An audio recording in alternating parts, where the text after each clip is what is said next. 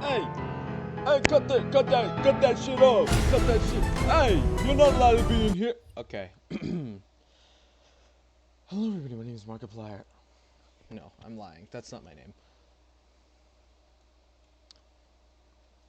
Discord.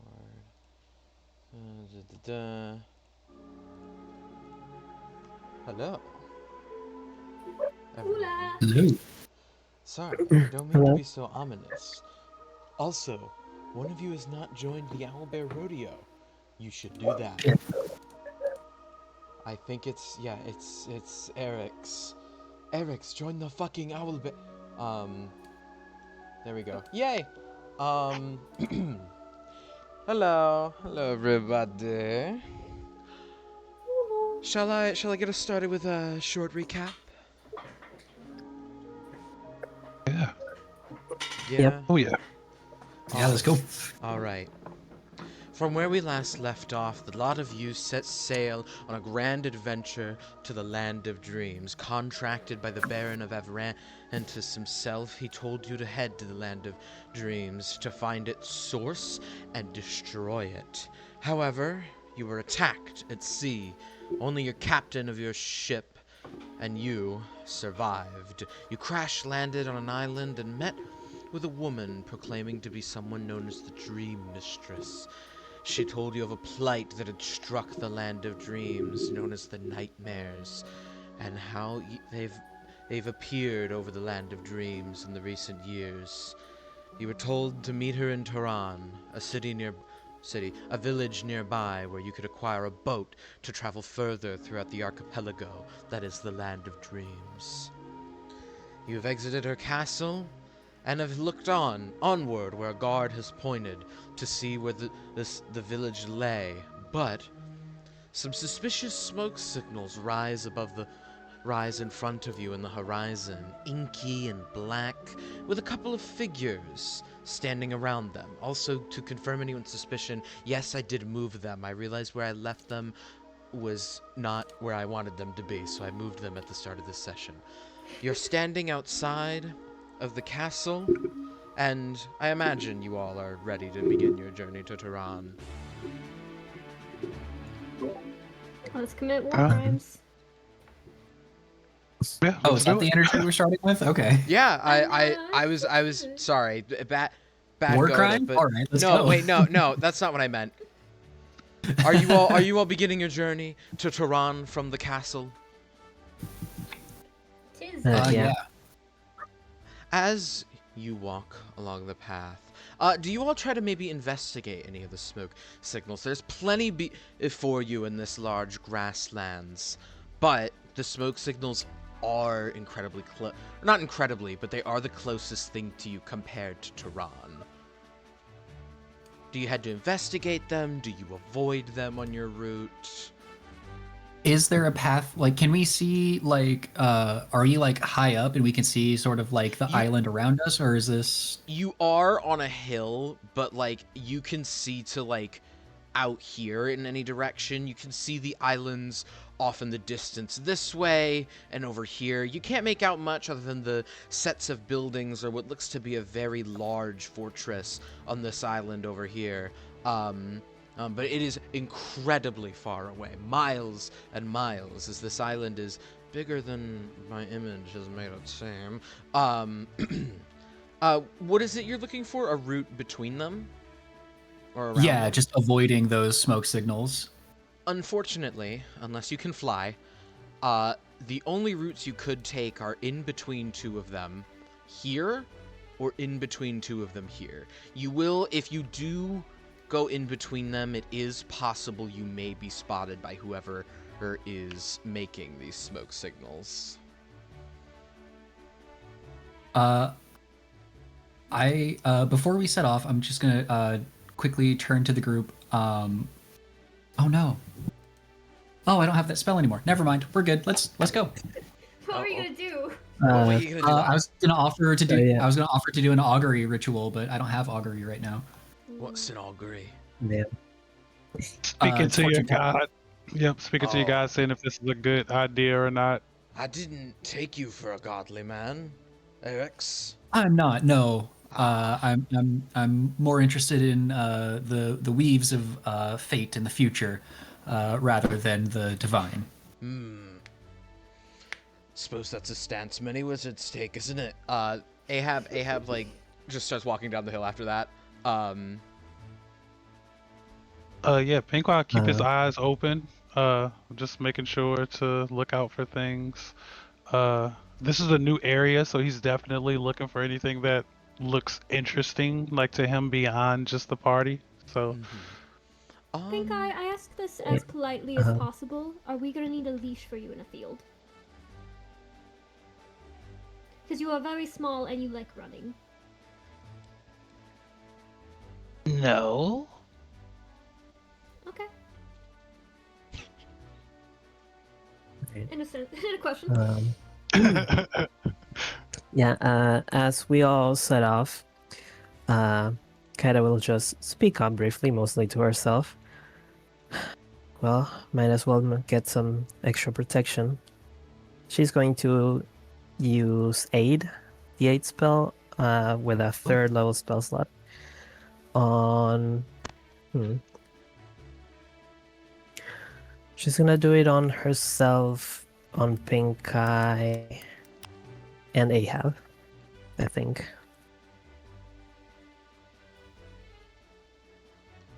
Okay. So they are getting 10 hit points? Oh, 10 max maximum HP, yeah. current.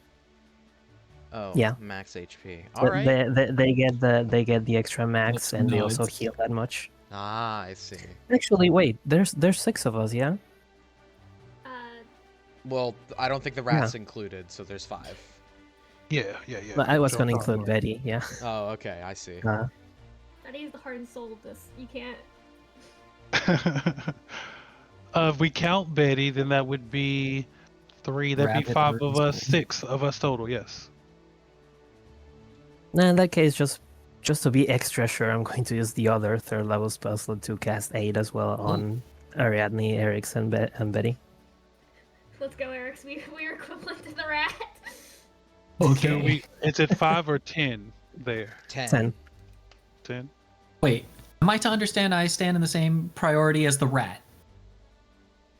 No. You Well- have to stay below. To Kaida, at least you don't seem nearly as friendly as Pink Eye or Ahab, so. Which is That's completely fair, actually. understandable. For the both of us. I'm gonna yoink all of you real quick as you continue your travels through. Okay, well I can't yoink all of you with the select tool, so I'm gonna have to just. Okay, no, I made you all a little bigger. No, oh god. Okay, there we go. All right. What does Aid get us, by the way? 10 max hit points for 8 hours. Oh, nice. As you all are walking, you can hear these loud footsteps of a boom, boom. As you look off into the distance, a strange red creature can be seen over the horizon. The trees in the grasslands are green down to the bark. The leaves are a lighter green and the bark remains darker, contrasting against the blue grass which spreads throughout the island. The trees are few and far flung between. There are no forests, maybe the occasional grove, but you see this red creature. The best way to describe it at a glance is an incredibly skinny elephant.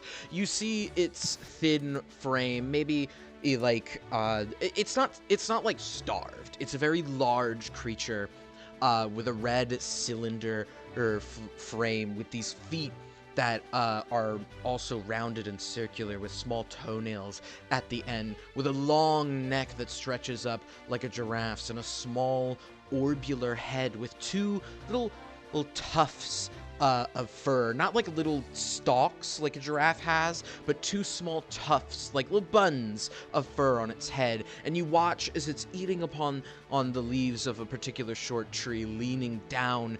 You see, like, you know how Pac-Man opens it, shuts its mouth? It opens its mouth to reveal a row of these teeth, flat, square, flat-edged teeth, as it takes a bite out of the leaves and leans down.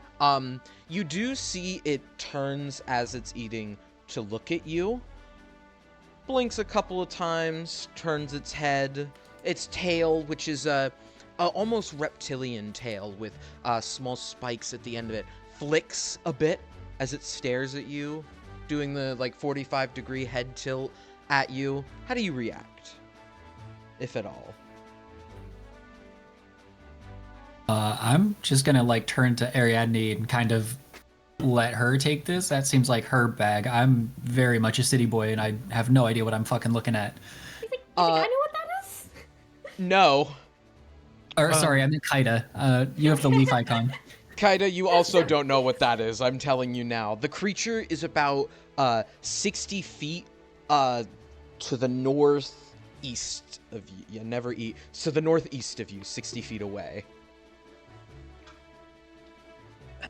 Right. Does it? I missed a bit of the description. Does it even look like any animal that I know of? You No, you can recognize the feet as reminiscent of an elephant's feet, and the tail reminiscent of what you might find on a lizard man or even a small wyvern, but the rest of it just seems alien almost, not like any animal you've seen. Pink Eye will say it looks like a herbivore, so it doesn't look very aggressive. Hmm. It looks like a chimera, and magic almost always makes these things insanely aggressive. The creature, I should mention, I forgot to even mention its size. It looks to be about 6 feet in length, like its body is about, not 6 feet, like 11 feet in length, we'll go with that. Its legs are about 2 feet tall, with its neck extending another 10 feet above its body, Oh, whoa. with about a foot long tail. Very giraffe-esque. That's what I was saying in my head. Yep. Yeah, I don't. Just if we keep walking, I think we're fine. Just don't make any weird or sudden movements towards it. It's like turning its head at you, and it takes a cautious step forward, like a. Here, I'll put it on the map. It takes a cautious step forward toward you, with a bit of a, like its head still turned. Okay. Okay, I'm gonna. I can talk to it. Are you all just like moving behind? I was. I'm making sure Eric's is side by side. Someone he ain't be in the back. Screw it. Kinda Ahab, before, sorry, Pika, just one thing before you do that. Go for it. Ahab leans into your ear, Kaida, and goes, "Boss, if you want me to, like, unload a cylinder on it, just tell me what to shoot."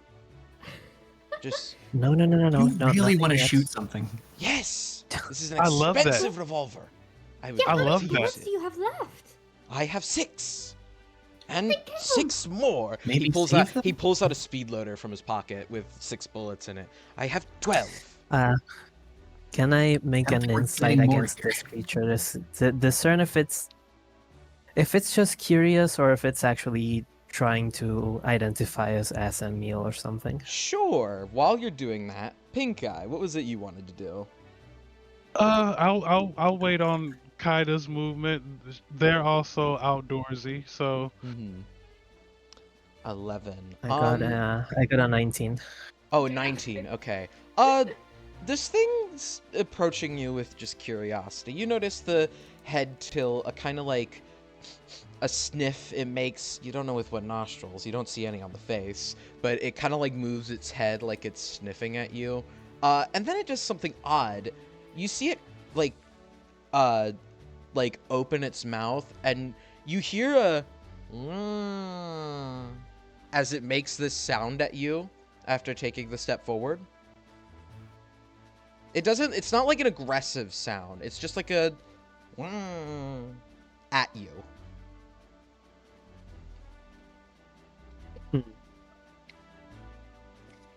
So it's not It's not roaring, Like it's you- not growling. right. I see. It's probably. You just toss it's some probably- food to distract it. I think it's probably either just a warning or just probably just curiosity from this creature. Pink Eye will cast Speak with Animals. Okay. On yourself, Pink Eye? Or Yes. okay. You can hear as it does it makes the sound one more time, the it's saying echo, at you. And it's turning its head again. Takes another cautious step forward. Is that your name, Echo? Ah! It kind of like jumps a bit. It's like, huh? It's like looking around. What the fuck? Huh? Oh, hey, and I'll wave. It continues to look left and right. Look Echo at you again. It looks directly down at the ground, not where you are. Oh, crap. Echo! It immediately turns to you. And then I'll wave. It stomps its foot, not aggressively, but a boom, as it then looks to you and says, "Hello?" Hello. It takes another cautious step forward, but you notice it does look. It wasn't like looking at you before, but it now is looking at all of you slowly and turns its head and says, to the one talking, are you going to kill me?" No, absolutely not. We thought you were gonna try to kill us. "Oh, no, I just heard something nearby and I was trying to be sure I wasn't going to get hunted." No, we wouldn't hunt you at all. Are there things Oh. out here that like to hunt you? I'm sorry. Pink Eye mooing right now. Pink Eye is like making all kinds of different sounds. You hear a moo, you hear a cluck in there, you hear a couple. It's just like a gaggle of different sounds. It's like the spell can't decide on just one. The creature though speaks with this almost hum, this that it's like vibrating a bit as you see this. You see in its neck several little almost glowing orbs begin to light up in its neck as it speaks, and they all pulsate with the words that it's saying, although you can't really make out what they are because only Pink Eye can understand them as anything other than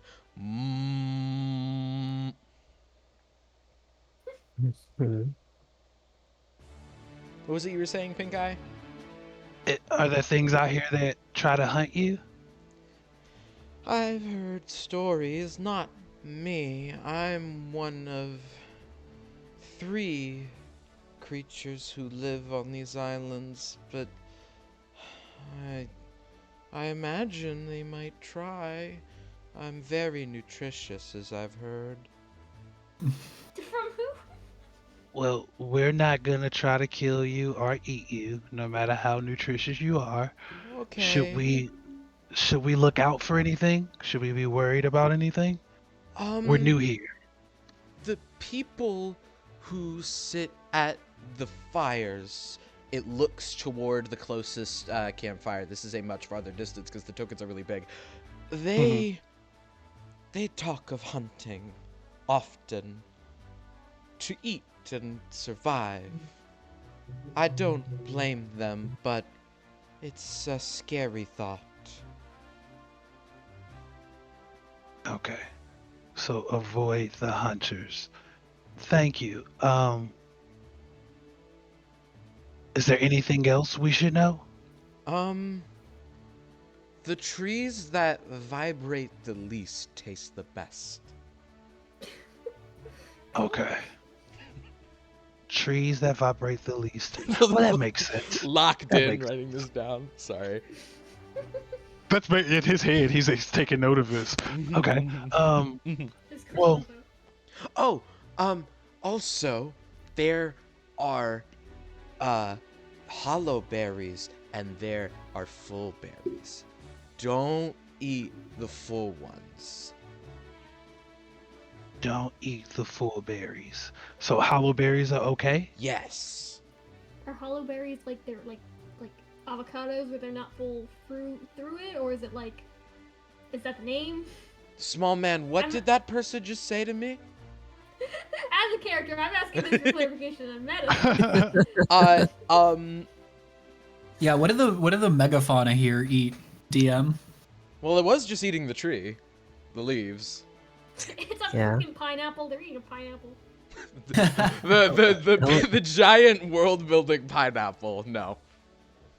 Okay, so Hollowberry good, Fullberry bad, Hunters at the fire, trees that vibrate don't taste as good as ones that don't. Mm-hmm.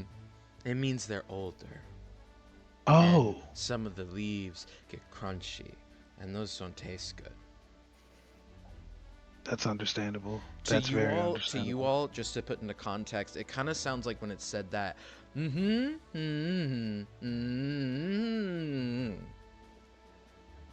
That's what you're. That's what anybody who's not Pink Eye is hearing right now.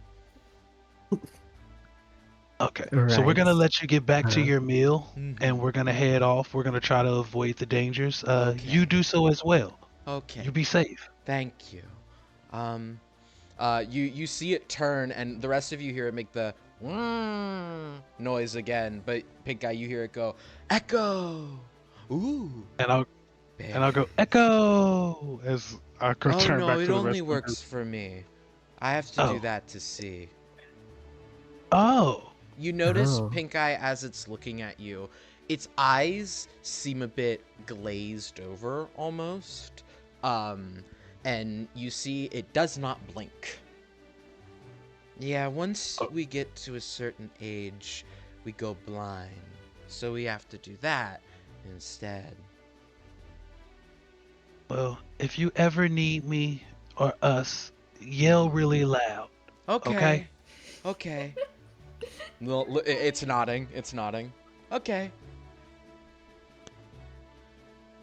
And I'll turn back to everyone. I heard berries. I'm gonna go get those. And you see Yes. it begins to lumber away off in the distance. You see it's heading for a hill in the direction it turned, and it slowly begins to just walk out of view. What? What? What? What was that? What the fuck? What? I take it magic. You might be better at handling animals than I am. Yeah, just talk. You guys didn't understand what it said? No. No, it was mooing the whole time. It's more of a like, kind of sound. Oh, well, I think its name is Echo. I'm just gonna go with Echo. Oh, okay. Animals name Hey. themselves? Is it? What's the thing called? Oh, I didn't ask that. Why would it know what humanoids call it anyway? Well, we call ourselves humans, so and aliens would have a different term for us. They probably have a term for them. It's a good point. I mean, we but I could didn't name it. ask. That was my fault. I'll ask next time. We Yeah, could mm. name it, but it's okay. It just thought we were gonna eat it, and I told it that we thought it was gonna try to eat us. So once we realized we both were confused, it was all good. Oh, well, I'm glad we did that then, because otherwise I don't think we could have fought that thing off in one. You saved the bullet, yes. Oh, Well, I it have did say. I mean, I have something else. From his pocket, he does pull out a dagger. That's it, though. Okay, that was not gonna help with that. Probably not. Love it. He points towards the fires. It did say that hunters are towards the fires, and we should eat the hollow berry, but don't eat the full berry. So is And- almost Wasn't like, it- like an avocado situation? Or is it the name? I don't really know. I don't think they knew either. And then I look at Kaida. Also, did you know that trees that vibrate don't taste as good as trees that don't? Kaida's going to like raise a finger with a confused face, and she's going to go.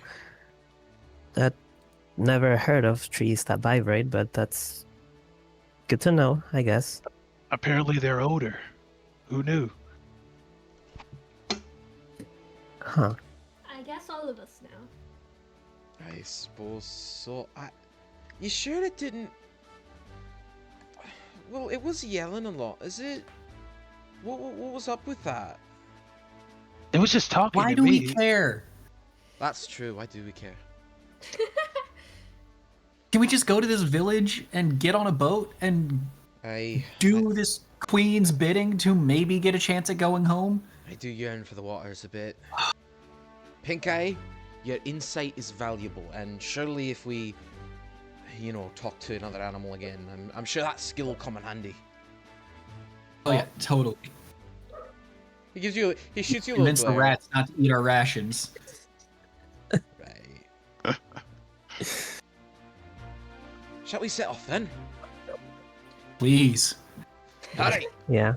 Ahab begins his saunter onward.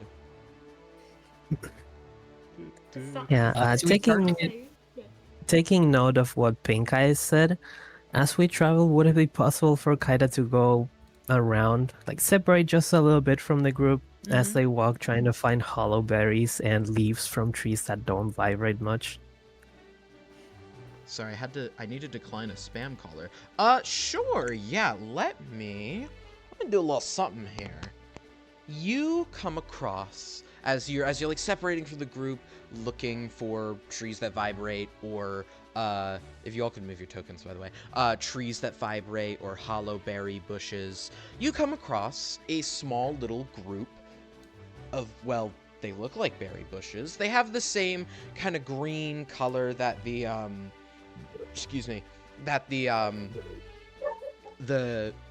tree leaves had, but on them are growing, there's a couple of ripe ones, some bright purple berries. What do you do with them? Well, do any of them fit the description I was given? Well, the berries are sealed. They're really smooth. They're about the size of blueberries. There's a couple of like little groups of them on each bush. They're about like 4 or 5 ripe ones. Would you pick any of them up?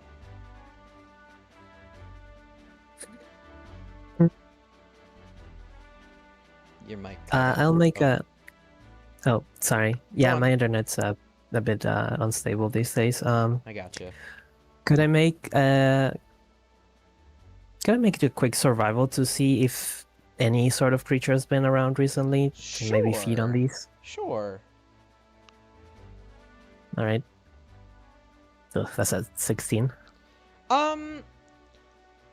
You notice on the bushes that there are some plants that are still flowering, which is strange to you because most of the time the entire bush ripens around the same time. You do see a couple of berries on the ground, and one of them, not squished by a foot, maybe a paw, there are no tracks, but you see a berry that looks to have a little bite taken out of it. Looking closer, you can see what looks to be a small metal shard about 1/10 of an inch poking out from the berry. From like the bit that's been eaten out of it, almost implying as if it was inside the berry. The news is right. There's knives in our candy. Damn. Kaida will take note of this and leave those berries alone. Alrighty. As you begin, or as you continue your sauntering, you eventually come close enough to where sauntering, that's not a great word, your trek, there we go. You come across the first kind of, the tighter gap between the campfires here. Each campfire is the like farthest you could get from each of them. If you went directly down the middle of the two of them, they'd each be about 200 feet away on either side. So yes, I know it's 15 feet on the map. It's because this map's not to scale and is bullshit. They're Sorry, really forgot that far was visible apart. to everyone. They're really far apart, but someone could see you. If you want to make me a perception check, from where you are, camp on the left is about the 200 feet from you. Camp on the right is farther north to the coast, so it's about 600 feet from you, and you could like make out little things running around, but Nothing else. Pink Eye feels invisible. He rolled a 5, so like Pink he Eye. thinks Pink that Eye. blanket being over him, he is good. Pink Eye. You see a little berry bush with some hella good-looking berries on it. Do what you will with that information. Okay, I did get the info directly, so Mhm. I would walk over and I would either do a survival or nature. I don't know which one is more Your choice. appropriate for the. Okay. Yeah. While I You take said survival because it's higher. while you're doing that, the rest of you, what'd you get for the perception? I got a 9. Oh yeah, I was gonna roll for that. 9. Ooh. That's a 14. 14. Ahab got a 20-something. Eric's? I got an 18, and I'd like to use my once a day detect magic to make sure there's not any like scrying sensors or like magical tripwires or anything around here in between the two camps as we're going through. There is not. You can, however, sense a magical presence in both of the camps before you are completely flashbanged by the Land of Dreams again. Sorry, Okay, that's yeah. not going to affect the spell in the future. I just think it's a really funny bit that you get the info and then you're Yeah. flashbanged.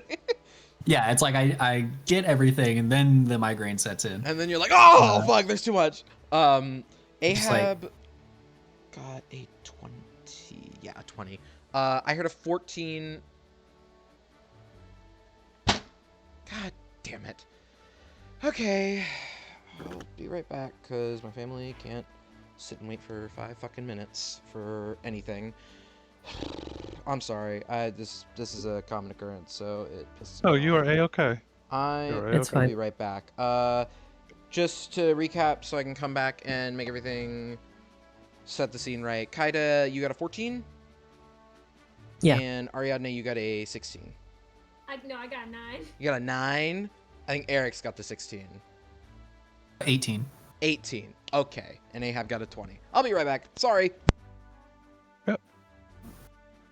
I'm Yes, choosing I to get believe speak with animals once a day. I'm choosing to believe that my 9 I- because I got distracted by Eric's getting flashbanged. Love it. Love it. I completely forgot to swap one of my spells for either animal friendship or speak with animals.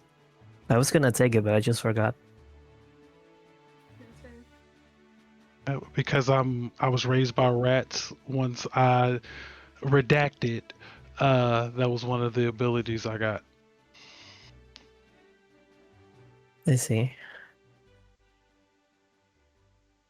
Also, now every time that Eric's gets flashbang when trying to use detect magic, I'm just imagining the Land of Dreams seeing him and going, "Think fast, Chuckle Nuts." Yeah.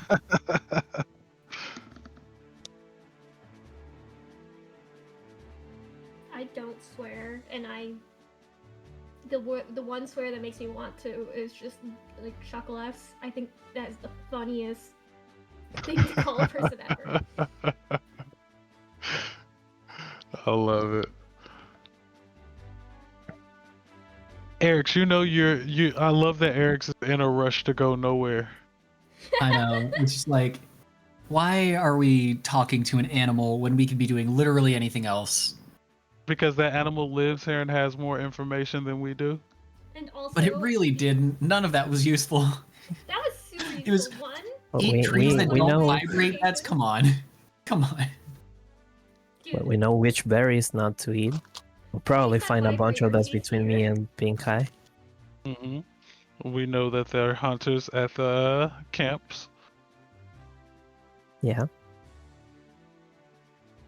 We already knew there were people, and we don't know what the berries look like, other than that they're maybe hollow. well, now they have razor blades.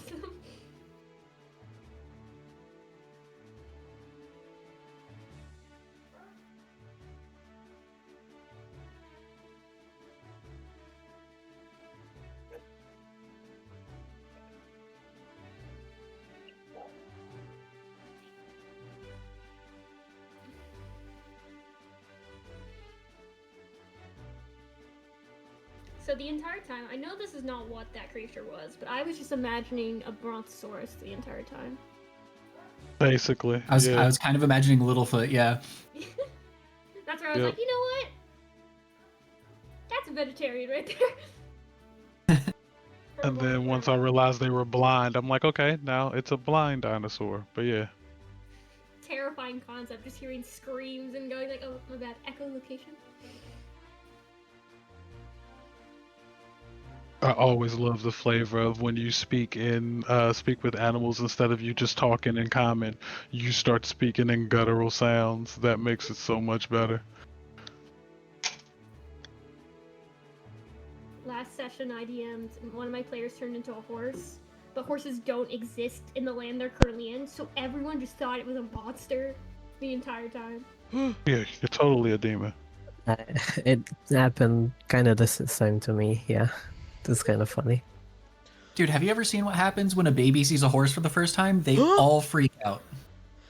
I would too if I was a baby and I saw a horse for the first time. Horses are awful animals. They're Nothing really should cute be when you that get big older and and you that like dumb. know what they are. They're way too stupid for their size to True. exist.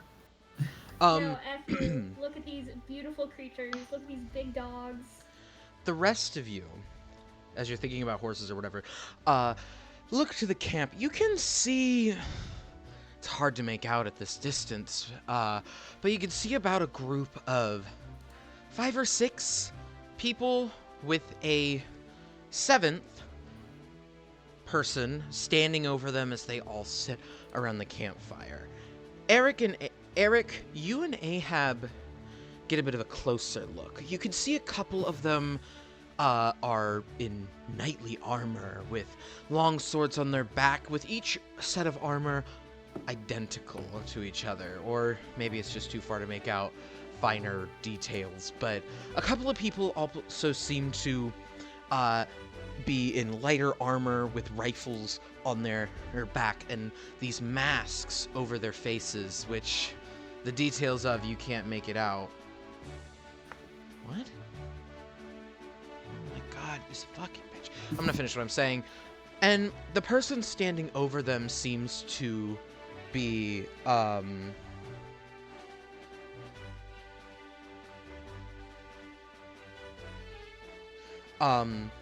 someone different. You can tell there's a feather in their helmet which protrudes from the back, and the helmet itself has a bit more of a like spiky front shape to it.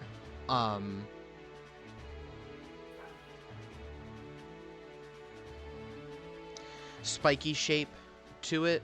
And I'm getting fucking... I'm sorry. My family has decided tonight is the night to piss me off and annoy me, so... I'll be right back. I'm sorry. I don't mean to bring the mood down. You're good. I'll be right It's back. fine. Don't worry about it. Well, now that DM's gone, how can I ask him about his opinion on horses? Why do you hate horses? What's wrong with horses? Well, I'm excited for next year. It's 2026 is the Chinese year of the horse. How is it? Wait, is it the... What? Oh wait, no, I'm stupid. I forgot the order. I remember when I was in elementary school, they taught us about like the Chinese zodiac, and so it was a classroom full of 2002 2003 babies, and they were basically like, "You're the horse people. You are attractive. You are beautiful people. You are the best people ever. 2003, you're goats, and you should be ashamed." Goats are way better than horses. I have no idea why the teacher was like so mean about that, but I think it's just really funny. I'm going, the horses represent beauty. The goats are the annoying kids. That is true. Not to say I dislike goats, but yeah, they're kind of just little gremlins.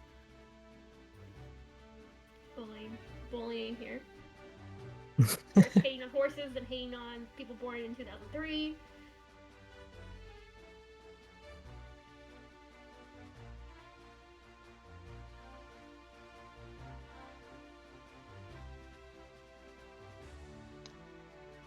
Yeah, my animal would prove just how old I am. I'm gonna leave that one alone.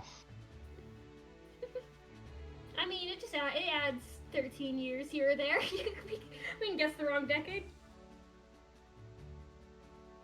Yeah. Even my animal is just the name. The animal alone, you're like, yeah, that fits.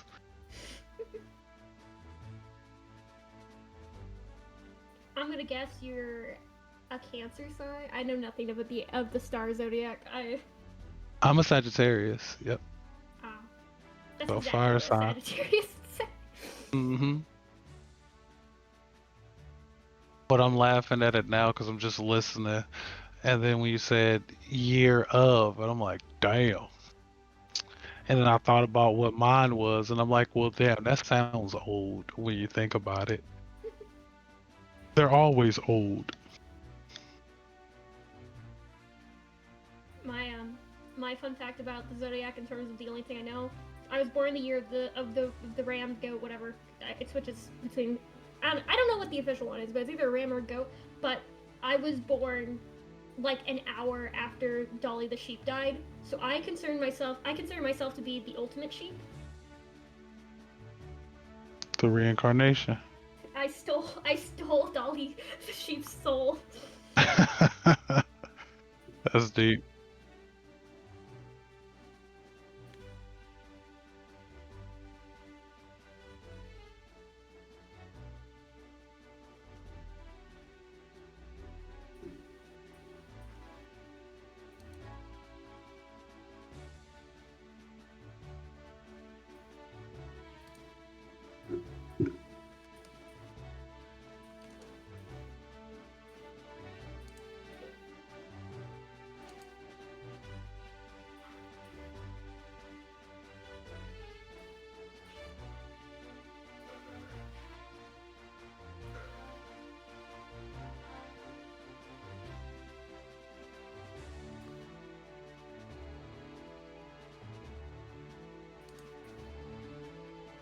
I am sad I'm out of college now because my school for Chinese New Year would throw like specific like foods for the whole week of the New Year, and I love Chinese food so much.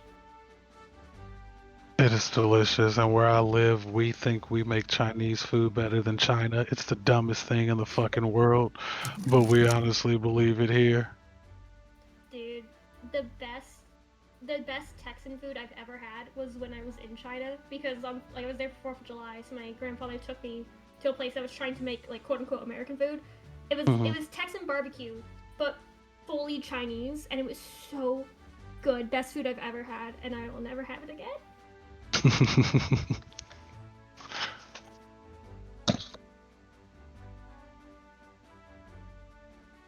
I knew someone once who also was like, the best chili is made in the Midwest, and I'm like, who the frick are you?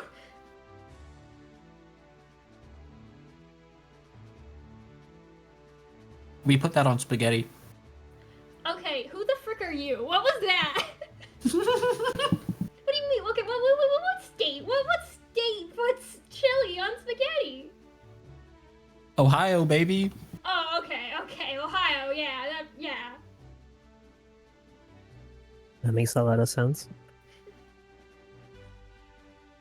It's not like Texas chili. It's its own thing. Here's the thing, I don't. And just like a whole chili, fucking so... mountain of cheese. Oh, I think I've seen what you're talking about. Yeah. It's got one of my favorite mom things. to agree to a Japanese Christmas, so I'm happy. Nice. One of my favorite things is introducing non-Ohioans to Skyline chili. Is that what the spaghetti is, or is that a different thing entirely? No, that's the chili on spaghetti. Okay. Why is it called Skyline? Sorry about that. That's Get what bugged it's the third called. time. Restaurant. Oh. No need to apologize, good friend. We understand. Okay. Sorry, talking about Chinese and chili. Eric, you and Ahab see what some of the people are wearing, and you see a feather out of the back of the knight's helmet and the more spiky nose it has. But most importantly, you see there are 2 swords on this knight's side and 1 on their back. You also see, as every other knight, the other knights have like kind of a flat face helmet with like a visor that they can flip up. You see that these people as well are all monochromatic. Every part of their body, including their armor, is a shade of like a dark black, gray, or light gray at most is what colors these people in. Most importantly, after this main knight with a feather out of the back of their hat is done talking to this group, with a they disappear. The rest of you can see, in a wisp of black smoke, sorry, I should say, they disappear. It's not just like, and they're gone. Is my detect magic still up? Do I see like if that was a school of magic that I can recognize, or is that like okay? It's a simple teleportation spell like Misty Step or teleport. You recognize it. It's elementary. But it's not like an extra planar like inherent ability no. thing. Cool. Ahab turns to you, Eric. The rest of you just see this group of people, maybe wearing armor, equipped with weapons, and then the main person talking. You don't really pick up on much else. You do see them disappear, though. Ahab turns to you and goes, well, that's right fucking odd, ain't it? He's got a little pocket spyglass in his other hand. I don't know if we can tell if these are nightmares or figures. Well, like, if these are the Queen's people, we don't want to fuck with them, but if they're nightmares, we kind of agreed to take them out. Hey, I mean, yeah, but they outnumber us anyway, and, well, if there are any at the other camps, I'm sure they have some kind of alarm system. Look, we needn't rush into this so quickly. It could just be her defense force or something. If we attack them and you were just itching to unload on that animal thing. Okay, that was if Ahab doesn't fight, that means he knows we're losing. Look, I also don't want to immediately fire my gun on them, because half of them are wearing metal armor, and also, they have guns too! So, I'm not keen on getting in a gunfight. Alright, well, if we want to sneak by, we can try that for sure. I'm sure they're not interested in just a group of people walking about. I mean, unless someone told them of our affiliation, if they are nightmares. But didn't she say that, like, you know, they were kind of crazy people? I figure that she mentioned that most of them went insane or something. They seem pretty sane to me. I'm having a chat with that, like, tall one. Let's play it by They might say we try and sane buy, on the we avoid them. surface. Okay. Kaida, what were you saying? I was just gonna reply to Ahab. Well, they might seem sane on the surface. That doesn't mean they might be inclined to violence or other worse actions.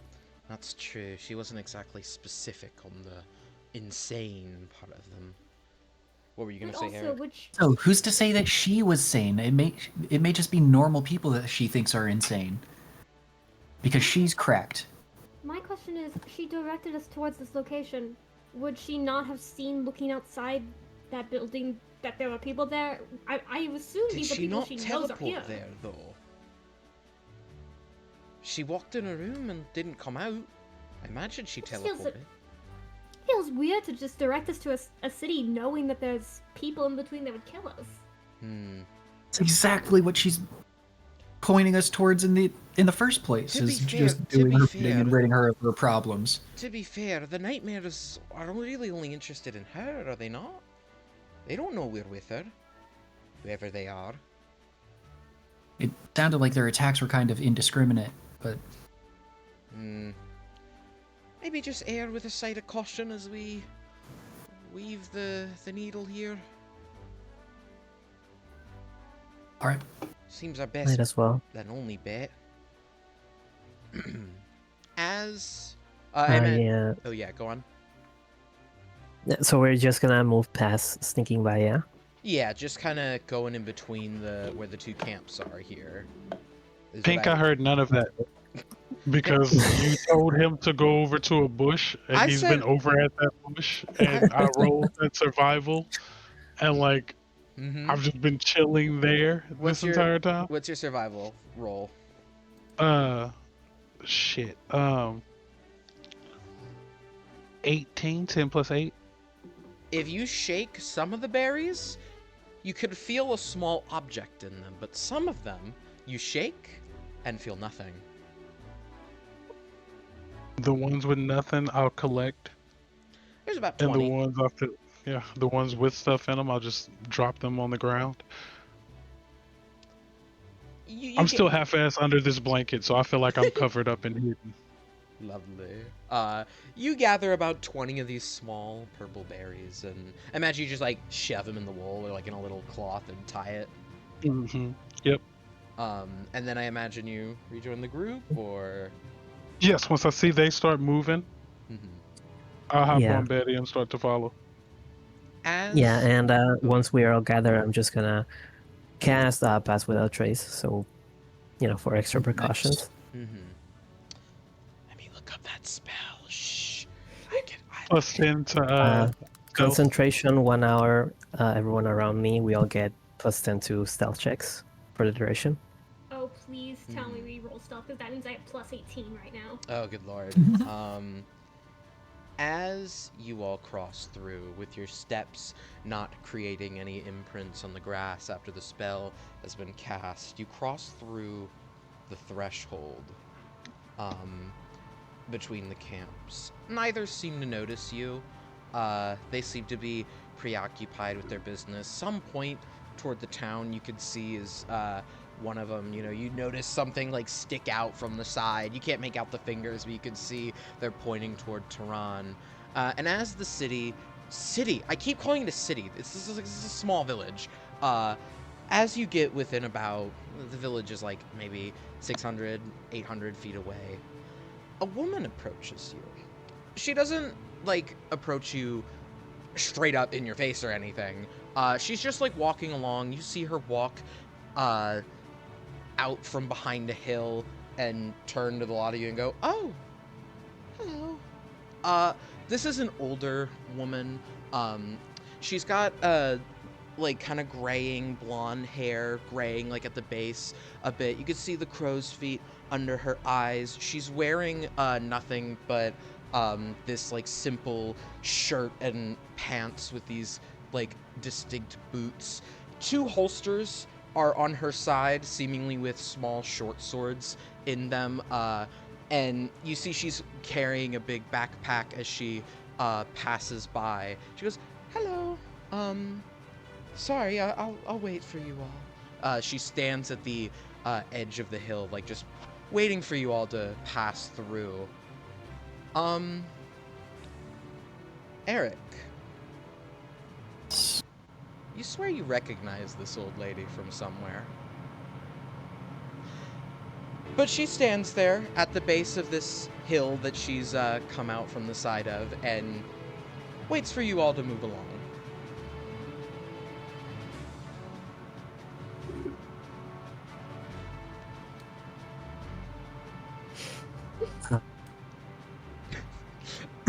Okay.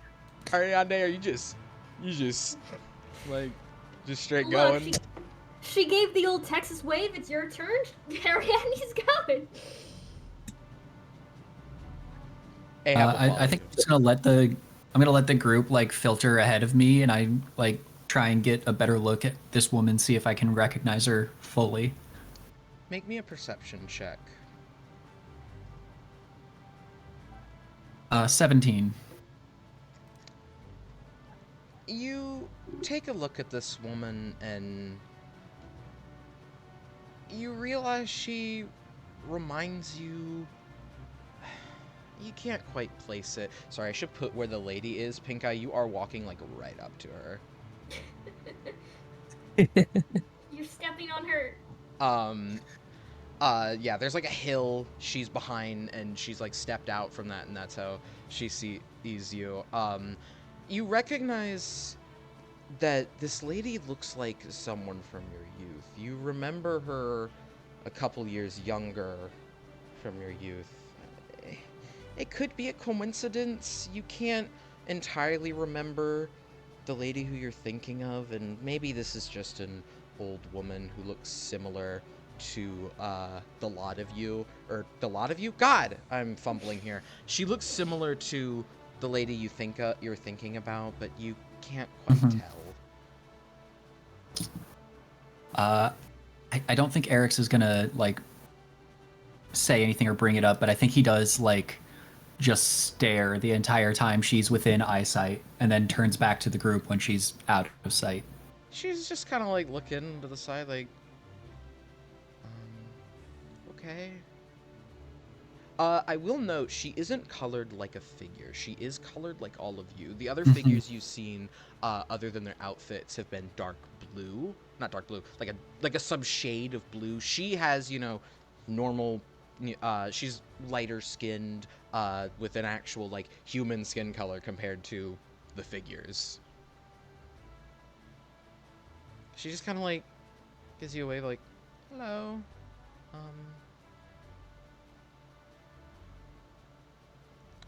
Roll me another perception check. Oh, sorry, Kaida, you first. Yeah, no, I was gonna ask if there was something else that was, off about this woman, this lady. Because Yeah. So I got a 12, and I was gonna ask if I could cast a detect thoughts. For the 12 for the perception check? Yes. And you're casting detect thoughts? Yep. Alright, and Kaida, you roll me a perception check as well, and I'll tell you. that's a +8. Oh. Not 1. Ouch. Nothing seems off about this lady. I mean, weird she's traveling alone, considering she looks to be almost in her 60s, but other than that, it's probably safer in the Land of Dreams for her anyway than, out in some kind of wilds where a goblin or I don't know, a band of thieves might come kill her. But other than that, you can't really notice anything off. Eric's, with a 12, other than the recognition, the feeling of recognition, you have, it's kind of the same thing. It's weird that she's out alone. But what's weirder is what you hear in her thoughts. You hear from her thoughts for a moment, what are these people doing heading to Tehran? I mean, we just saw them crash on the shore not too long ago. They went in her castle and then... Are you listening to me right now? I think that's when Eric's turns back around and like continues walking as if nothing happened. The lady in the whole thing, she just kind of like looks at you, like as you're just like staring. I imagine you're just like full eye contact with her as you're Oh yeah. as Like you're walking reading her down the path, thoughts. like turns to walk backwards even to like stare longer and detect her thoughts, and then turns around back to the group. She's been acting just completely, nonchalant the whole time. She's just stood there looking at you, a bit weirded out as you're like walking backwards. She's like walking the way she was trying to go. She like looks at you like you're fucking weird because you're acting really weird to her. And she's like, Yeah. she like gives you an extra hi. She continues walking.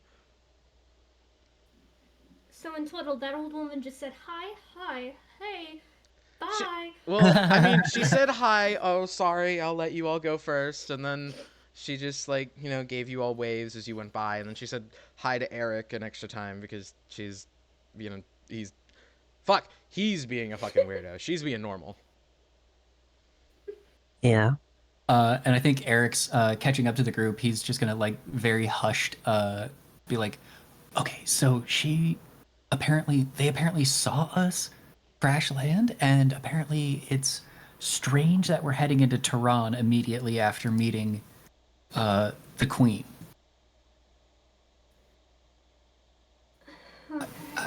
I don't know what to make of that. I don't know what any of that means. That's just all the information. This whole place is so fucking weird, and I hate it. Maybe they're concerned that we left a bunch of bodies on their shore. You did do that. I What voted were we against gonna it. do? Was it us or the priest that attacked us though? Okay, the bishop killed them. We did leave them. What were we gonna do? Spend 12 hours burying bodies? It's a respectful thing to do. Okay, well, I mean, there's respectful and then there's, pointless. Sure, okay, when you die, we'll make sure to leave your body in front of everyone. Yep, that works. Just throw me in the trash. That's too much effort. As you all cross the threshold to get to Tehran, nothing else really extravagant or out of place happens. You catch sight of some birds flying overhead, tails flicking, not like tail feathers, but tails flicking about as you walk overhead. Map, yes. And finally, eventually, you make it to Tehran. It's a coastal city, I keep calling it a city. It's a village. Not that many people live here. If you all could move just to the right, right about on this path here, where this thing is. Wow, the lag. I'm gonna delete Avrantis over here to try to help with the lag there, because yowzas. That's just straight up not... That's not Gucci, dude. Rest in peace, the country exploded. No. You make it to Tehran, though, as the hubbub of the village radiates as you walk toward it. People are going about their days, just...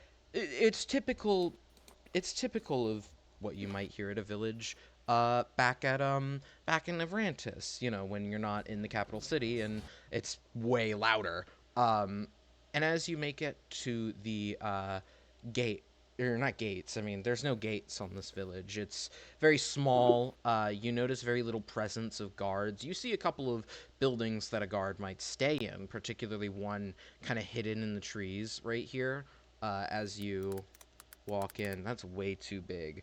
One kind of situated in the trees as you walk in, kind of hidden a bit, but other than that, the most striking thing about this village, while its construction is similar to what you might see in buildings and buildings back in Avrantis or any of the other nations of the Great Split Empire, everything here is not the color you'd expect it to be. The dirt on the ground, a bright orange from being dug up from underneath the grass. Buildings made of stone being a stark yellow color. Not the same as the castle, which had a more golden hue, but a more lighter yellow than that. Roofs made of wood being a light green, similar to the trees that line the entire village. And of course, ignore the fact the water's blue on the map. I forgot to color grade it before we went into session. The dark crimson red, the waves crashing onto the shoreline. You can hear the sounds of, some farm animals walking through the street as well. You catch a glimpse of a man pulling a cow by a leash, but he's pulling the tail, and the cow is walking backwards. The cow is also purple with red spots on it instead of the black and white you're used to, and the cow walks backwards. Are its legs arranged backwards, Nope. or is it walking backwards? It's just a normal cow that should be facing forward, but everything it does is it's walking backwards. It looks at you. It looks at you as it's being pulled away because its head is on its back. It doesn't walk forward. Just keeps walking backwards. Backwards cow. Delicious. No. So it's just a regular cow that's walking backwards and has its leash on where it's on the tail. Okay. Also, it's red and purple instead of black and white. I feel like I'm gonna go colorblind from being here too long. I'm gonna play some Peaceful Village ambience while you all discuss your plans and maybe try to figure out where she did just say to go here and nothing else. Sorry, you first? I wanted to ask, you said there were guards that we could see? Very few, like maybe one down the path. You see a building with like 2 swords on it, with a sign over it that says guard building kind of hanging over the door, but you don't see many about. Do any of them resemble even in the slightest to the ones the people we saw by the campfires before? Not the campfires, but you remember their purple uniform and armor, and as well as the white moon symbol on their chest, to be the same as the one you saw in the Queen's Castle, that the guards of the Pearl Moon were wearing. Okay. And with that, I gotta go take care of my 8 o'clock stuff. I will be back, and then we won't get fucking interrupted again. I hope, and... Anyways. We are now in the production of Into the Woods. No further questions.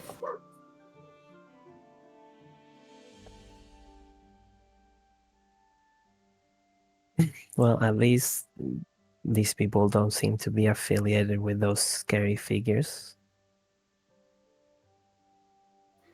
I mean, it makes, again, with the lady... Yeah, question, out of character. Did we ever get her name in character? Because I really, like... Because I believe we... at the beginning. I believe we argued about it last session after it was done, and we just agreed that it probably wouldn't have made a difference. Okay. But yeah, she wouldn't send us somewhere just to kill us. She would just kill us. Yeah, well.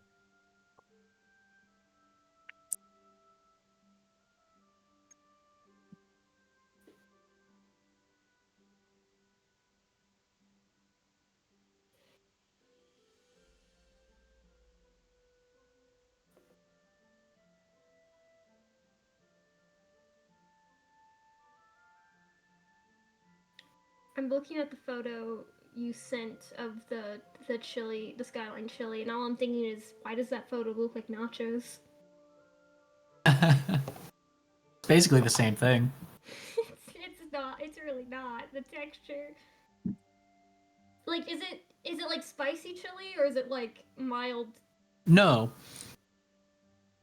It is not chili in like any way you're thinking about it. It's more like just like a meat sauce. So is this really just spaghetti and meatballs but with cheese?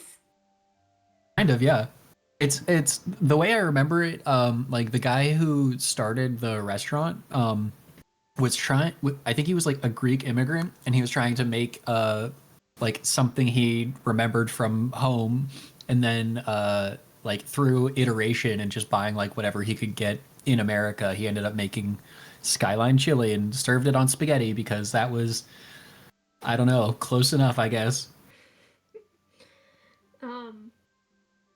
Have you ever heard of the company Malort? Yep.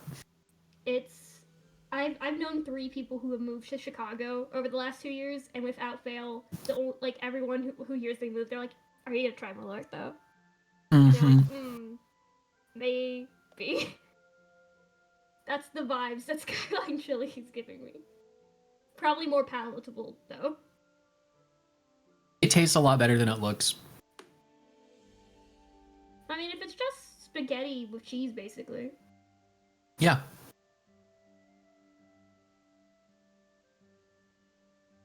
And the sauce isn't tomato based, it's just a like beef reduction.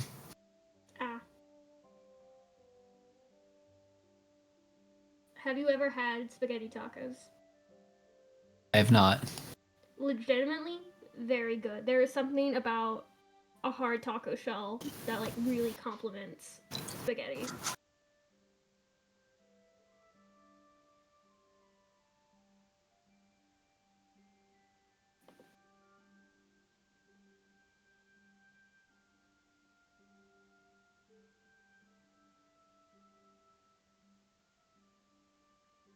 Oh, hey, it's one of those things that I think is like it's like a sushi burrito to me. Like it probably tastes good for like 5 bites, and then like it's completely unwieldy and kind of annoying for the rest of it. I like, you can get like rice paper and That's what I prefer over sushi, is stuff like just a bunch of stuff in rice paper. Because sadly, I do not like. I wish I liked seaweed. It tastes disgusting, and I hate that.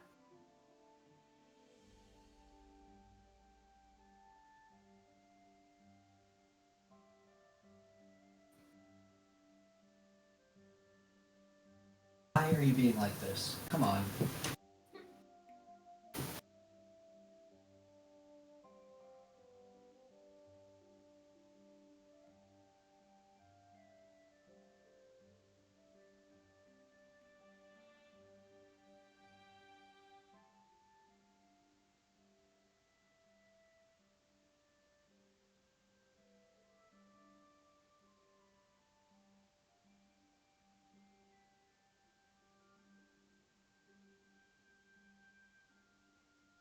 Anyway, I choose to believe that old woman does just think, "Are you reading my thoughts?" constantly.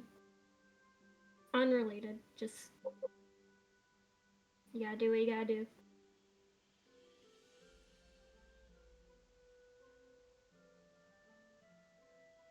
Sometimes I go out to smoke on my balcony and I just start thinking like, I know you can hear me. I know you can hear me.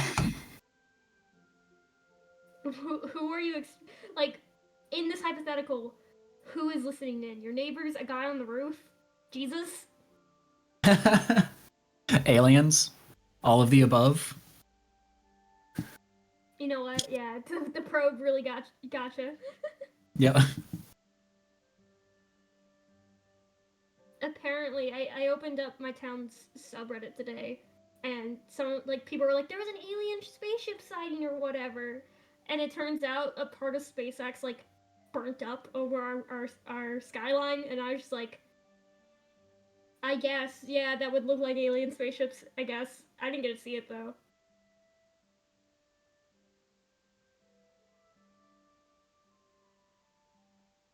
It's a shame that with internet we have way less like good alien rumors.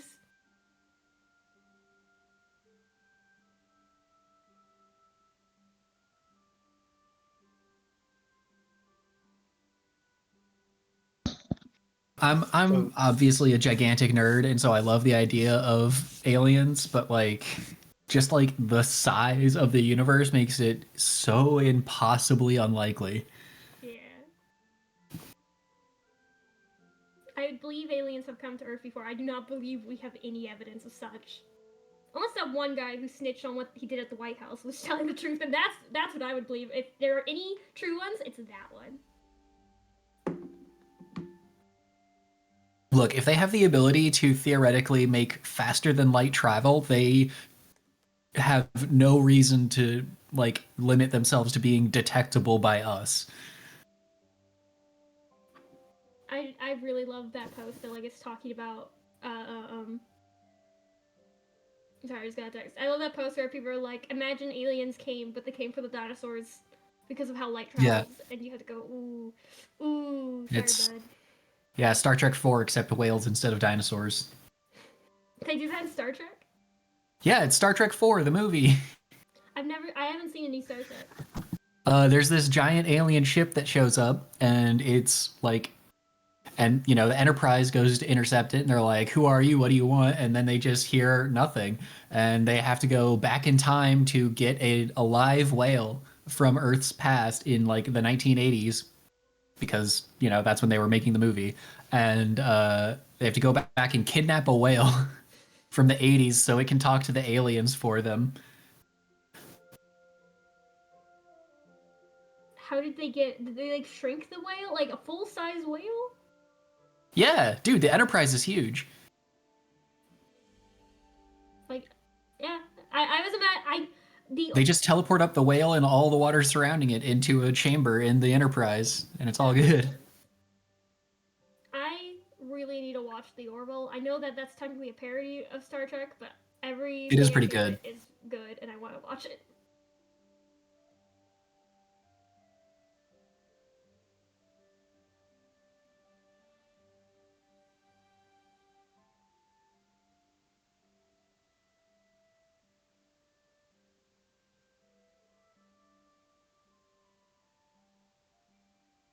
I'm cautiously excited for a new Amazon announced a new Stargate series. And I love Stargate. Is that in like the same genre or? Yeah, kind of. It's more like near future, like modern day, and then military fiction. So like the whole point of Stargate is that there are literal like gates that are like big metal rings that are like 8 feet across that you can dial to different gates throughout the galaxy, and they instantly connect in a wormhole, and you can walk across to other planets.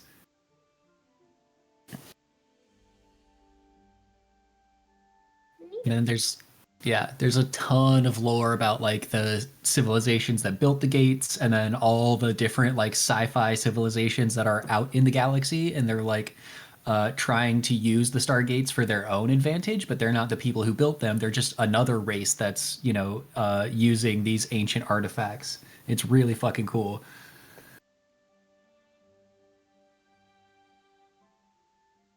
And it's like there's a straight up progression. So like straight up like humanity gets actual spaceships, and like it's like a whole secret branch of the government that now has like spaceships and intergalactic instantaneous wormhole travel, and supposedly the rest of the world has no idea and is just the normal modern day. So it's like a semi Doctor Who.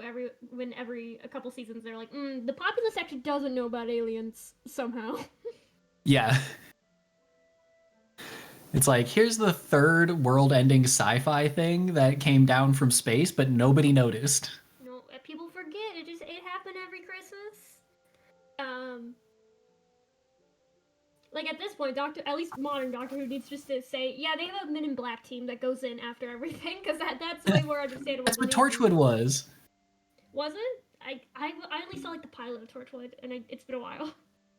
They weren't really Men in Black. They were like, well, they kind of were Men in Black, yeah, but like more like if you ever saw like The Librarians, where they're after like sci-fi like MacGuffins, like ray guns and weapons and stuff that civilians aren't supposed to have access to. The thing I would love a TV show or a movie adaptation of is The Grimm Legacy, I think is the name of the first book. For some reason I can't remember any of the titles of the books at all. But it's the idea that there was this library of things in New York, and so like the public facing one is like, oh, you can get some instruments, you can get tools, you can get a sewing machine, all this stuff. But in the back, it's just full on magical items. Mm-hmm. And it's just such a fun concept. One, having a thing library that's actually that available. Some libraries do have thing libraries now, but not to that extent. But then also adding, there's also back wings for fairy tale stuff. So like the first book is fairy tales, the second one is time travel and time machines. Because the idea is like one guy is like, I'm gonna find the H.G. Wells time machine because it's the only true time machine out there. The rest all suck. And the third one is they're like, okay, we expanded our wing, and now instead of we have this one building, but we also have a backlot of 50 haunted houses. We just transport the haunted houses here. And it's canon in the books that people can live in those houses. They pay they get paid to, so they report like it's basically living in a historical home where they're like, yeah, you have to upkeep this for our library, otherwise free house with some ghosts. But it's a really fun series because each book has a different protagonist, so you can see the other protagonists after like their first book, because like the main character of the first book, she's like 40 by the third book, and she's in charge of the whole wing, and it's like it's just so cool to see a character go from this is my part-time job when I was 16 to I'm a director at this company now, and here's the effects of just this universe, and it's really fun, and I think it'd be a fun TV show.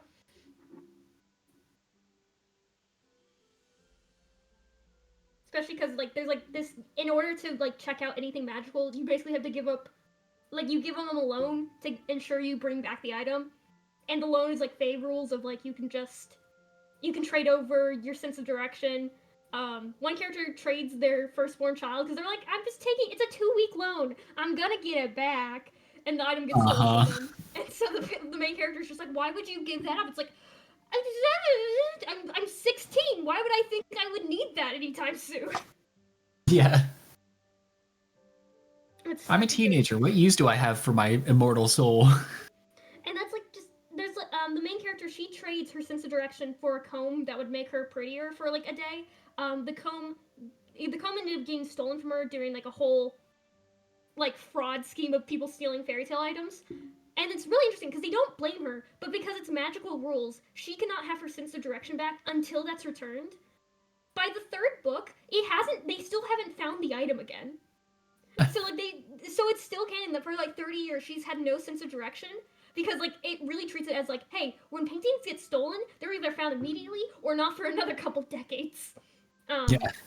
I just really like how they go throughout all the the actual like intricacies of what this place would mean. Like people would try to steal it. It would be treated as like antiquities that would be hard to find and stuff. Like they found the guy who stole it, but because that guy already sold it off to someone else and it already went through like 5 black market deals, they still can't track it down. And it's not even that important. But because it's magic rules, she can't get it back.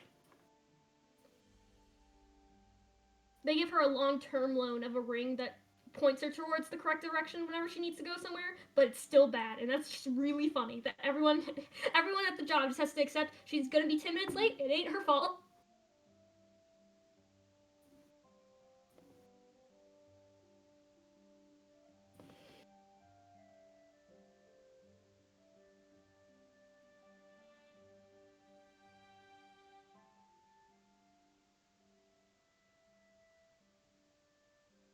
Tesla's Attic was also a good trilogy, I think. I think it was a trilogy at least. And it was just, what if Tesla's stuff was in someone's attic and it was all... Basically, it's like, what if his death laser worked? And there's 5,000 of those.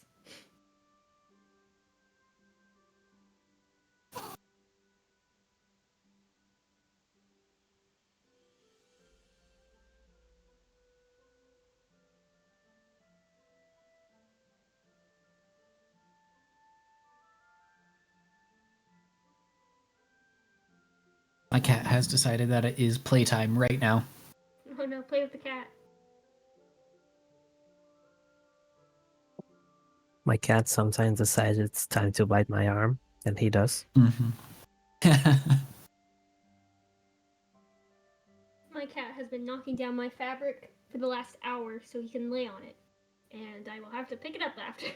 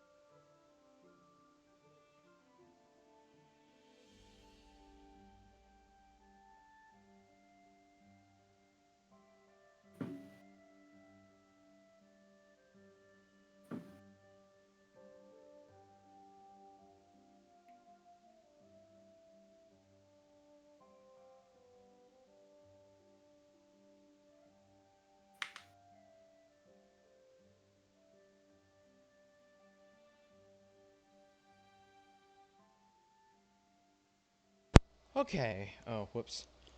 Okay. With no further interruptions. Has there really been playing... Hold on, I need to ban a guy real quick. There we go. Yeah, there's like a weird bot. Yeah, happens. Excuse me. Right, where were we? We just entered town. Yes! You all have entered, Tehran. I imagine you all are like walking up through the street, yes? Mm-hmm. As you walk up, you pass by a couple of shared homes. You've seen them back in the. Maybe you have if you've been there, but in smaller villages, they would often be larger homes shared by groups of people. You walk by a few of these as families walk about the street. You pass by a restaurant known as. I'm thinking these up on the spot, so give me a minute. Steve. The Torin. No. The Clam Shack. Fuck you. It's the Clam Shack. You pass by a restaurant known as the Clam Shack, where you get a distinct waft of seafood as you walk by. You see people walking through the street. You see a mother with her small child, could be no older than 5 or 6, walking. I'm really liking 5 or 6 today, I realize, but she takes her small young son into the Clam Shack with her as people walk throughout the street. You notice a distinct set of people walking through the street. There are figures. Many people here who seem to be light blue in color. They speak to each other in very strange tones. For example, a conversation you hear as you pass is, "Did you hear what happened on the sea the other day? Oh yes, another ship crashed ashore by the Dream Mistress's castle. Oh dear. Yes. It's not good when all these people crash land here. I do hope they're safe." They speak in this kind of aloof, strange, almost airy tone as you pass by them, but they are capable of speech. And you also see people who are not light blue in color. You see people who, there are much less of them, mind you. You catch sight of a dragonborn man, green, with this large brown overcoat on him, with these black boots and blue jeans with these curled back ram horns as he enters a home, putting a key in a lock and entering inside. There are a couple of people in Turan seem to just be people who were stranded here like the lot of you, which is why you probably also notice you get some odd looks from figures as you walk by. Seemingly, if there are any people who've been stranded here, they don't seem to be, well, in groups. As you make your way, I imagine you're just like going straight up the path. Yes. As you make your way up the path, you come at a crossroads. Down the left seems to be a group of more homes and houses. Up the way, you can see a couple of maybe more industrial buildings. In fact, you hear sounds of a forge further up the road. You hear the clanging of metal and the heat of a fire. Down the right path, you can see what looks to be a town hall, a larger building with a couple more rooms, but that looks more official, less residential. And down another way, which I realize it didn't draw a path for me on here when I edited this, you can see a small building by the docks. And as you approach this crossroads, the guard you saw from earlier, who walked up to this crossroads to take a position right at the corner, looks at you all and turns his head. And he looks to you all. This man is a figure, the light blue skin giving him away underneath the purple cloth and metal. The metal is like a purple as well, a darker purple, and the pearl moon insignia on his chest. He's holding the spear at this post, and he looks to you all with his head tilted, and he says, "Excuse me, are you here perhaps on official business?" Yes, I believe so. Official Pearl Moon business? I mean, as official as the orders from the fucking queen go. Oh. Well, the queen is a bit indisposed at the moment. She told me that you can find her at the boathouse at 1 p.m. She will supply you with the boat and your exit from this island. In the meantime, I hear the clam shack has quite delectable seafood. We are in a fishing village after all. She's indisposed. We talked to her like I presume She's 3 hours ago. having an important conversation. Okay. Sorry, we need Kaida some time will- for Ahab to recruit a crew for us anyway. Aye. Yes. Yeah. He walks up to the figure. Aye, where might we find a group of seafarers who we could recruit? Oh, well, there is a tavern up the road there. He points to a tavern that is just up the road. Trying to think of a name. It's, you see on the, fuck it. You know what? It's the Leaky. Sure, whatever, man. You It can't. didn't. That's what I'm like. You can't name it the Leaky Cauldron. I was gonna name it the Leaky Trout, but it's just the Leaky now. You see he points up the road a bit to where this tavern stands. You could just check up at the Leaky just over yonder. I'm sure many sailors are sitting there as they can't access their boats at the moment. That's where the Queen is having her talks. Low-key kind of a dick move for the Queen to take up. That's their economy. Well, it isn't prime fishing hours anyhow. Most sailors live with their boats. They're just here free of charge at the moment. Most of the fishing happens at night anyhow, so it's when the trout come out to play. So I've heard anyway. What? Ahab just like staring flabbergasted at this guy. What the fuck are you talking about? What? That's just what I've heard. Turns to you, Kaida. Do trout come out to play at night? Is this anything you've ever heard of? Is it something I've ever heard of? No. Trout don't normally do that. Whatever that is. I look back at him and go, "No, I'm pretty sure trout don't do that." Pretty sure they also. And then I look at the guard and go, "Also, how do you know the time around here?" She says, pointing at the sky, considering it's nighttime all the time. You don't have a watch? He holds up his wrist to show you just like a full mechanical working watch. It lists it is about, let's say 11:30 right now. At noon, the pearl moon should shine, though. That'll signify another day gone by. Ariadne is gonna take that time to actually adjust her watch. Yep. Your watch was at 6 in the morning from when you adjusted it. We are apparently 5 hours for 5 hours. 4.5. Yeah, it's 4.5. No.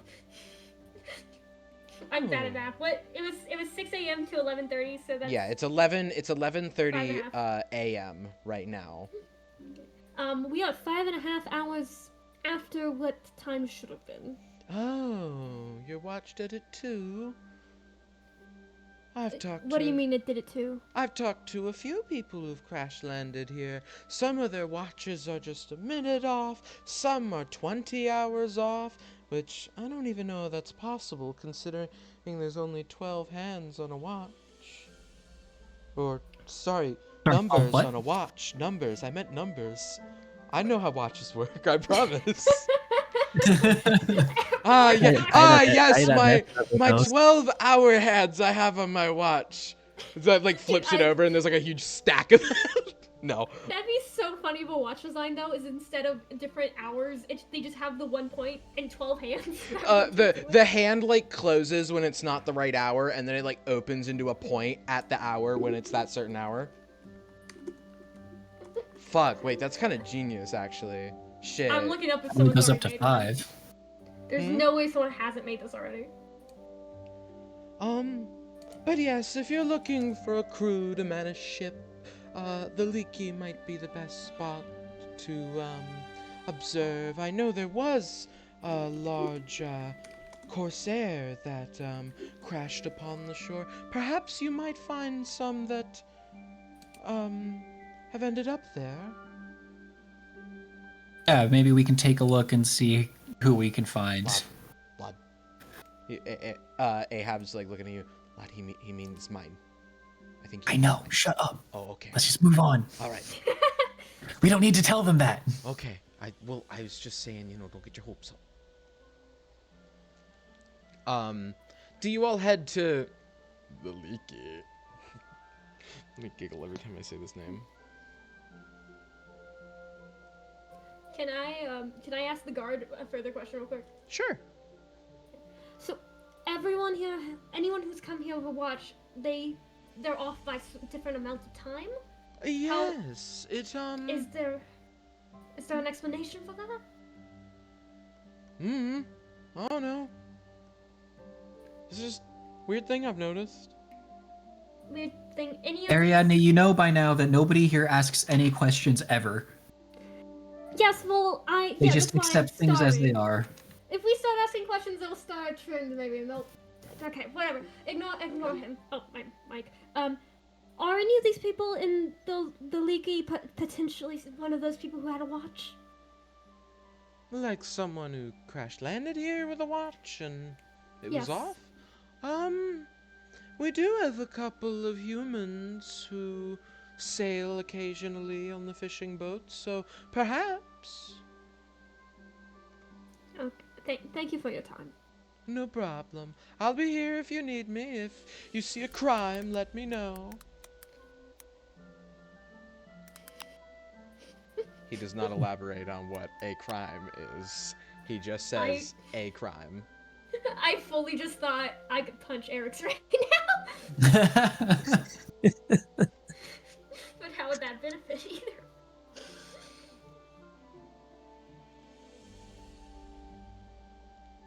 Are you all... All right, what do you all say we get recruiting? I like the sound of that. I'm going to investigate whatever the hell the watch nonsense is. Kaida, Pink Eye? Pink Eye will follow them towards the tavern they're going in, but he's not gonna go in. He'll tell them, I'm not really very welcome in most places, but he'll point at Eric's. He's gonna get me killed, so I'm just gonna stay outside. Bit of a... That was a loaded sentence there, Pink Eye. I'm a tad confused. Why is Eric's gonna I thought I was the future teller. Eric's is very aggressive. People think I want to eat them. If there's someone around me yelling at you, you're probably gonna shoot at me first. I don't want to be shot at first. Well, I mean, I don't think any of them have guns. Ahab, like, opens his coat a bit. I have a gun, so... We know, You know, I can No, shoot you him. have a gun. Yeah. you have a No, gun. The soldiers have guns. The guards don't have guns for some reason. The whales do have guns. I don't... The whales. The whales have guns. No, yes. generally they That's nice. don't. Yeah. Generally they don't have guns, no. Well, you haven't read Moby Dick. No, I haven't. What's that? Is that a book? I don't think you would like it. I just, as a Oh. hunch, I don't think you would like it. I had a background in whaling for a while in my teens. I didn't catch many. Nasty Yeah, you buggers. definitely would not like the book. Oh. It's about a whaler. A few whalers, yes. Maybe when we get out of this, I'll have to give it a read, see if your Oh, predictions God, right. no, it's also just really boring. Oh, a shame. Hey! He turns to go down the path. Eric, have you gone first toward the Leaky? I will not have entered, but I will have like just taking the lead, just like, God damn it, let's just move on. If you would direct yourselves further to the right, it's a little low quality, but it'll do for our purposes. Okay. Ahab, why is this token, like, covered in the fucking buttons? Jesus. Okay, that's a little too big. Keep them at the size they're at.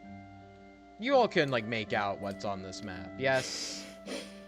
Yeah. We'll use a little imagination, yeah. don't worry. A little, to the left. To the left. Pink Eye, we'll cut back to you in just a moment, don't you worry. As you all, walk up to the tavern, Ahab immediately... Okay, here we go. Ahab immediately just, like, kicks the door open, and he goes, "Hi, lads! Where can I find a good sailor around here?" And he kind of, like, addresses the whole bar this way. There are quite a few people here at the moment. Many people kind of dress similar... Okay, I can't... Many people dress similar to Ahab, are at the bar, at the tables. They're all wearing kind of stereotypical sailors' uniforms. Many figures just seem to make up these. Here, any one of them with this icon seem to be figures who make up these sailors, but there are a couple of humans. You see an elven man sitting with a green, like, cloak on next to one of the sailors. He's not in a sailor's uniform, but he sticks out as not a sailor. There is also a tabaxi, this black furred tabaxi with these piercing yellow eyes, wearing like a little sailor's hat and uniform that's in the same kind of blue color of all these other figures. And then there is also a human manning the bar, this time an actual human, lighter skin, curly brown hair, blue eyes, and wearing, just an apron, typical bartender's uniform. As you walk in, all the sailors kind of look at Ahab and immediately, like, point to themselves. Oh, right, they did say there were a lot of sailors here at the moment. Kaida, where are you at? Are you, like, not in the bar? No, Kaida doesn't like doing the talking with a lot of people around. And Okay. also, she prefers to just be outside. Fair enough. We'll give you a moment to do something if you want to in a bit. But, so it's just Erix and Ariadne who are walking into the bar with Ahab? Yes. Mm-hmm. There are also a couple figures here, I'll mark them with the leaves, that aren't really dressed in any kind of sailor's outfit, and they just seem to be like patrons who are just here for the afternoon. Is the queen here, or is she in a different place? She is not here. She is not here. It seems to be just figures and a couple of humans working at the bar, and all the sailors are. Ahab will immediately walk over to this big table of all of the sailors here, and see he puts his hands on the counter. Lads, are any of you open for a crew? For a crew in a ship on a great crusade against the nightmares? A couple of them, like, kind of look at each other like... They're all just kind of, like, talking amongst each other. Do the two of you do anything while Ahab is working out? Do you go to give him an assist? No, I'm just gonna be with him. Mm-hmm. Okay, the bag is the tabaxi, you said? Yes, I'm gonna mark the ones that aren't just, like, figures. There we go. Sorry. For all that. No, that's fine. It's fine. It's a good resource. Sorry, Erix, you were saying? Oh no, I was just gonna be with Ahab, just standing behind him, not necessarily like taking part in the speech. negotiations or anything. Aye. He continues to speak to the crew. Aye, lads, well, Listen, I tell you this. I come from a group of people contracted by the Queen of the land herself. He looks to you. Shrug. The Queen of the Land of Dreams. We were at her castle just mere hours ago, where she asked us personally to take on this mission of killing the nightmares. So, we ask you, humble old warriors, to join us on this journey, to crew our ship, to take us where we need be, with I as your captain, and we will sail these. Well, I guess it's just one sea, so that normal line doesn't work. Sail the Crimson Sea, and we will take on the nightmares and destroy them from the heart. Who's with me?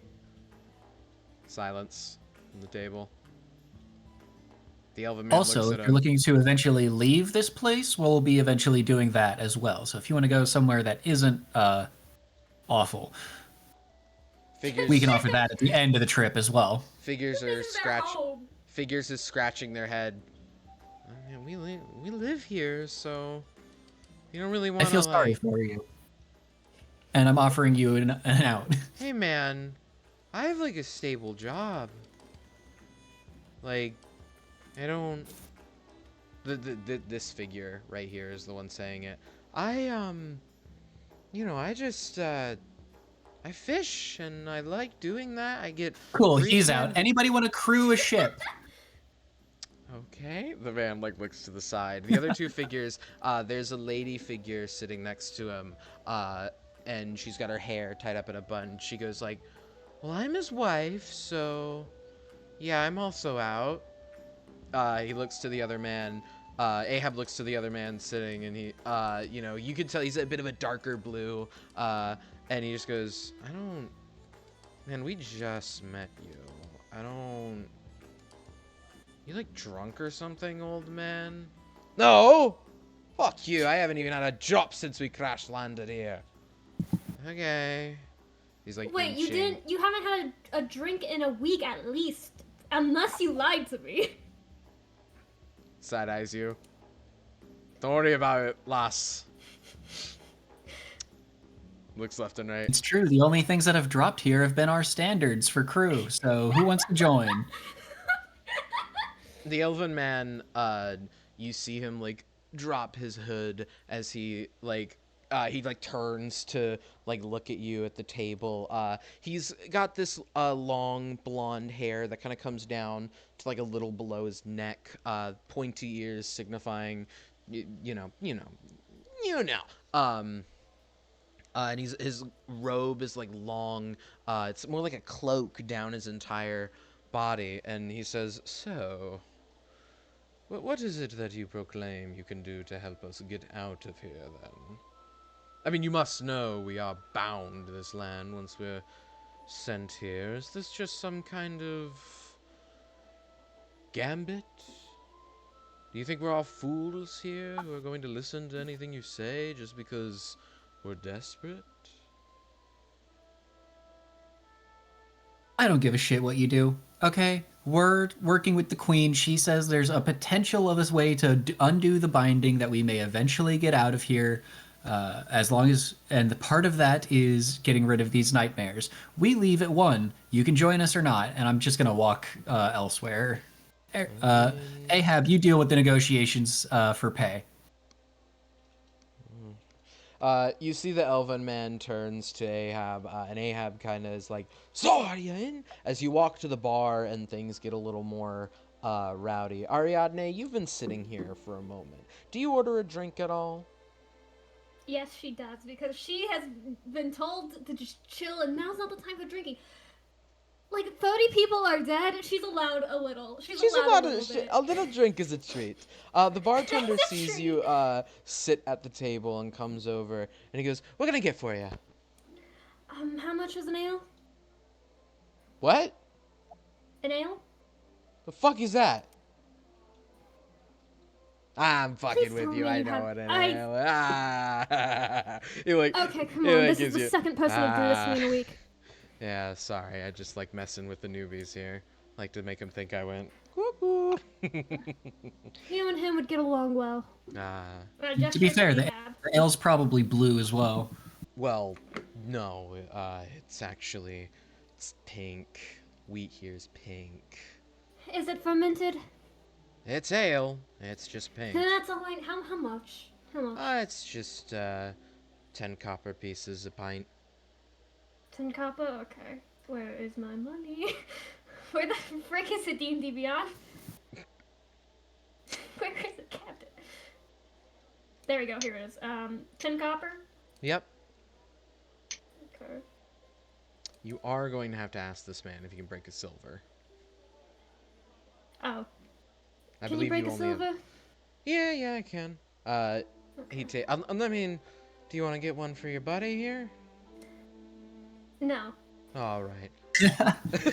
He takes the silver. You see him walk to the back counter, and he puts the silver in and grabs a little bag. He just starts like hitting a button on it, and you see like in succession from the side of the register where he places the bag, it ejects 10 copper coins each time he hits the button. He hits it 9 times as 90 copper pieces fall out. He ties the bag together, and he's like, "Here you go." And he hands you the bag. I'll get that for you in just a moment. Thank You want anything, sir? He looks to Eric's, who's standing next to you. Not yet. And I'm gonna watch Ariadne see her reaction to this beverage. Make sure it's not poisoned? Yeah, pretty much. I'm not so much worried about poison as I am about, off reaction. Real quick. Potential allergens, maybe? I don't know. The conversion is 1 silver to how much copper? 100. Okay, so I should have 20. Yeah, okay. He gave you 90 because you spent 10 on the ale, the pint. Wait, should I have 1,000 silver? Why the fuck do you have 1,000? I had 10 gold. You were supposed to convert that to silver. Yeah, I had 10 gold. I converted it to 100 silver. Should I have 1,000? What? No, okay. At the start of the campaign, you were supposed to convert that. Sorry. The amount of gold you have, you were supposed to just turn into silver. You were not supposed to convert Gotcha. that from gold to silver. It is supposed to be 10. Gotcha, 10 okay. silver. I swear to God, have you been under the assumption you have 1,000 silver in your back Yes. fucking pocket right I now? have 1,000,000 silver, actually. Fucking big bag was of like, that's a silver really- jingling in your fucking pocket right now. Dude, I was guys like, that is a generous conversion. You guys Wow, have a, that's you guys super have a nice. bank anywhere? I need to exchange I was like- this. I was like, damn, I'm set. Okay. I'm gonna say to Alex, like, I doubt we have the same allergies, if there were. True, but, The bartender always a chance. comes back with a pint of ale, and he places it down, and indeed, it is pink. Even the foam, which normally has that white color you know so well, is like a light pink. And as you look down in it, shit's pink. There you are. I know, it's a weird color, but it tastes about the same, so... He That's shrugs. fine. I do have a few questions. Yeah? She's gonna ask this while drinking, and she's gonna pray it doesn't taste different to an extreme amount so she can have a conversation normally.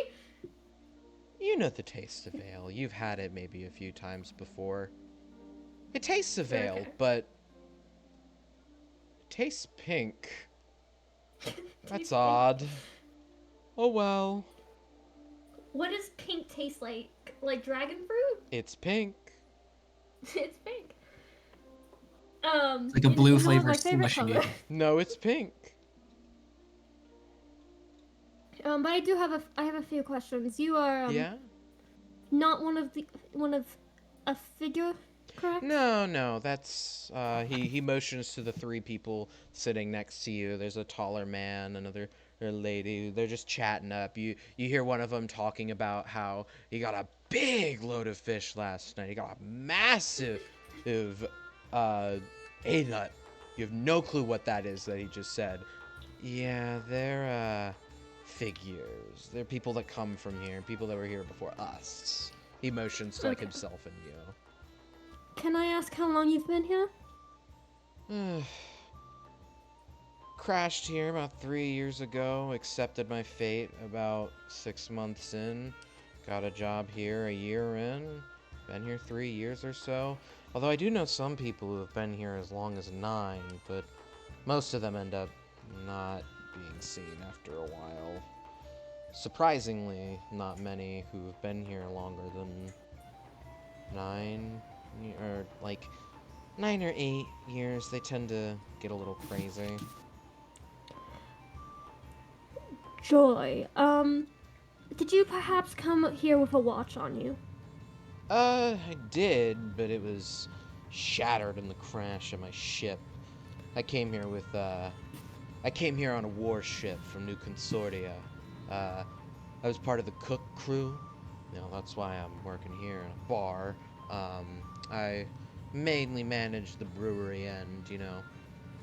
Mostly my job was to make sure the ale and the beer, the wine, aged right for good, you know, good times, good victories, but mainly my job was to keep it safe from anybody who wanted to sneak a drink when they shouldn't have, you know? Yeah, keep an eye on him. I gesture to Eric's. Well, it doesn't matter now. None of this beer is for soldiers. It's for sailors. Yeah, that's fair. They're a lot more able to operate. Did you also come here on a ship? I mean, Yes, we crashed this morning. This morning was it? Yes. Oh wow, that recent. The Joy, denial has yet to leave. I presume for all of us. Surprising that 2 of you survived, or I guess 3, motioning to your friend. You see Ahab has kind of caught the attention. The elven man is sitting in the same spot, but the tabaxi is a little closer in. You know, he's kind of leaned in. Ahab's regaling some story about his time at sea, and the bartender motions to him. I mean, 3 of you survived on a ship. I mean, I made it out. 5.5 actually. Oh, wow. I made it out with 4. It's just the kitchen crew, really. Captain, our lead cook, Maeve, I think was her name. She went to look out at the, we were all asleep, and I remember waking up. We were under deck crew, so, you know, we slept under the deck. Everybody else stayed awake in shifts at night up on the surface. I remember waking up to horrid rain and thunder. I wanted to be ready, so I woke everybody else up. Last thing I remember is head cook Maeve. Oh, Mirabelle, too.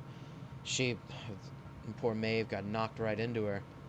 Down off the stairs by the captain. Next thing we hear is a boom, big flash of light. Ship starts spinning.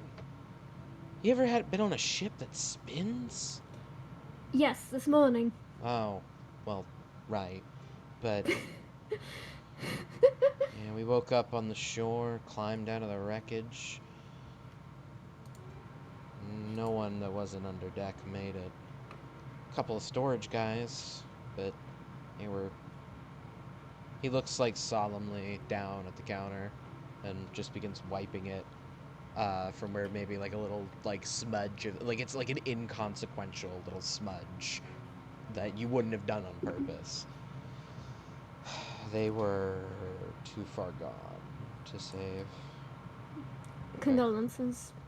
Thank you. It was not easy, but we met with the Dream Mistress afterwards. I think I remember Miss Maeve heading off. A lot of us took it as a good opportunity, you know, being away from the waking world, as they call it here.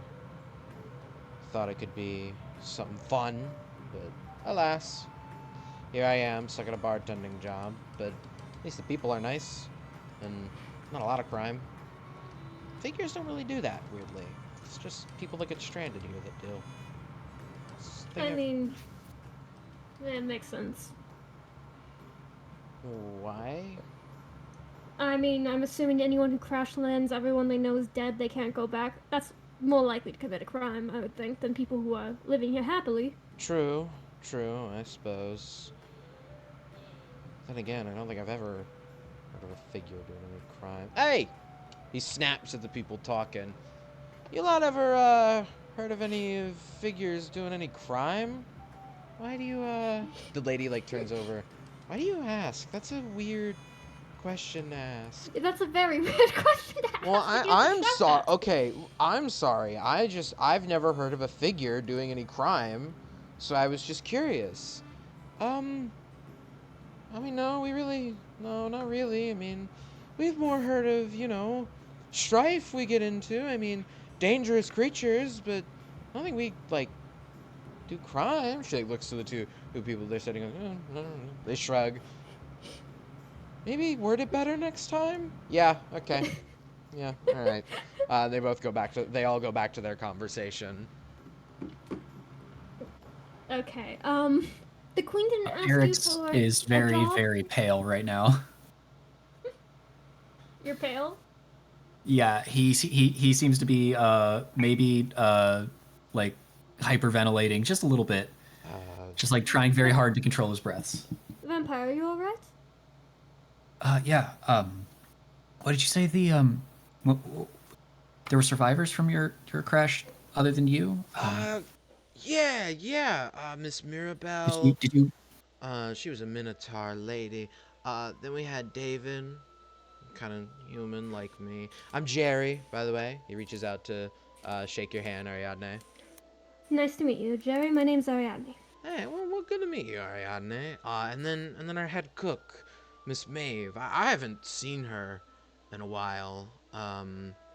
She kind of left as soon as we met with the Dream Mistress, and she went off to go start a new life. I don't blame her. I mean, she sounded like she came from. She was pretty old. I think she kind of got sick of the life she was able to lead. That's the impression I got, anyway. I don't know. Did you ever see any of them since you went your separate ways, or have you just gone your separate ways and not been in contact? I have not heard from Miss Maeve in a while. No, not in the 3 years. Mirabelle, he points to a door, or like an opening that you can't see, but you can hear, hi, from the kitchen. Miss Mirabelle, she works in the kitchen here with me. And we've been kind of going steady a bit, so, he, like, laughs a bit. I talk with, Dave every now and again. He works up in the, military base on the other island. He's a part of the Pearl Moon. But, no, I haven't, Miss Maeve's really the only one I've not heard from in a hot minute.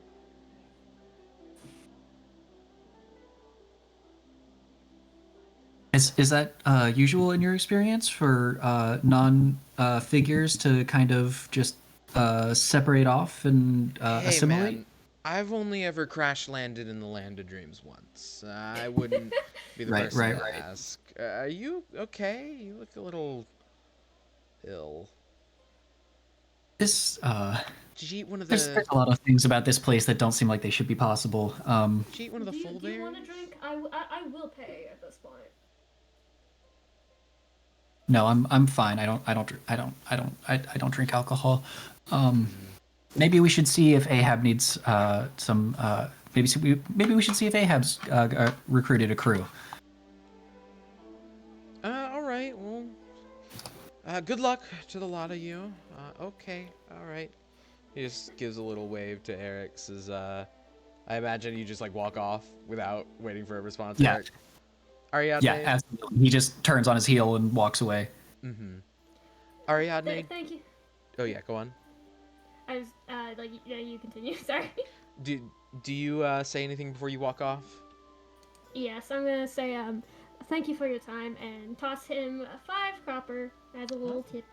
Thank you. He takes the copper and just straight up shoves it in his pocket. He gives you a little wave. You see Ahab is now sitting with the Elven man and the Tabaxi man. Well, not sitting. He's like standing at the table, and he sees you come. He goes, Oh. He sees you looking a bit pale. You alright, lad? Not... Don't tell me you're a lightweight now.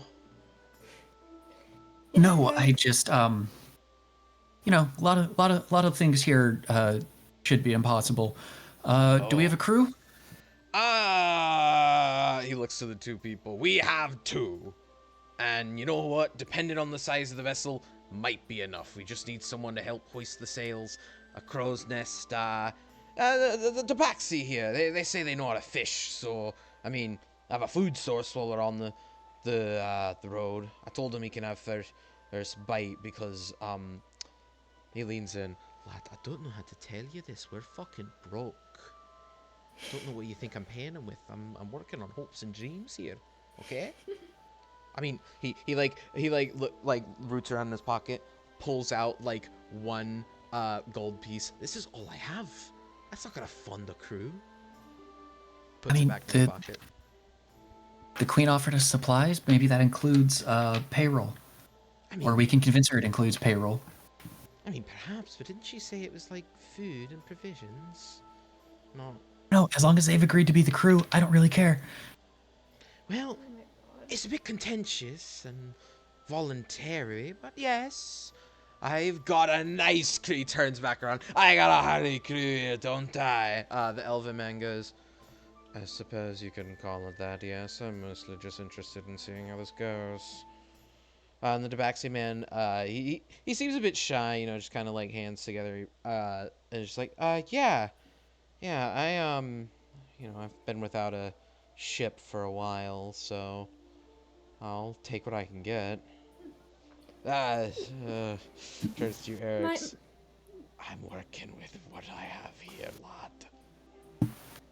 All right. Well, I have a trick. I can use a little extra help for an hour or so, a couple times a day. That can help help us out, you know, a little bit more than paying a whole third crew member. So I think we're just gonna have to take what we can get and just move on and hope for the best. Right on, lad. Shall I meet with you at the docks? I'm gonna get these lads here. He like jiggles his coin pocket where you hear the one coin bouncing around against cloth. I'm gonna get these two lads a drink before we head out. Yeah. I'll slip him 2 silver to get them drinks. Oh, perfect. Or to get them like drinks and pay. Mm-hmm. Ariadne. What are your names, real quick? Mine is Sinbad. Hi.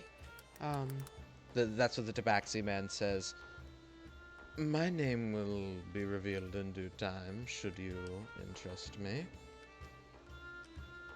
Okay, that's not how names work.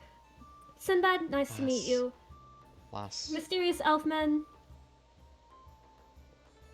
Yes. Yes. I suppose there would need to be a signifier then, wouldn't it? Otherwise, you're ending up Steve 2. I don't mind Steve. I don't understand the need. There's already a Steve. You're Steve 2. Okay. Yeah, the insinuation is not Steve, though. You can refer to me as Steve too, then. Okay, let's pick a different name. Let's not have Pink Eye hate you more. Well, I just got him another pet. What does he want from me? I am no one's pet. Don't. This is a human. This is an elf man. He's not a pet.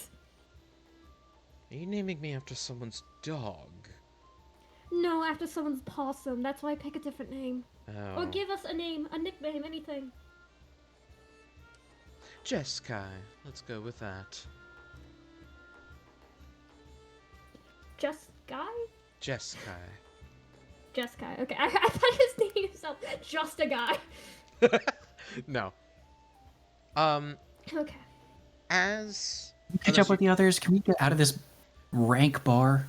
Yes, I don't quite Nice like it. bar. Well, it's a bit leaky. A drop of water goes in front of Ahab's face. He's like, see, look at that! Points upwards. There's a leak in the ceiling. We're next to the ocean. That's probably just humidity. It's probably rain. It's red. I don't like it. I don't like the red water. It's creepy. I know. Don't drink the right? ale then. What? Biel's pink. What? With that loud declaration, let's go see what Pink Eye and Kaida were doing at the time. Hold on. Let's get the Peaceful Village music. Okay, man. I don't want this ad. Give me hold. You better be holding. Hold. I'm holding everything. Oh my god. We're it's great. holding. Okay. Peaceful Village. The two of you have seemingly wandered straight into the crop field nearby the village waters. What displays before you is a large field of wheat. Not the yellow color wheat that you know, but a pink wheat, distinct from any kind of wheat that you know. Kaida or Pink Eye, if you know wheat at least a little bit, you can look at it and recognize it as wheat, but it's pink, all right. Pink Eye? Sorry. What are the what was that? I just laugh. As Ahab would say, it's Pink Eye. It's Pink Eye. What are the two of you doing in the crop field? Kaida, I see you've gone to the coast. Yeah. And you just Sure. what you Yeah.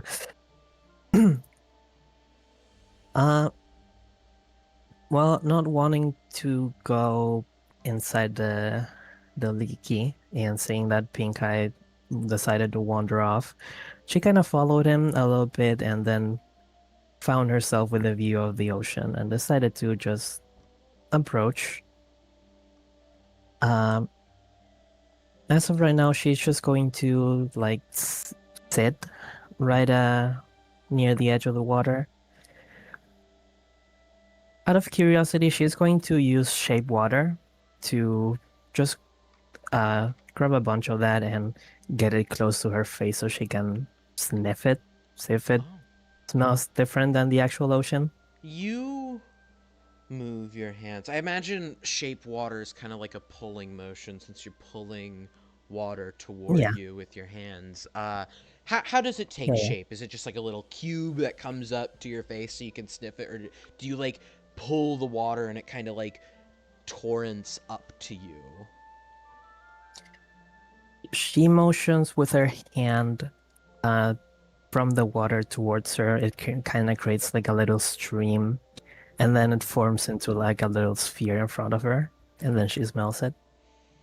As the crimson water flows into your hand, it has the same consistency, viscosity of water, and you feel as if though you are wet should you touch it, like within water. But taking a whiff of the water, you smell no salt.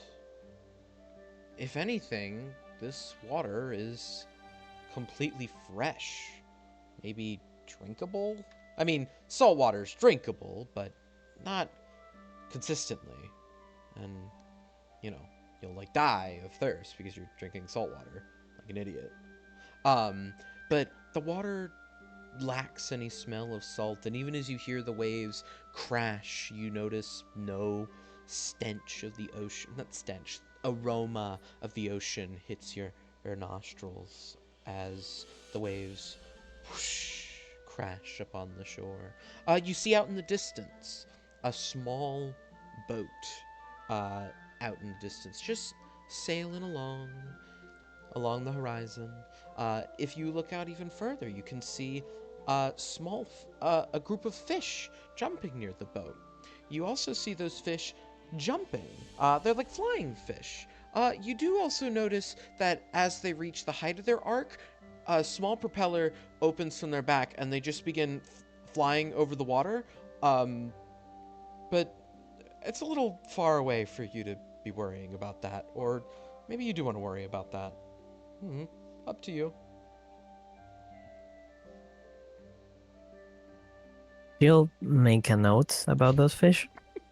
For now, noticing that it doesn't smell salty at all. She's going to do this stupid thing and take like a sip of the water. As the water, I like rolled my R there. As the water hits your tongue, the familiar taste of fresh water, like from a creek in a mountain or freshly melted snow with no dirt on it, hits your taste buds as if though you just drinking a glass of fresh water that's been filtered and purified. It seems the entire Crimson Ocean is fresh drinking water. Something that might come to your mind is thinking about how that water is spreading, and perhaps fish that live in salt water may not fare well should that happen any further out to sea. Hmm. All right. Seeing that nothing really bad immediately happens, she'll probably dismiss it for now. She's not gonna try to do it again though. Mm-hmm. But as yeah, Go on, go on. yeah, I was gonna say, as she sits and looks out to the scenery of like the vastly different ocean of the night sky, she gets a bit pensive and just as she thinks she's going to like absent-mindedly use prestidigitation to make like a little hole on the ground, and she'll start filling it up with that water. How big would this be? This hole? Not very, maybe like 2 feet in diameter, Mm-hmm. 1 feet deep. You just start using shape water to fill it up, or just like your hands? Yeah, prestidigitation to make the hole and shape water to fill it. Could I ask what the purpose of it is? Um, she's just trying to make something that reminds her of something or someone.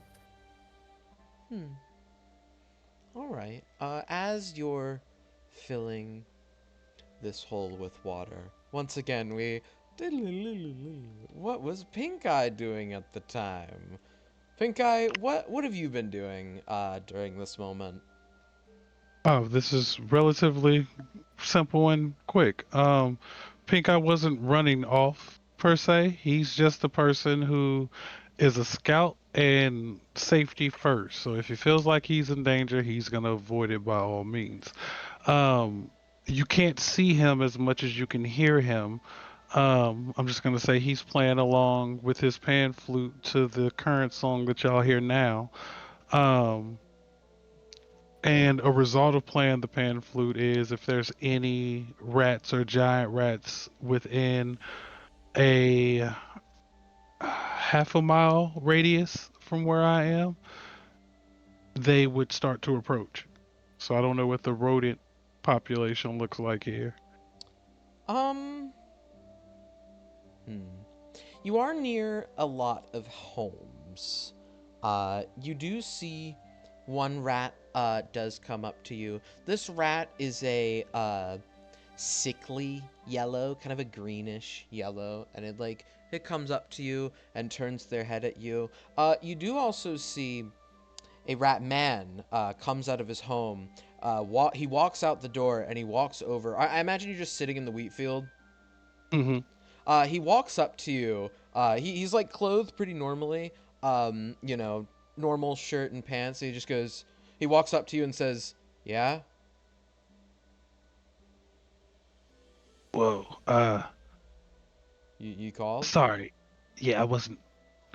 Whoa. And I'll just look down at the pan flute. It's never called a rat man before. I was just playing. Oh. Oh. Okay. Sorry. Yeah, I just thought it kind of. Sorry. Yeah, I'll go. My bad. He Yeah. just like turns. Oh, Sorry. Just walks off.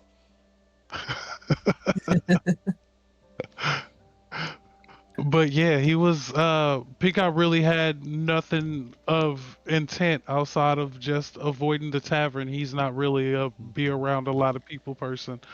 Uh so he's chilling out in nature until he sees the rest of the party leave out of the tavern, and he'll run after them wherever they're going. Before that, hey Kaida, you're just idly filling this hole in the beach. Yes, you're just Correct. idly uh filling it. As you are looking down at this hole, you see in front of you a floating figure drifts from the coastline over to you and goes, "Oh, oh, good, you're here." If you look up, you'll see the Dream Mistress floating just above the water. She looks at what you're doing and doesn't comment on it further. Roll me insight on her. Uh, okay. That's going to be a 14. Uh, she looks a bit nervous as she's talking to you. Um, not sure why. Nothing around you seems to be nerve wracking in any kind of way, but she looks a bit nervous talking to you, and she says, um, wow, I really should have. I don't remember your name. I'm so sorry. Um, I remember talking to you. I don't. Okay, not important. Where are your companions? She's going to quickly look back. She'll more or less try to recall the direction of the bar, and she'll point towards it and go in the leaky, I believe. They really named it that? Not the point. We need to get you out of here like soon. Um, she's like looking around. Would you mind guiding me there? I'm not too familiar with this area myself, and um, shit. You see, she looks far into the distance, and in a very different voice, quietly whispers, "Shit. You know what? Uh, you see as she floats past you and begins and lands on a path behind you and begins walking into town. Do you follow her? Can I look in that same direction that she was looking in? Do I see Yes. anything? It's not what you see that catches your eye, it's what you don't see. The smokestacks that existed far beyond town are now gone. Hmm. Um, if that's the case, kind of will try to finish her business here, and then she will follow the. That's the queen, right? Mm-hmm. The Dream Mistress. You met her back at the castle. It's the same lady. Yeah, yeah, yeah, yeah. She'll finish what she's doing here and then go. Pink Eye, you aren't too far from where she landed. I imagine you would see her land, and, start walking into town. Would you follow her? If yeah, because she didn't pose me as a threat, so yeah. As the two of you follow behind her, you hear very uncharacteristically, she sounds incredibly panicked, going, shit, shit, shit, shit, with every step she takes making her way down the road and toward the leaky. And as she stops right outside of it, she turns around to the two of you. Oh, good, you followed me. That should make this much. She turns, and what you hear is this isn't music. Here we go. Let me hear this ambiance. Can I hear it? Where's the ambiance? The fuck? This is a completely silent video. Are you fucking kidding me? Hold on. One moment. Uno momento. It's ambiance of a sort. It's ambiance of fucking nothing. Oh, it's because I have it muted. Oh my god, dude. I muted the tab. Lunar surface ambiance. You hear marching. Loud, clanking footsteps begin to down the road. Oh, shit, they're here. Okay, she turns to the two of you. I was going to try to get you out of here before this happened, but when I got here, there were camps on the horizon. I think we are about to be under siege right now. You hear a marching down the road. You hear it coming from many directions, and you hear a chant as these people march down the road. They're constantly chanting, "It's time for the dream to end. There's no more left to dream," over and over as they march down the path. You hear people cowering, and just like you hear a couple screams of "ah!" as these people walk around. You hear windows being smashed in the street. They all seem to be marching in one direction. And you see the Dream Mistress turn toward the town hall, and she goes, "Okay, all right, well, I know what they're after." Erix, I imagine you and Ariadne would hear this from inside the Leaky, would you not? I imagine we were just like coincidentally coming out at the exact same time that they're arriving. Mm-hmm. Ariadne, if you want to move yourself back. Oh my god. Uh-oh. Sorry, my cat started eating my headphones. Are they coming for you? Are you able to make yourself smaller? Weird question, but no. I don't think they're here for me. I believe they're attempting to take over the town for its strategic position near my castle. I think that's what they're here for. I don't know. I can't predict these nightmares. Ahab comes out with you, Erix. What do you mean the nightmares? We have a boat? Let them have it. It's not a goddamn army. I don't think so. There were only 3 camps on the horizon. Okay, look, this shouldn't be too much of a problem. If it is the smarter ones, then with me here, I mean, we shouldn't have much of a... And you see as she quickly turns and holds up her hand. 2 swords come flying at her. Not seemingly thrown, but like flying toward her. And you see as they bounce off with a boom boom as she like holds her hand out. A person wearing the same armor you saw earlier, Erix, is standing in the road. Let me make that far smaller. The spiked helmet down over their head, a red feather poking out from the back of their armor, holding out their hand as another sword is in the other at the Dream Mistress. Who is... The swords, after bouncing off, continue to swing at her with a... And she, whoa, what the fuck?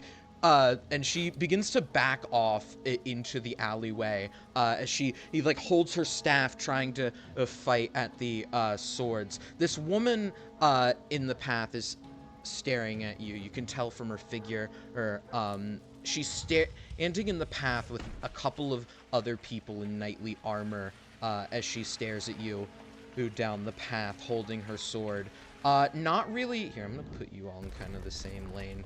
Not really attacking you. You see her, like, hand is motioned toward where the swords are battling with the Dream Mistress, but she is just standing there. She's surrounded by a couple of other people.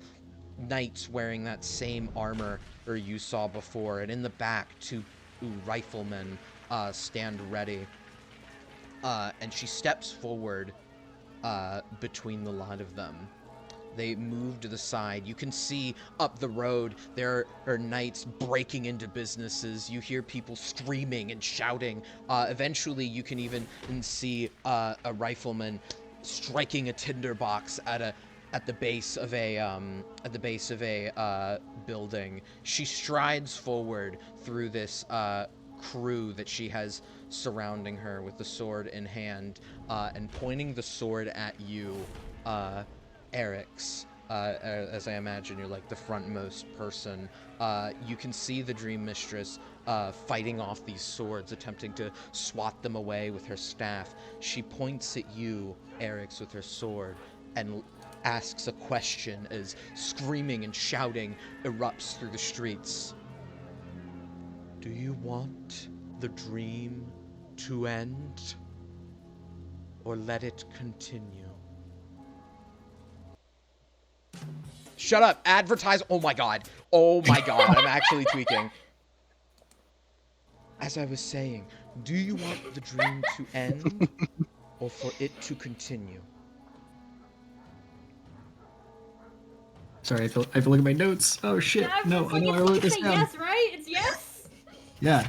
I was gonna say yeah. Let the dream end. I don't care. None of this is my problem. I don't give a shit. End it. I am not the bishop. Your allegiance with her is the only answer I need. She looks to where Hey, the dream... she's convenient. I don't care. Why did you ask the question? If the bishop then? can get us out of here, I'll work with the bishop. I wanted to see what you would say. The helmet turns in kind of the I same hate way. this place. The same way that the creature turned its head at you earlier. Speaking of... With a... She disappears in a cloud of smoke, and you can see looking down the alleyway, she reappears, sword in hand, as the Dream Mistress moves with her staff to block her sword as she comes down onto her, as her sword bounces off with a clang as she lands on the ground in a battle position. With that woman disappearing, the nightmares in the street form a V formation and begin a march toward you. I would like you to roll initiative. Nice. Nat 20. No. Wow. 10. So 23 total for me.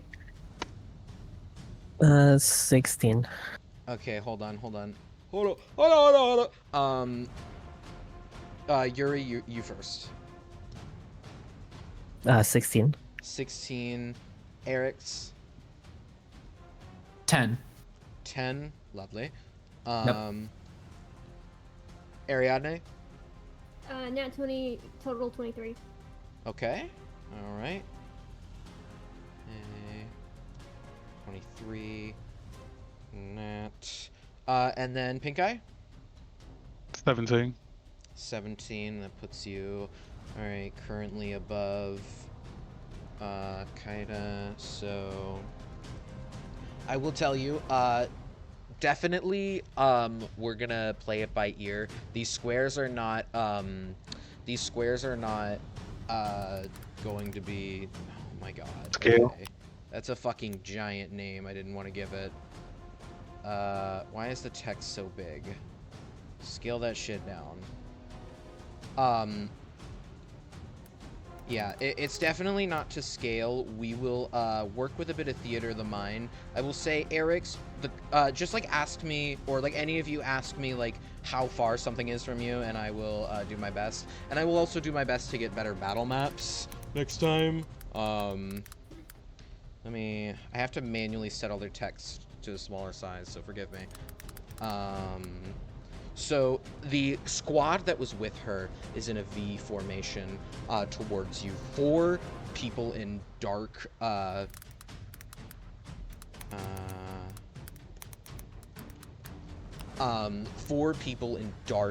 armor, not seemingly belonging to any creed or faction you recognize, with no insignia upon the armor, form the main part of the V, with 2 riflemen behind them You hear one of the nightmares turn to them and call them a dream piercer, and they say, "Dream piercers, fire at will." As they load their rifles and begin to point them at you. Oh, awesome. Okay, one of them got 6. Dude, what is with their fucking? What is with my initiative rolls? Okay, that's a little better. Got an 18. Do you also like the puns I made with their names? Yeah. As a fan. You never say they commit to the bit. I mean, hey, you know, they come into the bit. Let's see. So, that one's above you. That one's above. Oh my god, dude. Do not advertise a biblical movie slop on my fucking D&D campaign. Okay? Was it the movie David? Yes. I can't tell if that movie's AI or not. Me neither, which is why I hate every time I get an ad for it. That's gonna be a 17. Pink Eye, what's your dex mod? My dex modifier is +2. Okay, unfortunately this one does beat you. In the initiative order, for it had a +4 to dex. Or, sorry. Wait, no, sorry, initiative modifier. That's what I meant. Oh my god. The same thing, +2. Okay, and then that's a 13. I believe your initiative is your dex modifier. Yeah, but it can be modified by different like feats and stuff. Like the Yeah. alert feat modifies it. Yeah. Right. Okay, we have the initiative order. This puts Ariadne first. Ariadne, the closest nightmare to you would be a nightmare. Nightmare 1. It's about 30 feet from you. Okay. Well, here's the issue with me going first is my ability. I'm a support character. Oh, Lord. And I have like 2 attack spells, one of which is vicious mockery. So good old classic. I should have thought of something to say. I'm trying to think of an insult. Why is now the time my brain's going empty? That's all right. It's a tense combat situation. Nightmare, more like Blightmare. I can't stand looking at you. No, I'm not. You can always just You know- just say your mama fat. A bit of a coward's move to attack us with more people than there are here. God, that was terrible. I'm still going for it. Fuck it. All of that said in character. Wisdom saving throw. Okay, which one are you targeting? Nightmare 1. How's a 3? Let's go! Okay, that is just, how's a 3 damage total? Crazy. And then for my bonus action, I am going to... Where'd the thing go? Where? D&D Beyond's hiding my stuff for some reason. Hold on. Where is it?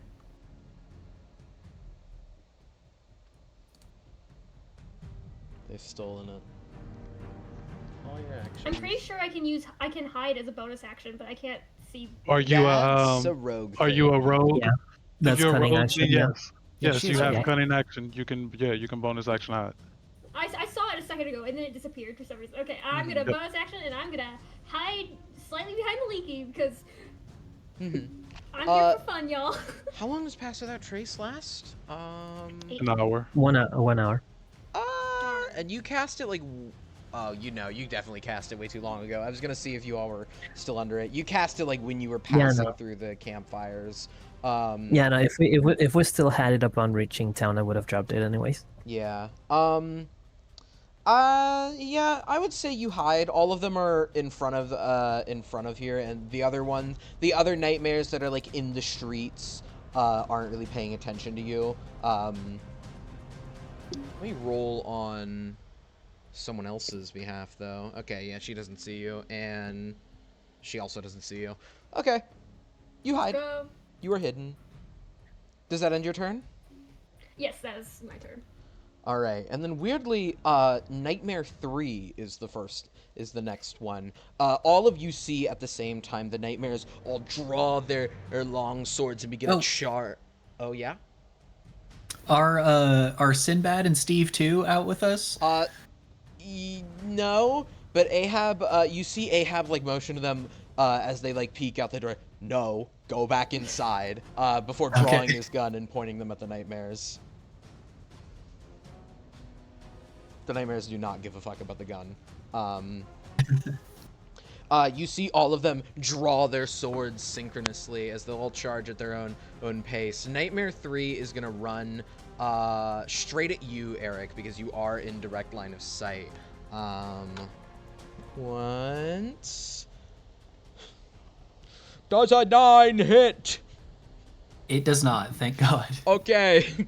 So close. It's so close. Fuck you mean so close? You're fucking the AC I'm a 10? wizard. Oh my god, Yes. bruh. Cast Mage Armor! I haven't had time. Um, I rolled a 10. You see this Nightmare charge at you, and with a swing, you manage to barely back out of the way as it swings at your chest with the sword. You get a look at the sword and notice it as it flies by your face. You notice it's the same kind of inky black color as the rest of the Nightmare's armor. However, the situation is getting a little tougher with the Nightmare here because you all are crowded in a street. Ariadne is behind the Leaky. Ahab is like on the stairs of the Leaky pointing his gun. Kaida, you're behind the both of them. The only routes you have, you could go into the courtyard here. I'm gonna fucking die. Yeah, but the Nightmares are coming from that way, so you may be backed into a corner here.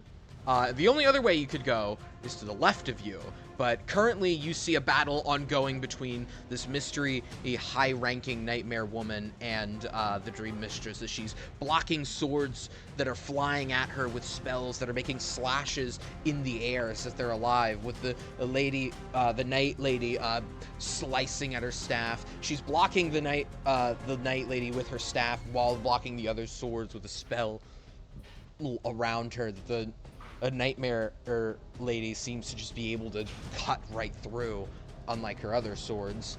So you are in a bit of a sticky situation in the street here. You see people hiding in their homes in the street as they see this fight begin to break out between the lot of you.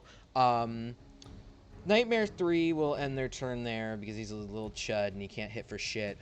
Dream Piercer 1. You see... Which one is 1? Dream Piercer 1 is going to aim his gun. You see Ahab draw his gun in the general direction of the Nightmares, but Dream Piercer 1 is going to move up a bit and aim his gun at Ahab. And fucking miss horribly. Jesus. He fires the gun. He got a 12, to be clear, which is not Ahab's AC. He fires with a... You see the bullet land right next to Ahab, who like instinctually like goes, oh shit, and hides behind the wall of the, not like, you know, actually, but like ducks behind the wall for cover as the bullet comes flying toward him. You see the Dream Piercer goes, damn it, and begins fishing in his coat pocket, pulling out a small grenade, looking at the group of you and says, no, and puts it away for the time being. That makes it Pink Eye. It's your turn. You are further in the back. I'm gonna say currently the lane in front of you is a bit congested. Kaida is in the way, Eric's is in the way, but I believe you might be small enough to be able to weave your way through. If you were anybody else, I might not give you that opportunity. But... So I wouldn't want to weave my way through at all. So first thing I'm going to do is tell Betty to run to the docks. I need her out of the way. And then I'm going to just get close enough to where I can spot this Nightmare number 3. Mm-hmm. And if I can, I'm going to bonus action, and no one's close enough to hear it, but there's a regurgitation sound that comes from my stomach, and you just hear, ugh, and 3 ball bearings are in my stomach covered, or in my hand covered in a substance, is what we'll call it, Oh, no. and I will aim at Nightmare 3, and I am gonna throw one of these ball bearings uncannily hard at it. All right. Roll to hit for me. I'm pretty sure it's gonna hit 22. 22 will hit. Yeah. Roll damage. I'm gonna use my sneak attack bonus for this. Oh yeah, you would get that because Erickson melee range, right? Yep, yep. That is I could help 11, before I die. 10, 11, and then I'm gonna actually pump a Fury of the Small into that as well. So that is a grand total of 2 plus 1, 3, 6, 9, 13 plus 3, 16 points of bludgeoning damage. 16. Magical. Okay, shit. As Eric is like fighting with this nightmare, you find an opening between Eric's head and the nightmare's, chucking the stone past Kaida and Eric's head, and with a you see it smack the nightmare straight in the face, denting its helmet as it like steps back a bit, holding its sword. It gets a little wobbly. It's still up, but it was definitely a good hit. What pong straight in that guy's face. The helmet's dented in a bit. You can see he's like really fucking confused. The rock falls out of his face, like out of the dent in his face after staying there for a couple seconds. So it's a little metal ball bearing. So you just see it hit the ground like a little marble and just tink, tink, tink away. It leaves a good dent in the helmet though, due to the force you threw it at. Oh my god. Sorry, continue. Do you want to do anything else in your turn? I am going to use the rest of my little bit of motion to just go back to where I was to stay out of their way and in my turn there. I will say, as you're doing this, you see a nightmare behind you, unrelated to the fight at hand. You do see a nightmare, like banging on the door of a home, holding his sword behind you. You can see this happening like further off in the distance, but this is happening rather close to you. If you want to engage with that, you do not have to, but if you want to, that is Good there. to know. That ends your turn, though? Yes. All right. That makes it Kaida's turn. All right. Hold on. How far would you say this place is from me? Like 20, 30 feet? Ariadne, yeah, was like about here, and it was 30 feet. So yeah, 25. I'd say 30 for you as well. Oh wait, no, actually, Nightmare 3 moved a little closer than Nightmare 1, who was using as reference. So actually, I'd say Nightmare 3 is about 20 feet from you. Okay, is there enough room for me to pass between Ahab and Eric's? Ahab's like on the porch of the leaky. Eric's is like in the middle of the path. You could, I'd say, yeah. Eric's is like in the middle of the path. You could weave through, but Nightmare 3 is also behind Eric's. It did just get conked in the head with a very forceful marble, but it is also still there. So just be wary, is what I mean. No worries, the last thing she'll be right now. Seeing the nightmare attacking Eric's, Kaida is, without thinking twice, she's going to jump between Ahab and Eric's right next to the nightmare as she wild shapes into a dragon, and she's going to bite the hell out of the Nightmare 3. Could you perhaps describe what your dragonid form... Sure, we'll go with dragonid. Dragonid form looks like. Oh, sorry. Yeah. So, Kaida, as she jumps, she changes shape. She turns into a medium dragon. Her colors stay the same. It's like a furred dragon, but it has scales that retain that metallic silver color. And she still has like the regular cat ears as well as the horns. And now that she's transformed, her mouth is like exhaling a light, foggy, cold air. And yeah, Okay. What was that roll to hit on the nightmare? yeah, that's 10 plus 8, so 18. Meets it, beats it. Yeah, that hits. Roll for damage. So that's 1d12 plus 5. Ooh, nice. 13 damage. 13. You, in your dragon form, reach down and bite. Where are you biting on this guy? Shoulder, head? You trying to bite his head off? What she will do is try to bite him on the arm and try to thrash him away from Eric's as she then yells, "No way!" And she growls at the nightmare. Yeah, as you chomp down on this guy's arm and thrash him away. You thrash him away all right. Not with his arm though. You hear the sound of as his arm tears off and you chuck him off to the side. He smacks into a tree. I imagine you spit the arm out before saying that, yeah? Yeah. With a as his arm lands on the ground, armor are still intact. He smacks into a tree. He's very dead.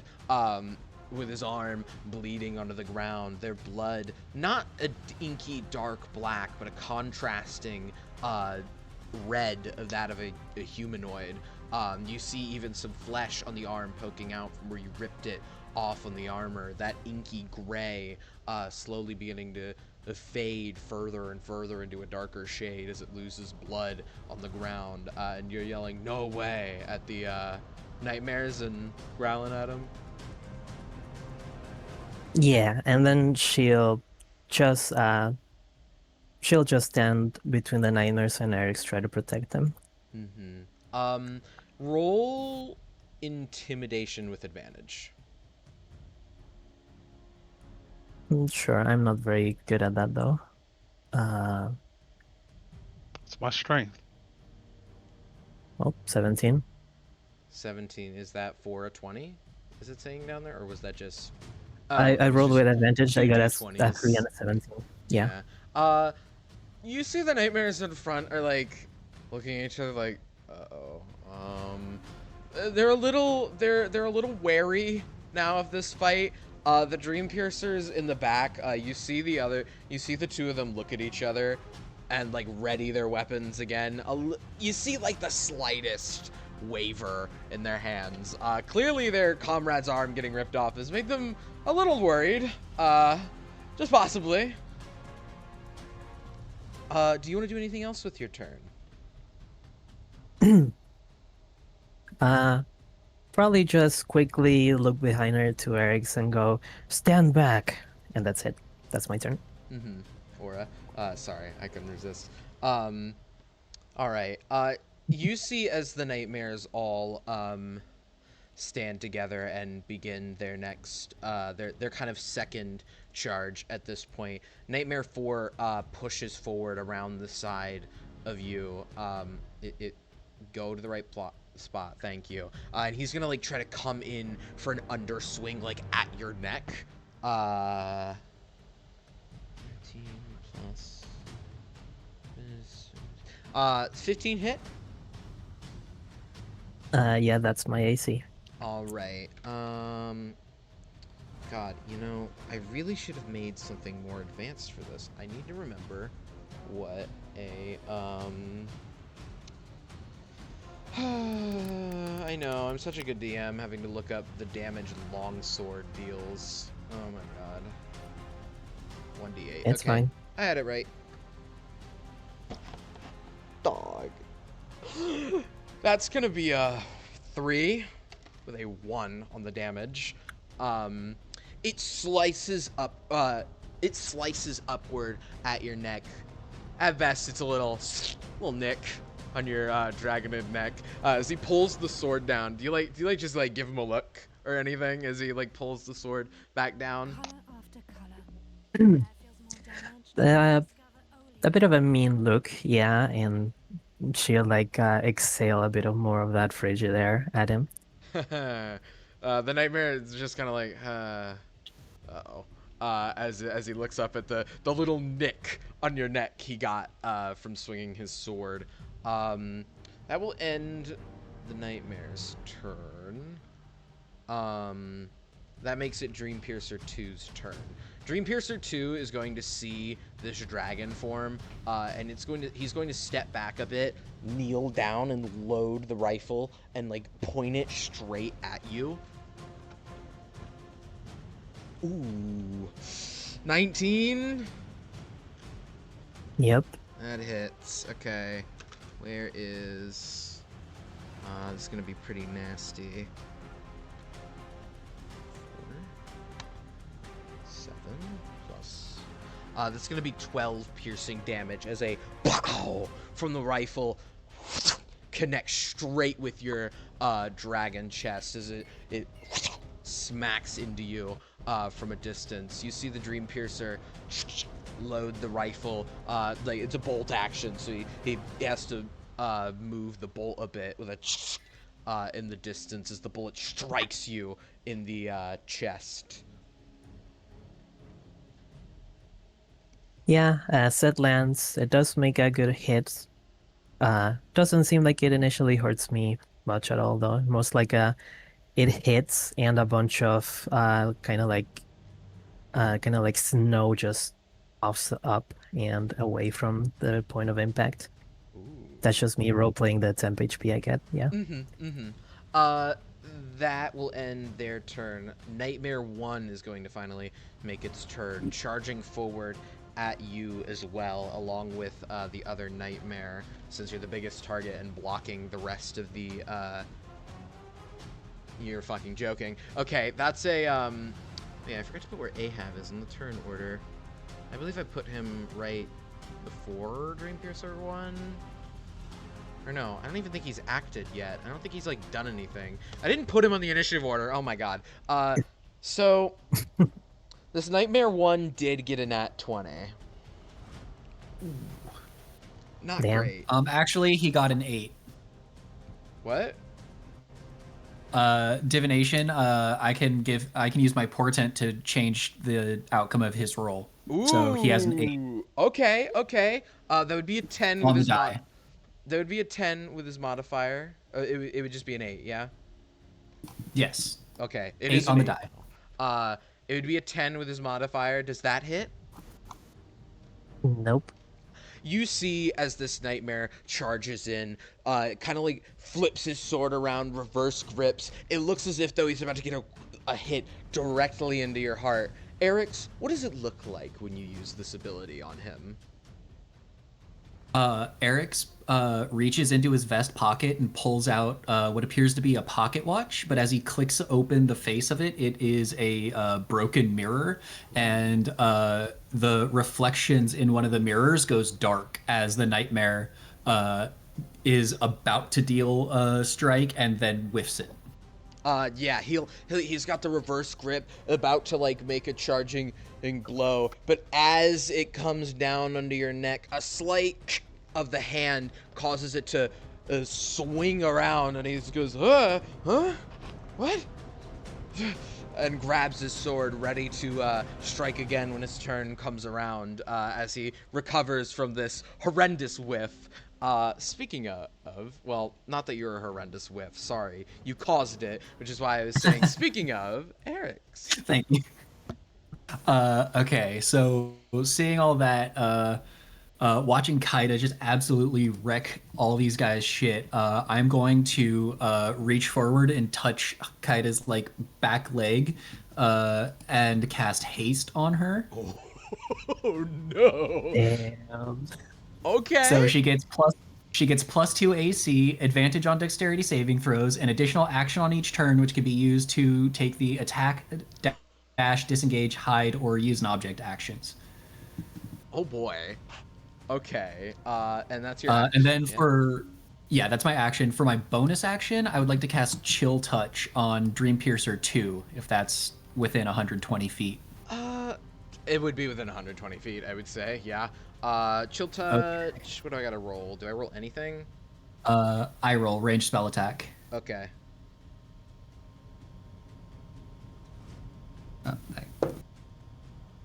Oh.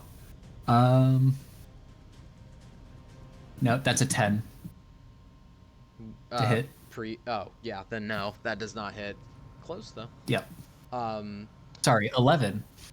no, still not there Yep. yet. Okay.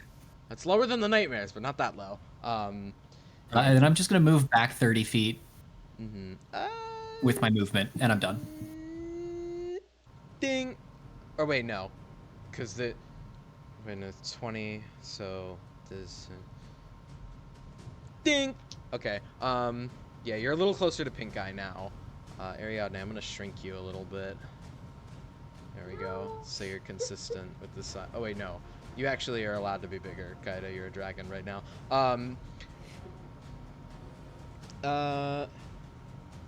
Actually, I think this is a good excuse. We'll say Ahab's turn is right after the turn order, but you see as he looks toward the Dream Mistress, Eric's, and he says, I'm gonna go help the lass with the crazy night lady. Let's see if I can get her swords. And you see he's kind of got this excited look on his face as he runs across the path and toward that fight. Do you say anything to try to stop him, or do you just let him do that? Nope, that's his deal.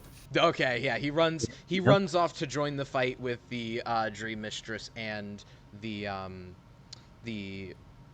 knight, the lady knight that is attacking the Dream Mistress. You see him, well, you don't see him other than that. You just see him run across because this building is blocking your view of what he's doing over there. But he is exiting the initiative order, so I don't have to keep track of him. Also, his gun wouldn't do shit. Okay. All of them are wearing armor.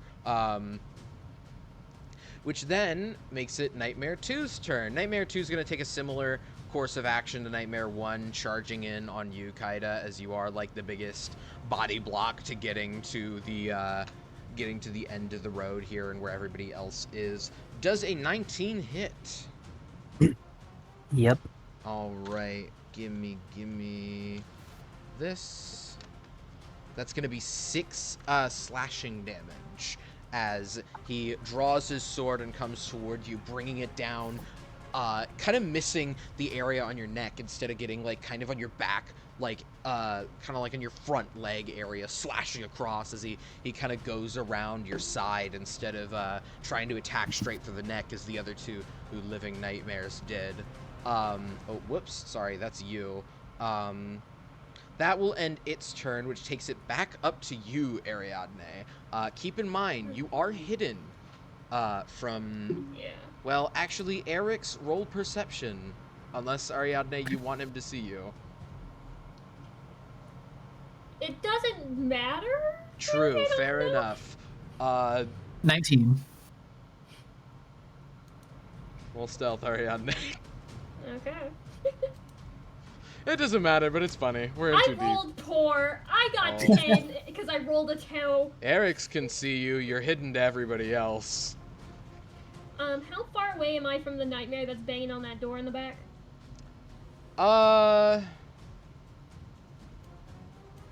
Say about 60 feet. That is unfortunate, I believe. Yeah, taking the shortest route, you'd be 60 feet. Of just, like, going straight into the path and down. And moving 30 feet would be my entire action, wouldn't it? No, just your Be your movement. Oh, I switch that up sometimes. Okay, well then I guess I'm gonna move 30 feet to like where Pink Eye is, and I'm going to try to attempt to cast Suggestion. Actually, hold on. I'm gonna go with Charm Person. Actually, Okay. I'm gonna cast Charm Person on that guy, and I'm rolling against your spell Yeah. save DC, yes? yes, against Wisdom. How's a 6 sound? Oh, thank God! I was scared I was gonna have to use a reaction and waste a bardic inspiration. Hilarious. Okay, well then, yeah, can't hurt me or my companions or do anything harmful to us for another hour. No one attack this guy. Yeah, he doesn't notice you charm him. You place the charm upon him, but he's still banging on the door. You see at this point he is like shoulder bashing it. You hear people inside, please, please, we have nothing. Leave us be. From inside. I'm just gonna shout and go, hey, just to get him distracted because at the very least, he should be treating me friendly. He should say hi. He turns to you all, and you see him raise his sword before suddenly he like kind of lowers it, and he waves with a, hello. Hi, why don't we talk? Just wait right there and do nothing. Okay. Shrugs at you. And I'm going to, as a bonus action, where is, god damn it, D&D Beyond. I'm going to give, how far am I from Kaida? 30 feet. Okay, I'm gonna give Kaida Bardic Inspiration. Ding! Kaida, you'll never believe what you feel a little bardically inspired. Sure. Anything else you want to do with your turn? I just shouted at Kaida's like, keep doing what you're doing! It's going great! And that's the end of my turn. Alright. That takes it to Dreampiercer 1. Kaida, you see Dreampiercer 1 notice that you're the only target here. It's going to move about there. And it's going to Ariadne, roll stealth. Okay. No! I just dropped my dice on the floor. Are you kidding me? I'm great at stealth. Why do I roll bad for it so it doesn't matter? 12? Oh my god. I got 13 for perception. God damn it! Wait. Reaction. Okay. I use another Bardic Inspiration and they have to subtract a d6. Okay. You roll that d6. Okay, where is a d6? Hold on. That sounded like a little more than a d6. Sorry, no, I keep my dice in a glass jar. Ah, I see. 4. That will take it down. So 12 goes down to 8. A 9. Woo! Okay. Yeah. I am good. He does not see you, but he does see. He gets a good view. Straight at you, Pink Eye. He can't really see Eric's as well behind the trees, but he moves to this position to try to see where the rest of you have went. Aims his gun and fires in your direction. Ooh. Does a 22 hit? Yeah, it fucking does. No, he's shooting at Pink Eye. Oh, sorry. I saw your cursor. Oh, yeah, well, yeah. It was meant to be, it was meant to go. Oh, gotcha. Pink Eye, no. Does a 22 hit, Pink Eye? Oh, without a doubt. That sounded so forlorn. Without a doubt. Oh! We got that extra 10 temp HP. He'll be fine. Knock on wood, knock on wood. Wait, I'm rolling the wrong dice. What the fuck am I doing? This is the wrong dice. 4. I was rolling a d12 and I rolled 22 and I was like, ah! 9.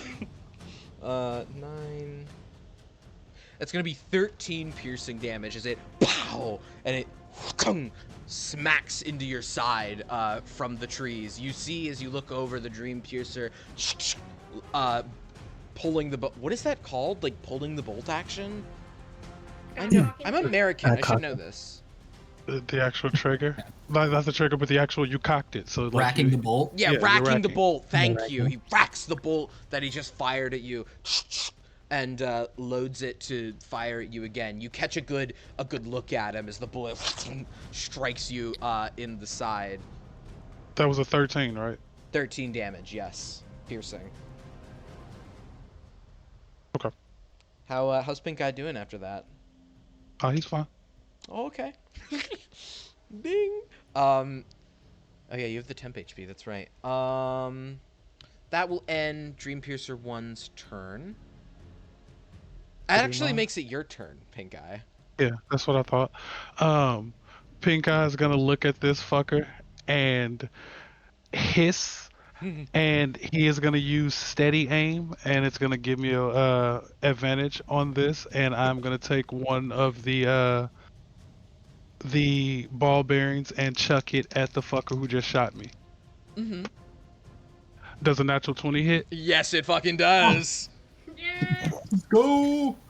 And this is gonna be sneak attack, so I get bonus.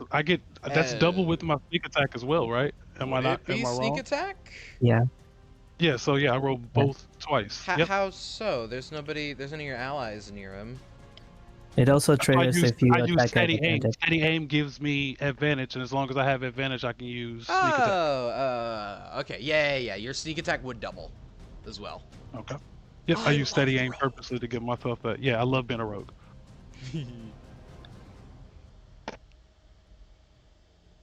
Oh yeah, I'm gonna fuck him up.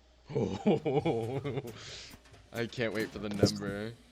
That's what you like to hear from a party member. Oh yeah.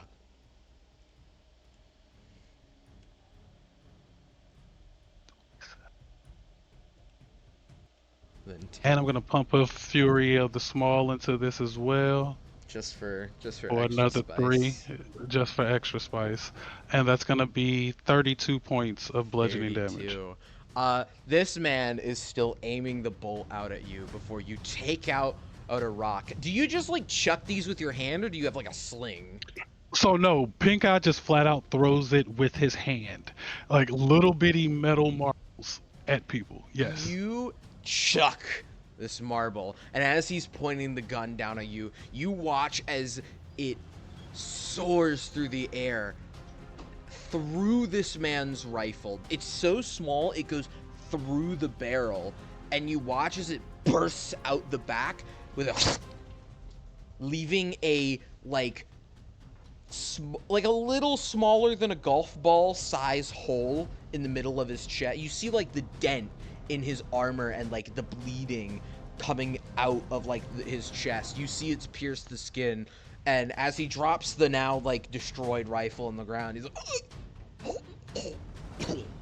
he falls over dead as your marble has just gone straight through his rifle into his heart and killed him. And just because it's Pink Eye, he's gonna bonus action hide, so he's gonna take his blanket and just throw it over himself and hit the ground. Lay on the dirt. What color is the blanket? It is like a molded piece of shit. Like it is just bad. Like at this point, it's hard to say one color. It looks Like you can see a little bit of pink eye through it. yeah. It wouldn't really matter because the dirt on the path is orange. So, that was my point. So yeah, it doesn't. Yeah, it doesn't match the orange at all. It does not do shit. Roll. Well, nah, they're kind of focused. It's just my on, hide. Yep, it's yeah, just my hide. they're focused so on that's all it Kaida is. at the moment. So. I just think it's funny because Ariadne is hidden right next to him, and he's like, nope, planking. Actually hid, and Pink Eye is just like, okay, I'm gone. Throws blanket and like lays backwards onto Both the ground. rogues. It's like one is hiding better than the other. Who will be found first? Does that end your turn then? Yes, that is a very successful turn, I do believe. I would say so. Kaida. Surrounded by 3 of the nightmares and a dream piercer still aiming a bullet toward you, you see him look over at his comrade who just had a marble thrown through his gun and into his heart, but still like focused on you. It is now your turn. Also, you have haste. Also, you have Yeah, haste. And yeah. bardic inspiration. Oh, Yep. good God. Yeah,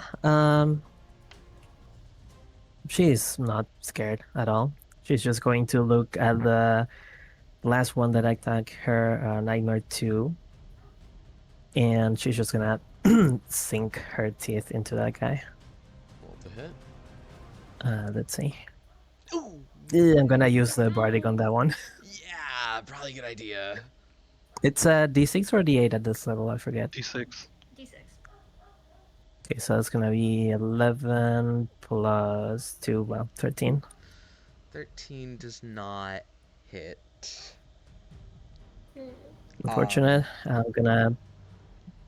gonna do my second attack then for from haste. Oh, Oh, Whoa. nice. Oh, oh no. Why? Oh no. You still have the haste. You still have +2 AC. It's okay. She's fine. I I'm guess not I'm not scared. I guess it's a you lot don't. of people around you. You're just flailing.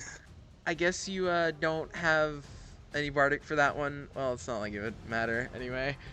Probably. No. Yeah. Are you an as- inquisitive bard, Ariadne? I'm sorry, what?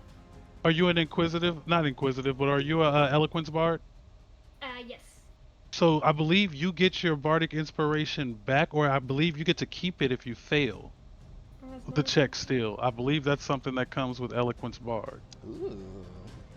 Let me check, because it doesn't say that specifically with Bardic Inspiration, but Yeah, Let- check let me your check check your. It's a feat you get with something inspiration. Like it adds another type of inspiration. We're level 5, no? yeah. So I Yes, think you. I don't know if you Oh, get it that's just next yet. level. Next level, yeah, you know what I'm talking. I have an eloquence bard, and it's one of my favorite things. Like I'm really good at going. No, we're gonna try this again. Yeah, I don't Let's- get Yeah, but that next feature's at level. level 6. Okay. Yeah. So next level, you get that. Got it. You do have a bonus action still, Kaida. If you have anything to use it for. Mm, You no, can, nothing I can do well transformed, well shaped.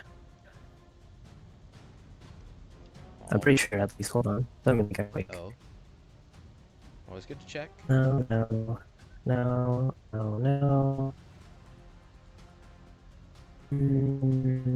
I got nothing. That's me. I assume you said nothing because your internet made you. Nothing, sorry. All right, no worries. Yeah, you take a snap with your teeth at the nightmares around you in the haste as they all kind of back away from these bites, these flailing bites as they ready their blades to strike you once again. Nightmare 4 will go first in that. Wow. Okay, we're getting 3 nightmare attacks back to back. 21 to hit. Yep. All right. You know what? Honestly, since they're all gonna do the same thing, I'm gonna take all of their turns in quick succession, real quick. Okay, so that's 2, 4. Good thing is they're not flanking, so they don't get advantage. Oh yeah, I guess none of them are behind you.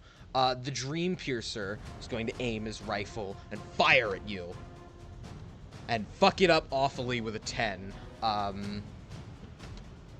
He shoots one of the nightmares in the back of the head. If it was a nat 1, maybe. 18 to hit. Yeah. That hits. Yep.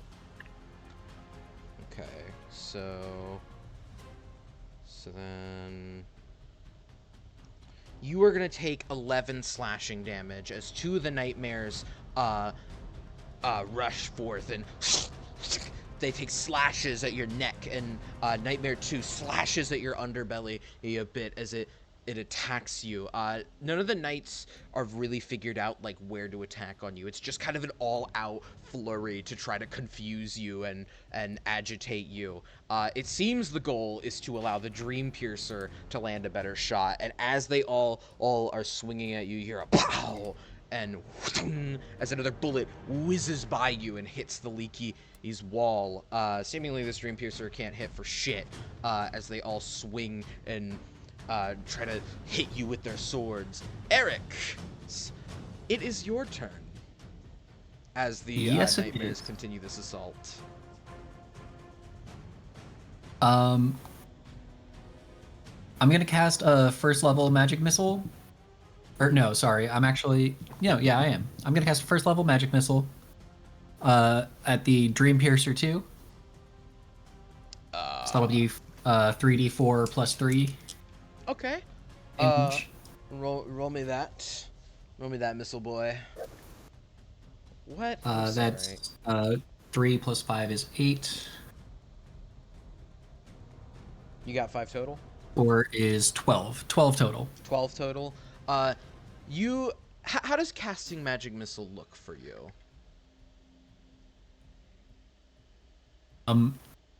With the broken mirror as his focus, shards of mirror come up out of the focus and increase in size into like spear points of mirrored glass and launch outward.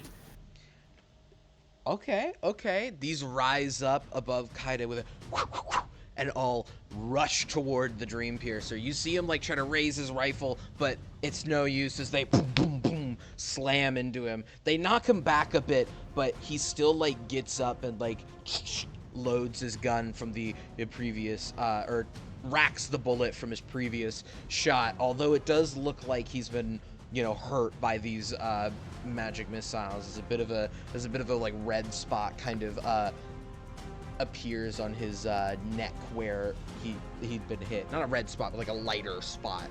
Would you like to do anything else? Yeah. Actually, no. That was it. Okay. Yep. With a little delay, as Nightmares 4 and 1 were all making their flurry of attacks on you. Okay, he's gonna flub it with another 10. You see him try to go for the reverse grip thing again to try to like stab you in the heart, but once again he like flubs it like really bad, like swinging to the side a bit. He like almost hits Nightmare 2. He's like, whoa, and he's like, okay, yeah, just gonna stick to, you know, just trying to like makes a little staggering. Yep, okay, that one's not gonna work. You hear at this point, you hear a gunshot, pow, from the place where the Dream Mistress and the mysterious lady are all fighting. And you hear a smoke. Kaida, you see this mysterious woman reappear in the streets. You see that she has a dent in her armor from the gunshot. No blood seems to be spilling from it, but the 2 swords you saw earlier begin to fly from over the building back to her and into the 2 holsters at her side. And she motions, fall back, retreat, to the nightmares on you.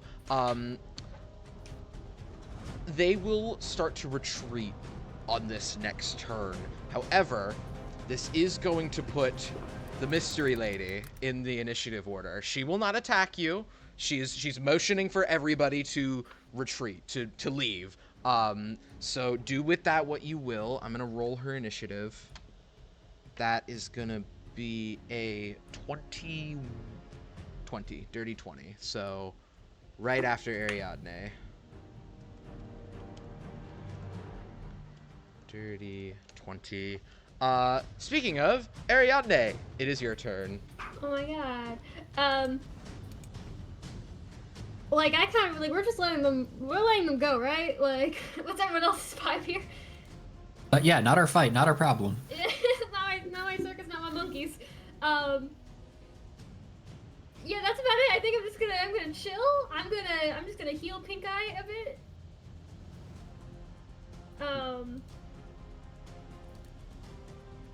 Where's the... Oh goddamn, I clicked the wrong button. There we go. Jesus, I'm rolling bad today. Heal 5, Pink Eye. Thank you. And I'm staying where I am, and that's my turn. Yeah.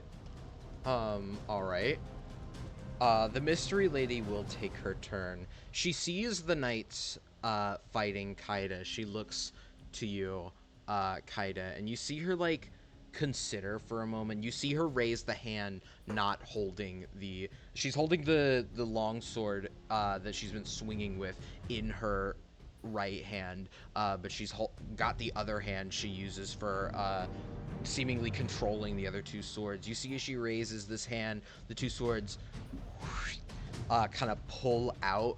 She's gonna ready an action, like holding up this hand in case you try to do something next turn, and that is gonna be her turn as she does this.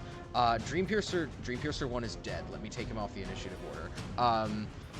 That is also the mystery lady. Why did it put the mystery lady twice? Okay, now she's... What the fuck is happening?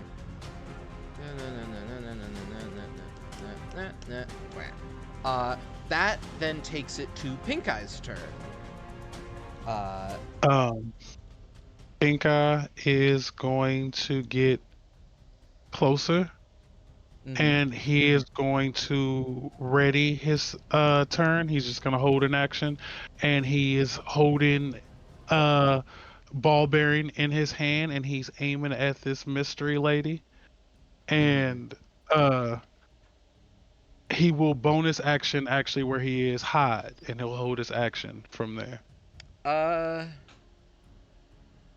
Roll stealth for me as the two nightmares kind of on the sides of Kaida. I would say could definitely see you. Absolutely. Maybe they'd be like you'd be in their line of sight. Dirty 20, 15 plus 5. Dirty 20. Let me roll both of them. 9. 19. So no, they don't see you. They're too focused on fighting Kaida at the moment. Does that end your turn? Yes, I will hold my action to see what happens. She did just tell them to fall back, correct? Mm-hmm. She gave the order to retreat, and you see her. She's like readying her hand, and the two swords on her holsters on the sides, or I guess scabbards is the right word, are like slowly like they're kind of coming out a little bit, but they're not all the way out and like flying like they were earlier. And she sees you focused on Kaida. I'm just twirling a wet ball bearing between my fingers, like staring her down, and the moment I feel like she's gonna do anything stupid towards Kaida, I'm launching it. Texas standoff where one of the people in the standoff don't even know they're in the standoff is crazy. it's like but like the mystery lady's like not even looking at Pink Eye. Wow wow wow wow wow wow. Hold on. Okay, so then that ends your turn? Yes.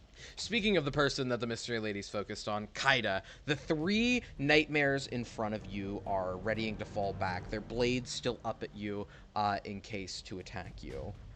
What do you want to do? As you can also see the mystery lady like readying her swords, staring at you. Kaida's going to notice that they all are like holding.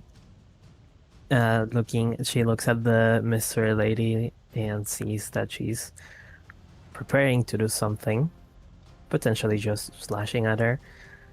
She just looks up at her and then goes, "Huh, not as scary as I thought you were." She's then going to... Yeah, she's going to hold her action as well, I guess. Mm-hmm. To... like jump at her if she does anything, ignoring the other nightmares. When you say she's not as scary, she just kind of like, you can't see her eyes obviously, but you see she like just kind of like, you know, twitches her fingers a bit as the sword's like, huh! Like kind of jump a little out of the scabbard, reacting with her hand movement, but they stay remained in the scabbard as she just carefully watches you as you continue to stand there. That ends your turn then? Seeing that, she puts like a smirk on her face and breathes frigid air again, and then yeah, that's my turn. Okay, so Dream Piercer 2 is fucking off out of the fight, we'll say, because he was far enough away to just like leave. Nightmares 1 and 2 are both leaving your melee radius this turn. Do you want to do anything? Nah, let them go. All right. Wait, is it? It's Nightmare 4. 4 and 1 are leaving. They're going to, you know, rally behind the mystery lady and wait for, you know, they're waiting for Nightmare 2 to catch up. Yeah. They're waiting for him as he like slowly he's like kind of backing away a little slower. And you hear the mystery lady go, "Come the fuck on! What are you doing?" In the meantime, Eric, you get a turn. Mm-hmm.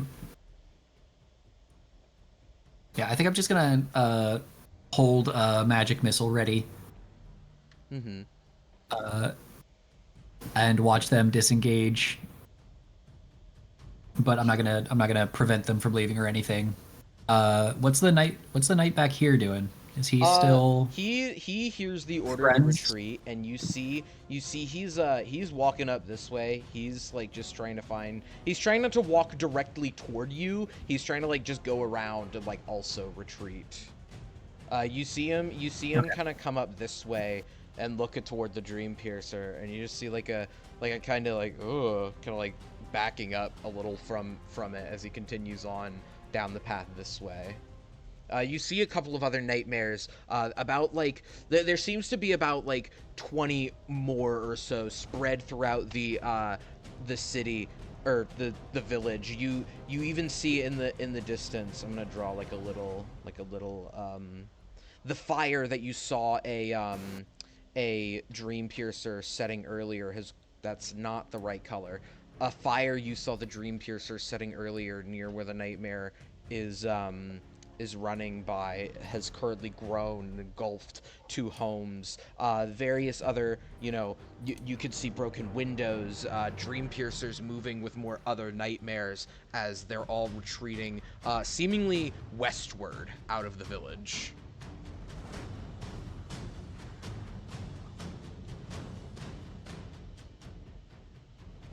Anything you want to do with that information? Nope. All right.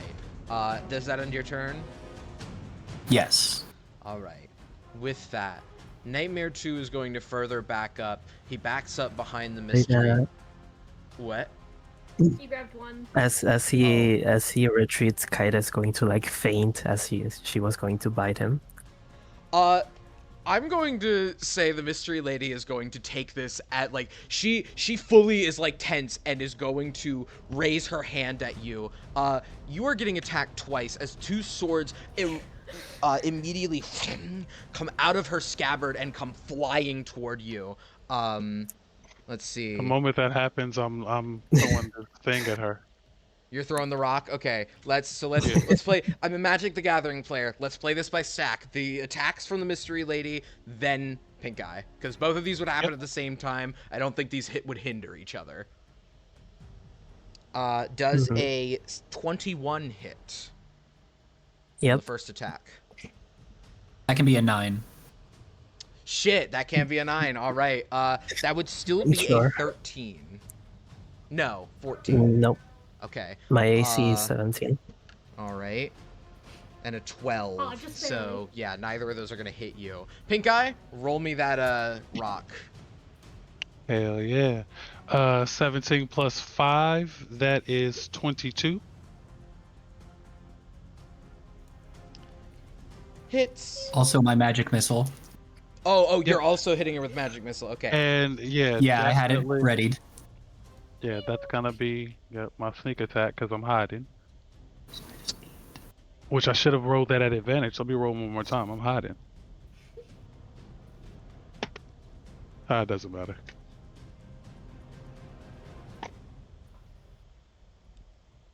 And because why the fuck not, I'm gonna put my last Fury of the Small into that. What was it? Oh, yeah, I told you it hit already. Yeah. Yep, 22 points of magical damage, bludgeoning. You chuck the rock as the 2 swords go toward Kaida. Kaida, I imagine you like swat them away as they come at you. Yeah. They kind of spin out into the air as the rock weaves toward them, bouncing off of the armor straight in her chest. You hear, as she's staggered a bit by this. However, as her eyes raise back, where her eyes would be in the helmet, raise back upward, Erix, you see she points the sword at you, and this crackling red energy erupts from the sword. It radiates around it, and then with a comes flying toward you. She's gonna counterspell this magic missile. No response. No, it's a level 1. It's dispelled. With the sword fires this little bolt at you, and with the spell fizzles in your hand as she motions for everybody to move out, and she looks at you, Kaida, and then like looks around and is like, oh, I guess you didn't throw that rock. Yeah, she didn't say that, but she's like, oh, okay, well, I don't know who threw that rock. But she begins to, because Pink Eye's like a little behind and Kaida's like blocking, so she cannot see who threw this rock at her. He's on the ground under a blanket. Can I do something? Sure. Seeing this whole thing going down, Kaida's going to start laughing as she de-wild shapes and goes back to her normal form. And then she puts both her hands on her hips and takes like a very smug stance and goes, easy to scare as well, huh? Good to know. She just stares dead ass at the lady. As the nightmares retreat behind her, the mystery lady puts her sword back in her scabbard as she motions with the other hand for the two swords to return to her, and she leaves you with one final thing. You were lucky today the Dream Mistress occupied me. Next time, it may not be as fortunate for you. She looks to the nightmare. Whose arm is on the ground and he's dead. Vengeance will be paid, and the stream will end. No matter what you royalists think. Kaida. No matter what you dreamers want out of this place. Kaida's rolling her eyes and doing like a mouth with her hand. I know you are, but what am I? Ariadne, who is like 100 feet away. What?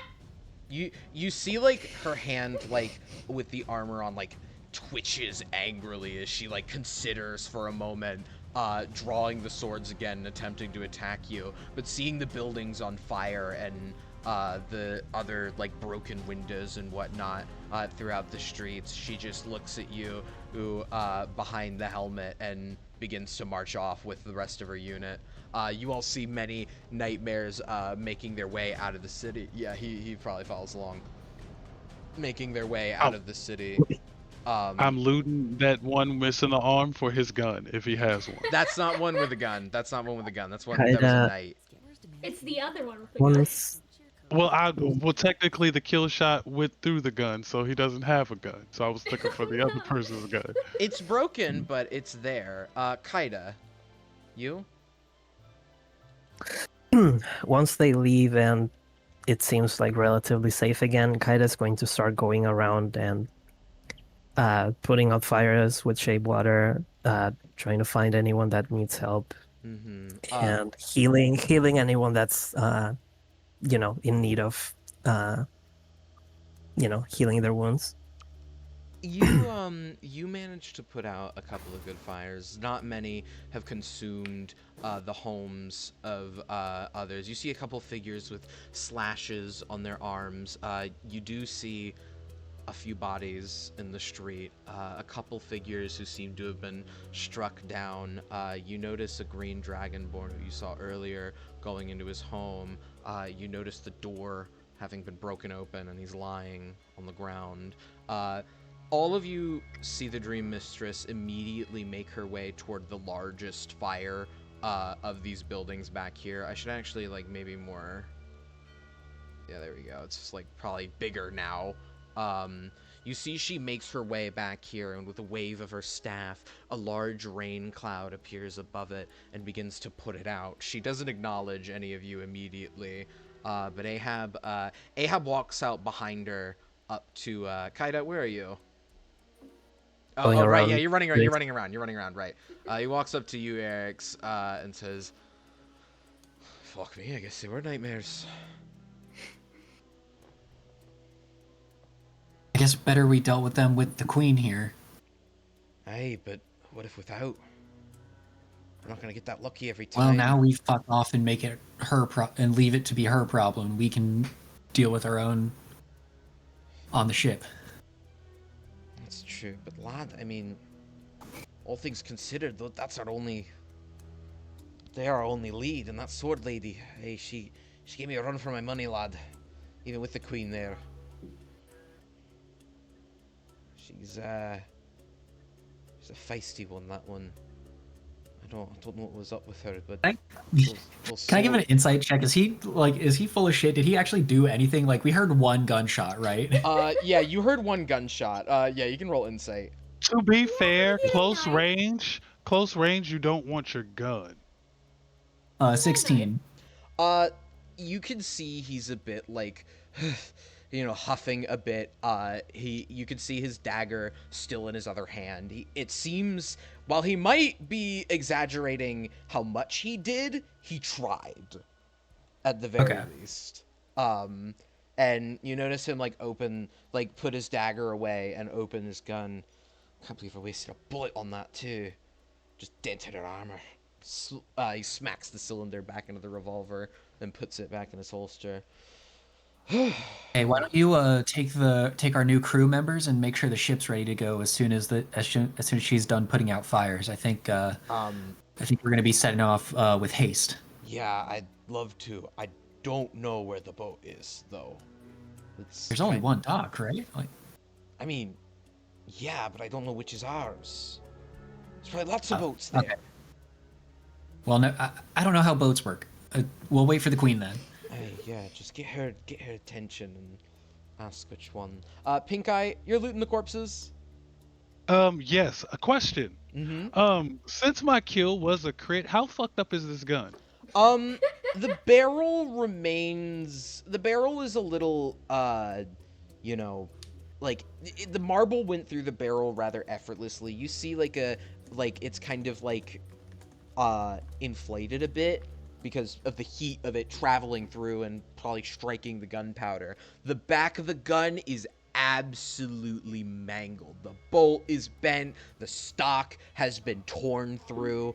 Unless you had a really good gunsmith somewhere nearby, it really wouldn't do much to help this gun. However, This almost doesn't feel like a good crit all of a sudden. Do they have another gun on them?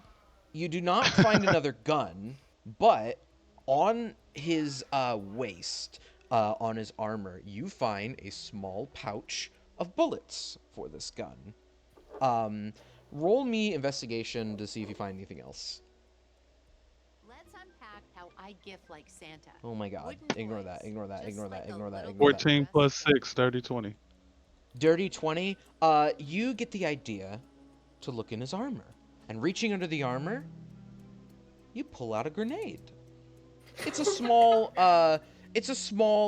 ball grenade, has a little, fuse on the top of it. It's one of those grenades you light it, defuse and chuck it, one of those old-timey bombs. It's inky black in color, but the fuse is a normal, rope, fuse on it. Oh yeah, I'm going to tuck that right on top of the ball bearings that I have in my little pouch. Mm-hmm. I have no use for the bullets because I don't have a gun. I'll look at Ahab and hey, can you use these? And I'll just toss him the bullets. He grabs them from you and looks in them and says, "Aye, lad, they're 7.62. Not gonna work for my revolver. Need Magnum. Shit, they use fucking NATO? That's the only one I know, baby." Yeah, he's like, I mean, you could sell him at least. Chucks him back to you. I should ask, Ariadne, what are you doing during all this? Ariadne, she ran to the door that one nightmare that didn't have a number was knocking on to see if those people were okay. The people in there, do you just open the door, knock? I'm gonna knock and say, the nightmares are gone. It's all right. Are you okay? You see the mother and her child you saw earlier going into the clam shack peek out and go, oh, thank God. I thought we were gonna get robbed. Yeah, we're fine. He didn't get in or anything. He stood at the window. It was awful. God, thank you, though, for whatever you did. It's nothing. Just glad you're all right. They all left. Don't go towards the north side. Okay. Good, thank you. I'm so glad the queen and you were here. Otherwise, we might have been taken over by them. Oh, just be safe. Have a good day, ma'am. Thank you. And la la la la la. Just shut the door and go back. The queen, after the rain cloud like kind of sizzles over the fire, turns to address the lot of you. Although real quick, Eric's, I do see you moved yourself to the Nightmare 3. You want to go rooting around? No, I just need some blood. Oh, okay. All right, no worries then. Carry on, There's sir. plenty of it. The Dream Mistress, Yeah. as you now know her, instead of just the Queen, which is what a couple people called her that now. She turns to the lot of you and goes, I'm sorry. I was trying to get you on the boat before that got here, but thank goodness you were here. That lady and the group, if they all attacked me at once, I might have not survived. Or, at the very Well, least... it's convenient that we were here then. Yeah, it is convenient, and I'm... You knew they were coming? Not until I teleported here and saw the plumes on the horizon. I immediately was coming over here just to get your boat situated until I looked out and saw those plumes of smoke, and I knew what they meant. That they were planning an invasion. It's not uncommon for this to happen, but most of the time I have enough of the Pearl Moon stationed that it's not a problem. But that woman, the one who attacked me, I've not seen her before, nor have I seen the swords she used. They may be getting more bold with what they're stealing or making. Ugh. She like kind of lets out a little disgusted sound at that. Thank you again, though. Really, I would have had far more difficulty if it weren't for you being here. And Mr. Ahab, I do apologize for the use of your bullet. Aye. It's not a bother. Wish I had a better shot. He like glares at her. Right. Well, your boat is awaiting you at the boathouse. I wish you the best of luck in finding the source of these nightmares. It seems I should mobilize the military for defense of these islands. I may be at greater risk than I once thought. Real quick question. Hmm? Those idiots promised money that they don't have? What? To who? To whoever that, I forgot the names. You see Sinbad and Jeskai are walking out of the place. Well, okay, it's either Jeskai or Steve too, your choice. They walk out of the bar and like kind of come around. Jeskai approaches you and goes, "Oh my, you really are affiliated with the Gwyn. Interesting." Can I point out two things? Sure. Pink Eye, once again, himself not listening because that's Pink Eye, but his stomach is. Secondly, he thought Eric's was gonna raid this nightmare. When Eric's walked away, he's gonna immediately check under the armor again to see if everybody hides bombs under their armor. This nightmare does not. However, you find like regular, garbs under theirs, and as you're rooting through their pockets, you grab what feels like a couple of coins. Pulling it out, you get a good 2 silver from his pockets. There is also the more notable thing. His helmet is not dented. It seems to be like a nice, oh wait, no, this is the guy you beamed in the face, I'm pretty sure. Yeah, no, this was actually the one that Kaida ripped his arm off after you beamed him in the face. So yeah, his helmet is dented. The chest plate is not, although it might be a bit big for Pink Eye, considering this is like a, average 5'11" guy. However, the sword, the long sword, the inky black metal, strikes out to you. It landed like a bit away from the nightmare, but it's still like close enough that like looking around his body, you'd probably find it. Yeah, I'll grab that for sure. I don't think I'm proficient with a longsword as a rogue, but I'll grab it. All right. Oh, I am. It is one of my weapons. Hell yeah, I'll grab it. Hey! It's just a regular longsword, but it looks cool. So, Cool beans. the Dream Mistress. Sorry, you were asking her about money you didn't have. I'm gonna point to Ahab and Eric's and go. I'll make sure I'm saying this to clarify before those two are in earshot of me, because I'm not gonna. Promise money for the 2 hires for the boat. I don't know what their plan was. Shh. Like Jeskai and Sinbad are like walking up at this point. And she's like, shut up, they're I can volunteer. see Shut them. up, they're volunteer. I can They volunteered. Shut up. Shh. Oh my god. We got them for $0 last. It's the best we got. Well, 0 silver. Sorry, I'm not supposed to know what dollars are. That'll use.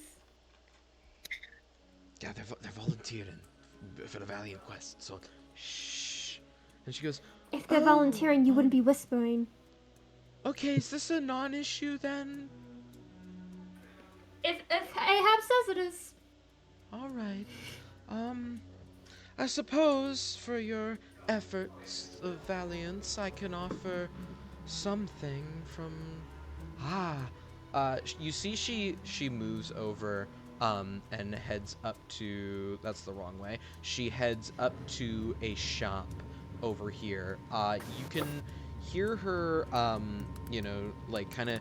She has to kind of lean down into the door, and, you hear her chatting for a moment, and you all are kind of just left to your own devices for a couple of moments as she's sat there talking at this building.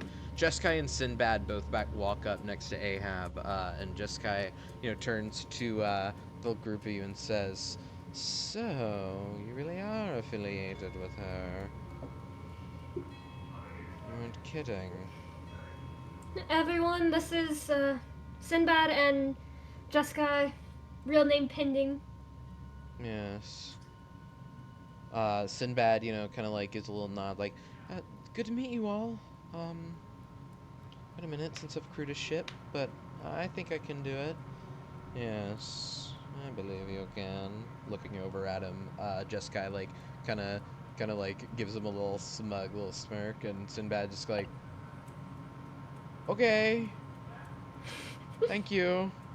Guy he's never met before saying this. Okay, okay, what you... Ariadne's just gonna, like, point, like, just gesture at all of Jeskai and just have no words and then walk away. I couldn't have put it better myself, lad, Ahab says as you walk away. Kaida, have you returned to the group by this point? Yeah, so she approached Eric's specifically, as she was prestidigitation herself, clean from all the blood and such. She approaches Eric's and goes, well, that was a scuffle. You can drop that now. Gesturing to herself, insinuating to him to drop the haste spell. Yeah, Eric's, I think you can see he has like a white knuckle grip on his spellcasting focus right now, and he's like watching the Dream Mistress as much as he can. And as he glances over to you and looks straight back in her direction, he just, like speaking to you from the side, he just goes, it's going to feel pretty bad, just so you're aware. And he ends the spell, and you just feel a wave of exhaustion hit you. Kaida falls limp onto the ground. Oh, Kaida! She'll be fine in a moment. It's the spell wearing off. It takes a bit of a toll. Okay, I'm casting He's not healing looking at her word. at all.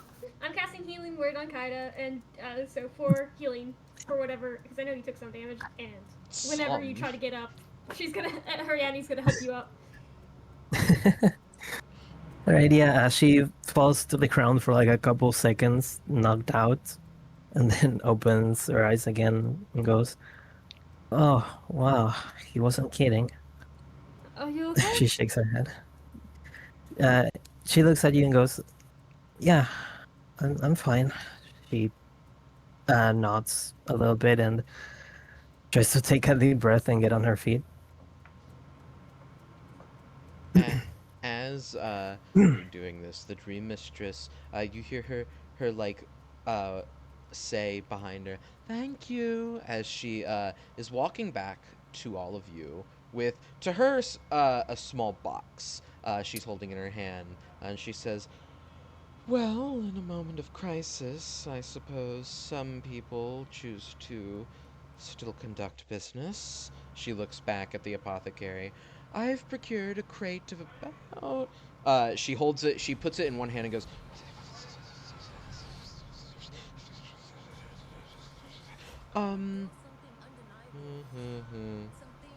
duh. Yeah. 16 potions of healing, a small crate. Whoa. Oh, that's They're just the, basic ones, but I believe they'll serve you well, and I also, she pulls out like 2 more from her pocket. "Imagine you could use some after the battle. I've already loaded the boat up with about month's worth of provisions for you as well. Food.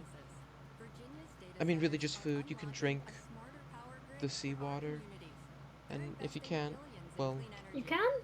What? No, we Yes. can't. Can figures do that? Oh yes, anybody can drink the water, humans and figures alike. No, you It's you Kaida- cannot. Kaida will- Humans cannot drink ocean water. Kaida Sam will is speak right. up. Water is drinkable. Let's go. Yeah. Kaida will once she's up, she's going to point a finger up and go, "Actually, it did taste pretty drinkable. Not sure if I would recommend it still." Is it seawater by definition at that point? I mean, it's Or is that water, just it's water? just not salt water. Yeah, Kaida, it's seawater I if it's will- not salty.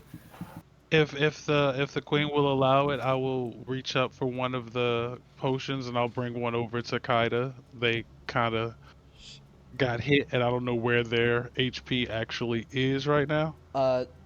Pink Eye, Yeah. as you walk up to the Dream Mistress to try to like get one that she's holding, she hands you both and says, "You look like you could also use one," looking at the bullet that's probably like still lodged in you. Yeah, and like there's this bluish green fluid dripping from him where most of us would call blood. Ooh. What's the smell? Pink Eye, are you alright? Yeah, I'm fine. Why do you ask? Oh my god, drink the potion, drink the potion. Kaida's going to turn to Pink Eye, seeing he is wounded, and she's gonna go, "No, actually, I can take care of that. Come here." To walk over to Kaida. Yes. Yeah, she'll approach also a little bit and use Cure Wounds. Let's see. Oh wow, that's 13. And guess how many? Oh well, 13. The 8 on the dice was enough. Beautiful. He completely forgot he got shot. Yeah, completely forgot he got shot. Hmm. Average Tuesday. Yeah. Awful gore. It's just life as a goblin. Mm-hmm. This goblin specifically. Pink Eye, don't forget to write that you have both potions, unless you gave one to Kaida. Yeah, I'll still hand one to Kaida, and then these are just potion of these are just regular potions of healing. Yeah, the regular kind.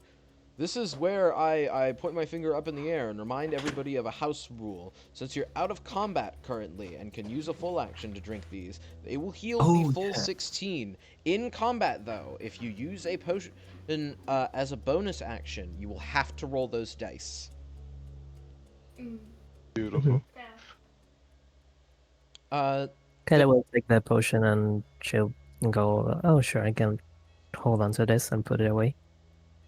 Yeah, I'll put the one that I'm holding into my little pouch, and I'll just kind of chill there. I didn't mean to interrupt. I knew Kaida took the most damage, Mm-hmm. and I wasn't sure if it bled over to your actual form or not. In that moment, because I don't know how Uh, the dragon one works. I don't know if it's the same as every other one. So like, as long as you don't uh, get knocked out, you're fine. okay, so mechanically speaking, I just get a whole bunch of temp HP when I wild shape, so technically I didn't take any damage because Okay, all the damage I took went to my temp HP. beautiful. To also be fair, Pink Eye wouldn't know how that works. Yeah, that's fair. I just I saw, don't think anyone would know really. yeah, I just saw a dragon getting fucked up. I saw that you were that dragon because you turned back into yourself. So like, if you give the big monster things to eat, they won't eat you. Fair. I'm surprised that Pink Eye is so deliberately chill around Right. Kaida considering his first reaction. You talked to them earlier and like didn't try to eat them. It's been like a day or two, and like we almost died together. So like at this point, it's like, you know what? Yeah, I'm just gonna give the dragon a potion. We'll talk about that later. The Sure. the Dream Mistress speaks up. Shall I carry this crate and guide you to your boat then? I can carry it if you want. Oh no, it's of no bother to me. You see as she, for one, waves her hand and her staff, which seemed to have been laying near the area where she was fighting, kind of like floats back into her hand, and with a boom, as she puts it on the ground, the crate begins to float out of her free hand alongside her. I can simply place it wherever need be. You all were just in a fight after all. I wouldn't want to make you work anymore.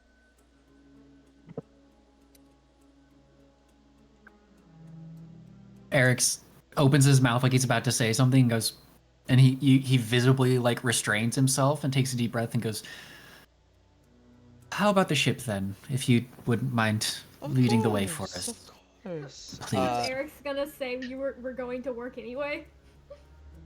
Pretty much. And I was like, I felt that in my soul. He was like, oh, you don't want to make us do your dirty work now, after your dirty work's done.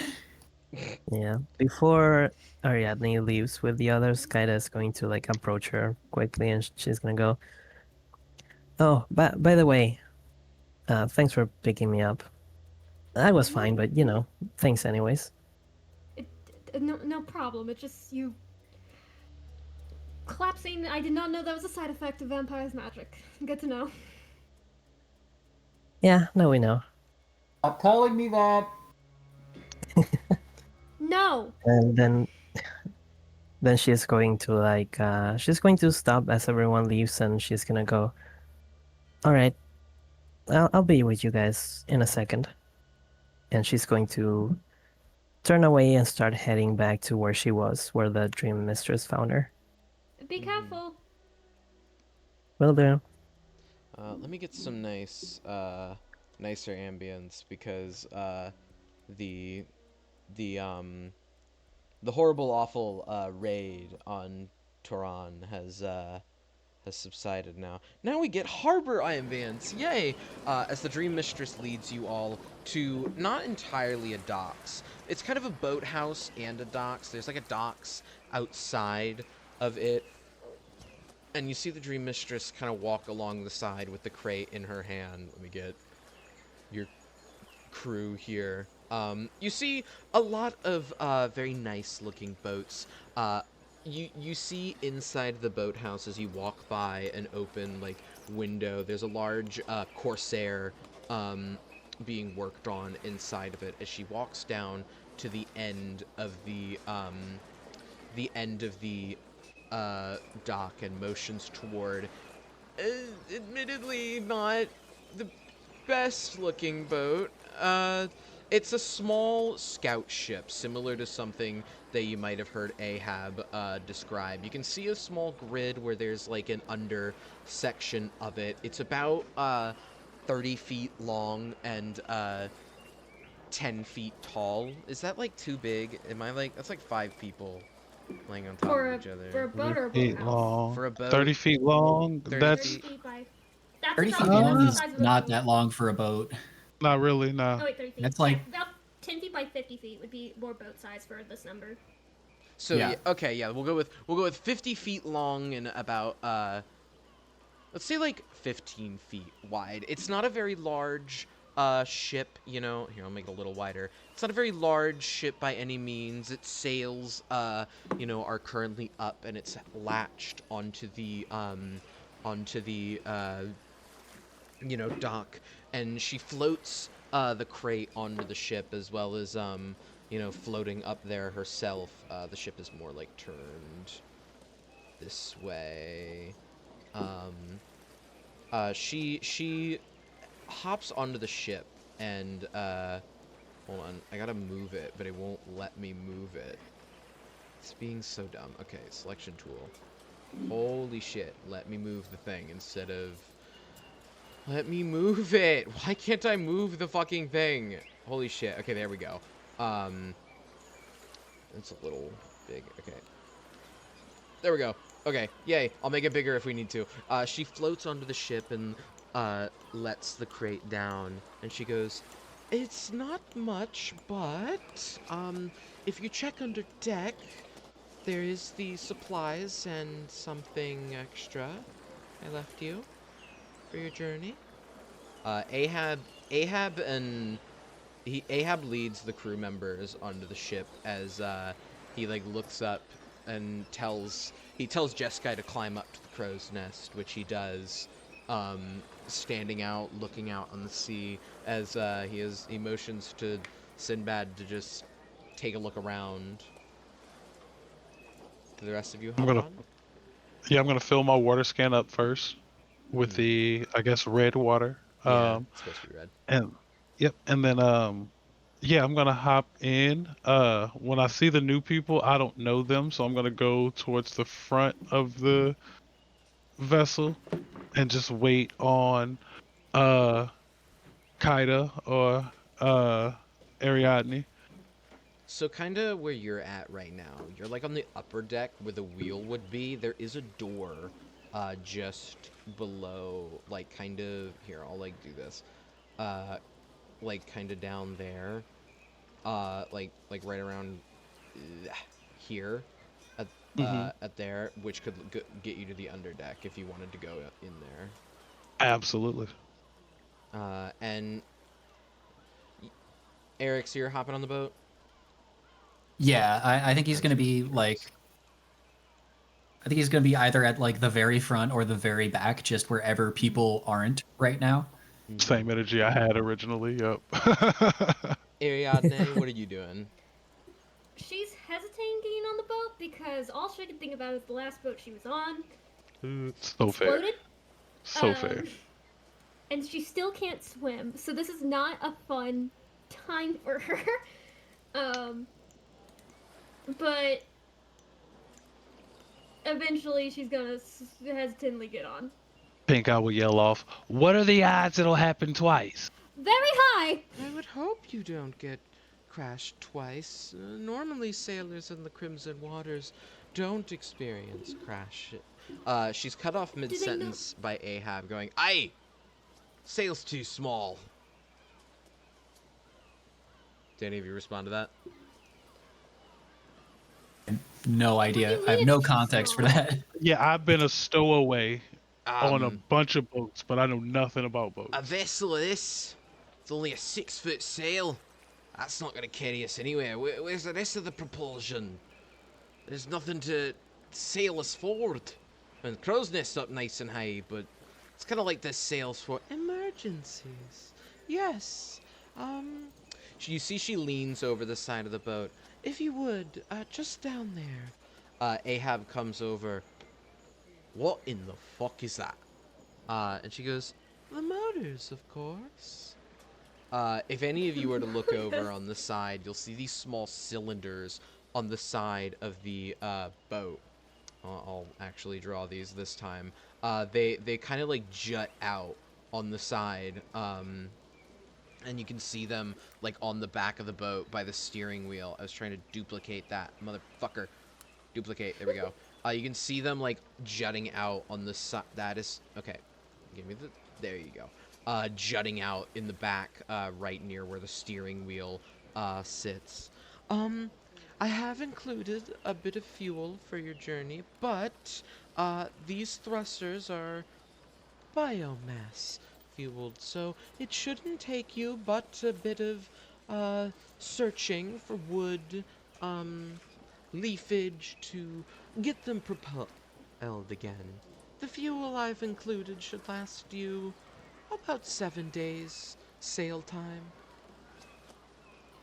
Question for us in setting in life, like this is out of character.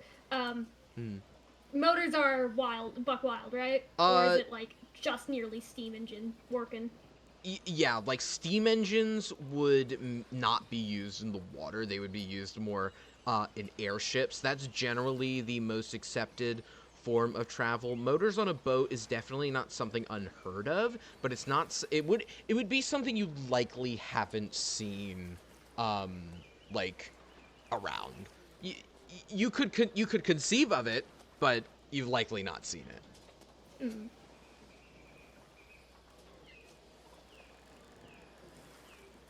Anything else before you? Oh, have you seen the underdeck? There's something down there I left for you. Other than the food and fuel. This feels. Okay, what is it? What is it? Pink Eye's already down there. Pink Eye, wandering down in the underdeck, you find several crates of, if you open it, you know, there's basic travel rations in there. You find a crate that's full of, like, these small canisters. You slosh them around. They smell a little weird. But then one thing you find, off on the side, like, pointed, you find two things pointed on either side, surrounded by crates on each side. Two cannons lay in the underdeck of the boat, pointing out what look to be openable cannon ports on the side. Whoa. Well, if you don't want to go see it yourself, I was hoping it would be a surprise. I've equipped this ship with, some cannons, should you face any pirates or nightmare ships out on the waters. As she says that, you all hear Pink Eye running up from down there. There's cannons down here! Well, I see one of you is elated by this. I've included as well, it should be somewhere down there, a small crate of about 8 cannonballs. Those were a little more expensive, so I couldn't spare as many, but you shouldn't run into too many problems on the sea. It's the land you'll have to worry about where they are. I don't know why I assumed that pirates wouldn't be a thing here, but It's mostly nightmares. As you say that, Ariadne, Ahab, like, turns to you. Slow turn. Turns all the way around. Blinks at you a couple times. Turns back just as slowly. Back toward the Dream Mistress. She watches this whole thing unfold. Well, that was weird. What? yeah, okay. What? Speak up. I know you have a tongue. You didn't think pirates would be a thing around here. I'd like you I don't to know, answer with me the one bishop. question. One question, okay? Who the fuck sailed you here? Who sailed you here?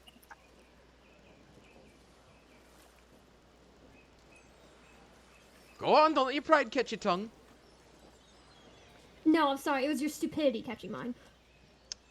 I sailed you I here. get it. Sailors crash. Sailors have nothing better to do with it, so they steal on boats. I just was Okay, impressed thank that you. any of them would go back to sea. I mean, not like you can exactly leave the Crimson Waters. It's either the sea or the land, and, well, I think a pirate would be a prime suspect to crash land into the Crimson Waters, would they not? Sailing the Okay, high well- seas, trying to escape from the authorities, and you cross into some Crimson Waters they're too scared to follow you in. Prime pirate that material. Well, that makes sense, but I wasn't thinking in the grounds of pirates coming in. I was thinking about pirates forming here. But it makes sense, pirates hiding here. Of course. And then, well, once they get stuck here, nothing better to do than continue the piracy. The Dream Mistress kind of looks down at him and is just like, yeah, I'm just surprised you know so much about that. I took you for a sailor. Aye, pirate in my past life, that's all. Ah, that would explain your armament. She motions to his holster. You see him, like, anyone, like, standing on the other side of him could see him, like, narrow his eyes a bit. Right, yeah. You were a pirate. Me? No, Ahab. I was in a past life, as I said. My younger years, I like to do a lot of, spice trafficking. Steal them off of merchant ships. Harmlessly, of course. I was never for those pirate types that would run on a ship and kill all who was on it. They're just doing their jobs. Didn't seem right, you know? They had to make a living just as I had to. That's nothing crazy. Nobody really, ever ended up knowing my name. It's how I got a job with the Baron. He laughs as, he says that, and the Dream Mistress is like, right. Well, I suppose I must tend to Tehran, seeing as it is now recovering from this siege, and I must ensure my castle and its artifacts are kept secure. She floats back onto the docks. I wish you all a grand voyage, and I hope you will return and tell me of anything you find. If not, I'm sure I can find a way to contact you. For now, though, I have matters to attend to in my home island. I'm sure we will meet again. And she waves her hand. Do any of you say anything as she walks off? Ariadne just kind of waves. I'll say to Ahab, do we have enough people for the ship? I mean, I was worried we'd get a bigger ship, honestly. We got Sinbad here, and he can man cannons, I'm sure. He could get one of you to do it as well. I can handle a cannon. I mean, I can call one more person I can think of. Okay, all right. I see you. I hear you. Another hand would allow me to more focus on steering rather than manning a cannon at the same time. Who'd you have in mind? Well, I'll let you meet him, and I'll pull out the pan flute and I'll start playing. Oh fuck. As the Dream Mistress, do any of you before we get into this, do any of you hear the Dream say anything else to the Dream Mistress as she walks off? Nope. Okay. As she's walking off, Eric's jaw is clenched too tight. as she's walking off, you all see this anthropomorphic rat man. For context, anthropomorphic animals or beast folk are very common in my universe, as well as something called lichens. But shh, you don't need to worry about that. Oh no, I'm doing this on purpose. Remember, I was raised by rats. I got a plan. Mm-hmm. Oh. The rat man you ran into earlier, Pink Eye, walks onto the docks and is like, "Yeah, did you call? Hey, did you want to go sailing with us? We need an extra pair of hands." Is there gonna be treasure? Yeah. Yeah, lad. We'll have a great deal of treasure. We just defended the city. Okay, I can't call it a city. That's the queen. The queen in your The village. Ariana, what were you saying? Words. I was just making a joke about it being a hamlet. A village is more generous. And we got looks to a lot of you. We got. I'll just pick up my bag and I'll rattle the coin that I have. I have 10 silver. We robbed those bastards of their coin and we took it for our own. I like the sound of that. Hell yeah.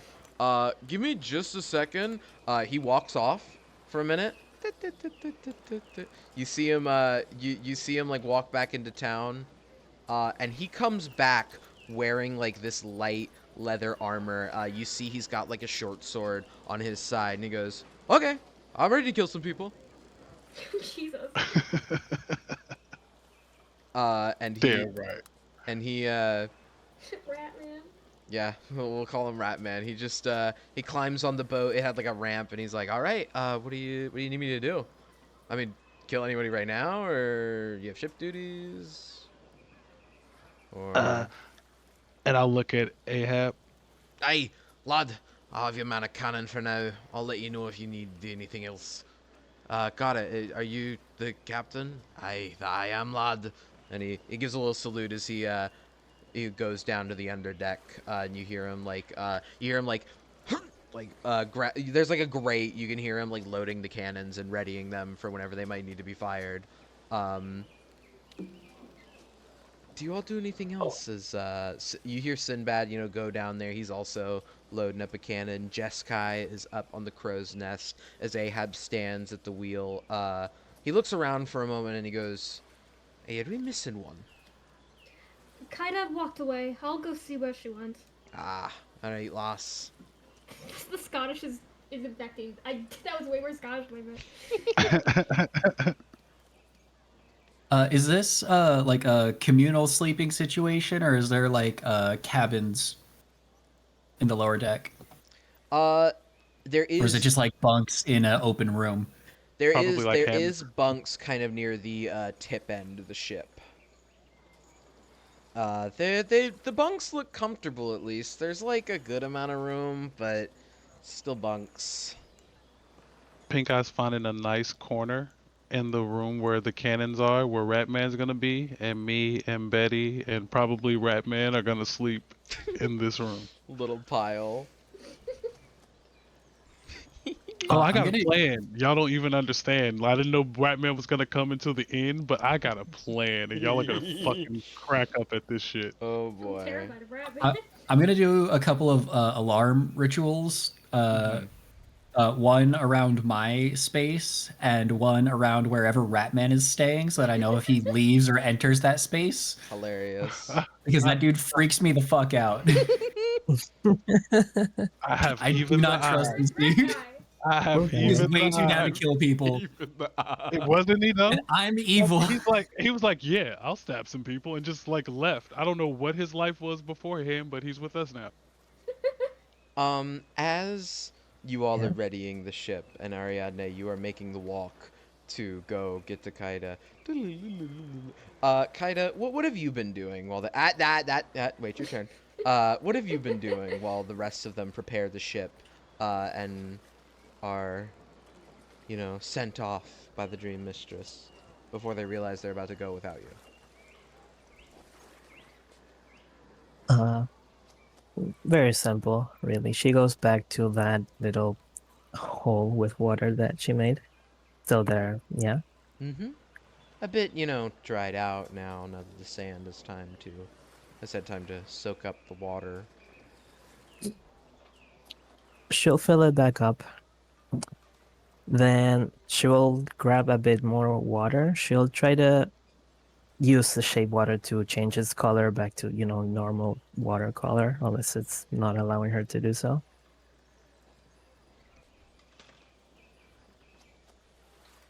As you do this, you swear you hear a from somewhere, as if though something is cracking.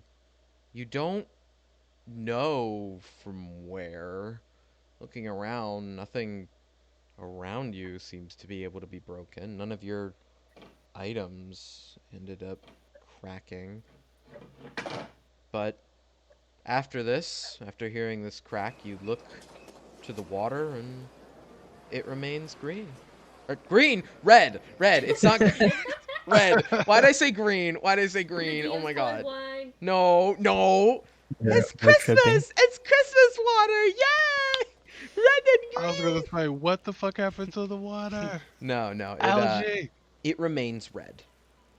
seemingly its natural color is just that, red. Okay, a bit defeated, she will continue with her little project. She's going to take that bit of water, going to give it shape on the opposite side of the little hole that she's sitting from. She's going to have the water take the shape of a dragon and a little person as well. And then she freezes that water to turn that into statues. And then she just sits there, staring down at the dragon, which stares down at the little person, which stares down into the water. And she remains there for a good while in silence, ears down, tail curled around herself. Hey, I think, sorry, I'm just gonna pull in. During that time, would you say probably around then, Ariadne might find you? I would say so, yeah. Ariadne, you, see the scene Kaida's described before you. Bit, with the pink wheat field lining the coast of, white sand as a backdrop. I realized I never said the color of the sand, it's white. Kaida? Everything alright? The moment she hears a voice, Kaida's ears get, you know, they perk up, and she's like going to prestidigitation, wave her hand, like kind of like suddenly she's going to like wave it away, trying to fill the hole back up with sand and undo the statues. And then she looks back.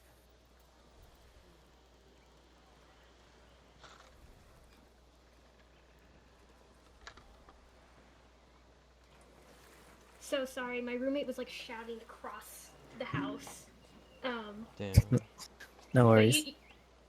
yeah, I think I got the gist of everything. Do you need more time alone? I wouldn't. Honestly, that ship is not fun right now. She starts, getting her stuff and getting up and goes, no, just a little druidic ritual I had to do. Nothing to worry about. Alright. Be warned, there's now a rat guy. I don't know where Pink Eye found him, but he's there now. Are they helping with the boat? They seem gung-ho for murder, so he's on the cannons.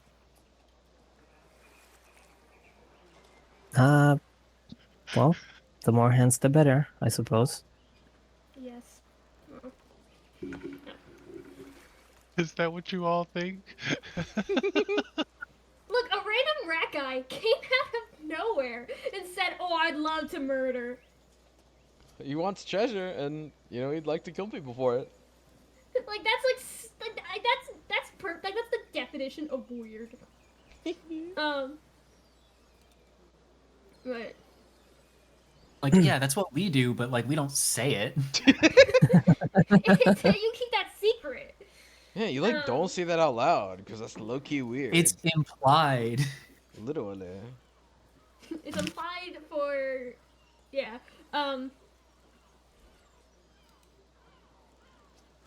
Yeah. Sorry, I just saw the queen waddling away. Yeah, sorry, she was supposed to go further back into town. She's kind of just, walking around, helping people with the recovery.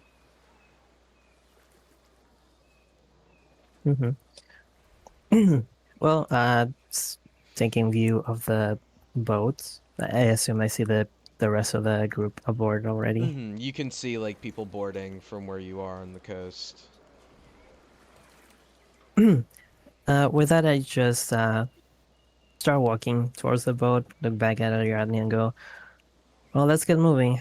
I'm sure Eric's is dying to leave this place. Oh, yes. Ooh. Like right at that moment, Eric's is like screaming into his pillow.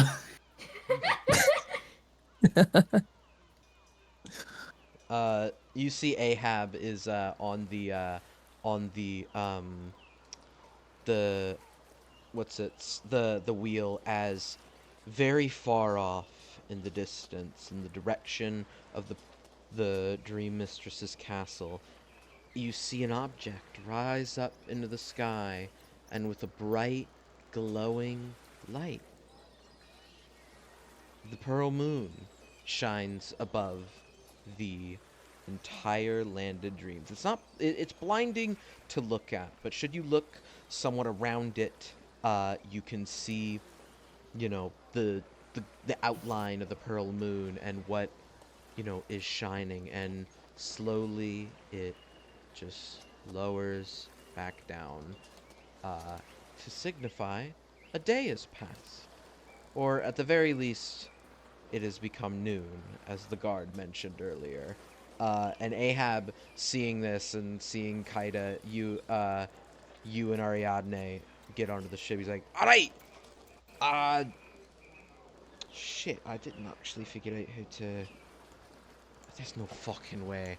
He looks down and he sees right next to the steering wheel, there are like two posts with like strings. Sinbad, Ratman, up here! And he yells, and the two of them come to his side, and he's like, pull the cords.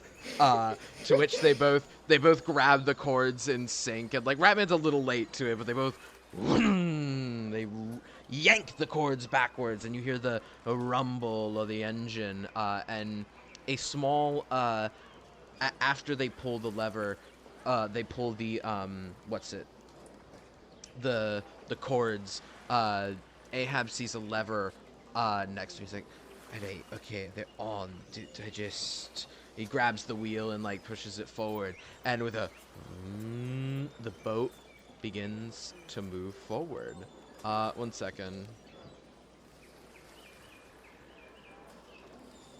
The boat begins to move forward as Jeskai, kind of sways on the crow's nest a bit. As the boat, I really, it's really gonna be hard to like move this shit. Whatever. Fuck it. They put you all like right there. That's about where you'd be. They like rotate you all. Oh, that's actually kind of flawless. As your boat begins to I'm gonna shrink you guys a bit, because that's probably the smallest I can go while it's still being playable. You all begin to sail away from Tehran on your motorized boat. Ahab, tells the two, Sinbad and Ratman, to go back down to man the cannons as you all sail away on your new boat. Ahab, he mans the steering wheel for a bit. Where are all of you? Before we end session tonight, where are all of you as the boat begins to sail onward and away from Tehran? Kaida Eric's would be at the. No, sorry. You go ahead, Kaida. Yeah, Kaida will just be at the very front of the ship, just looking out towards where they're going.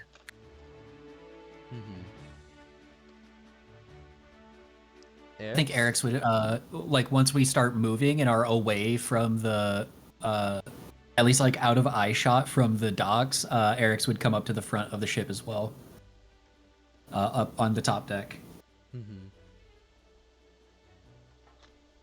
After Ariadne checked her watch to see if like the noon of like the day ending actually like matched up like 1-to-1 for her watch, It did. she went downstairs, and she is just gonna sit in silence and kind of silently fume about life. Fair enough. Pink Eye?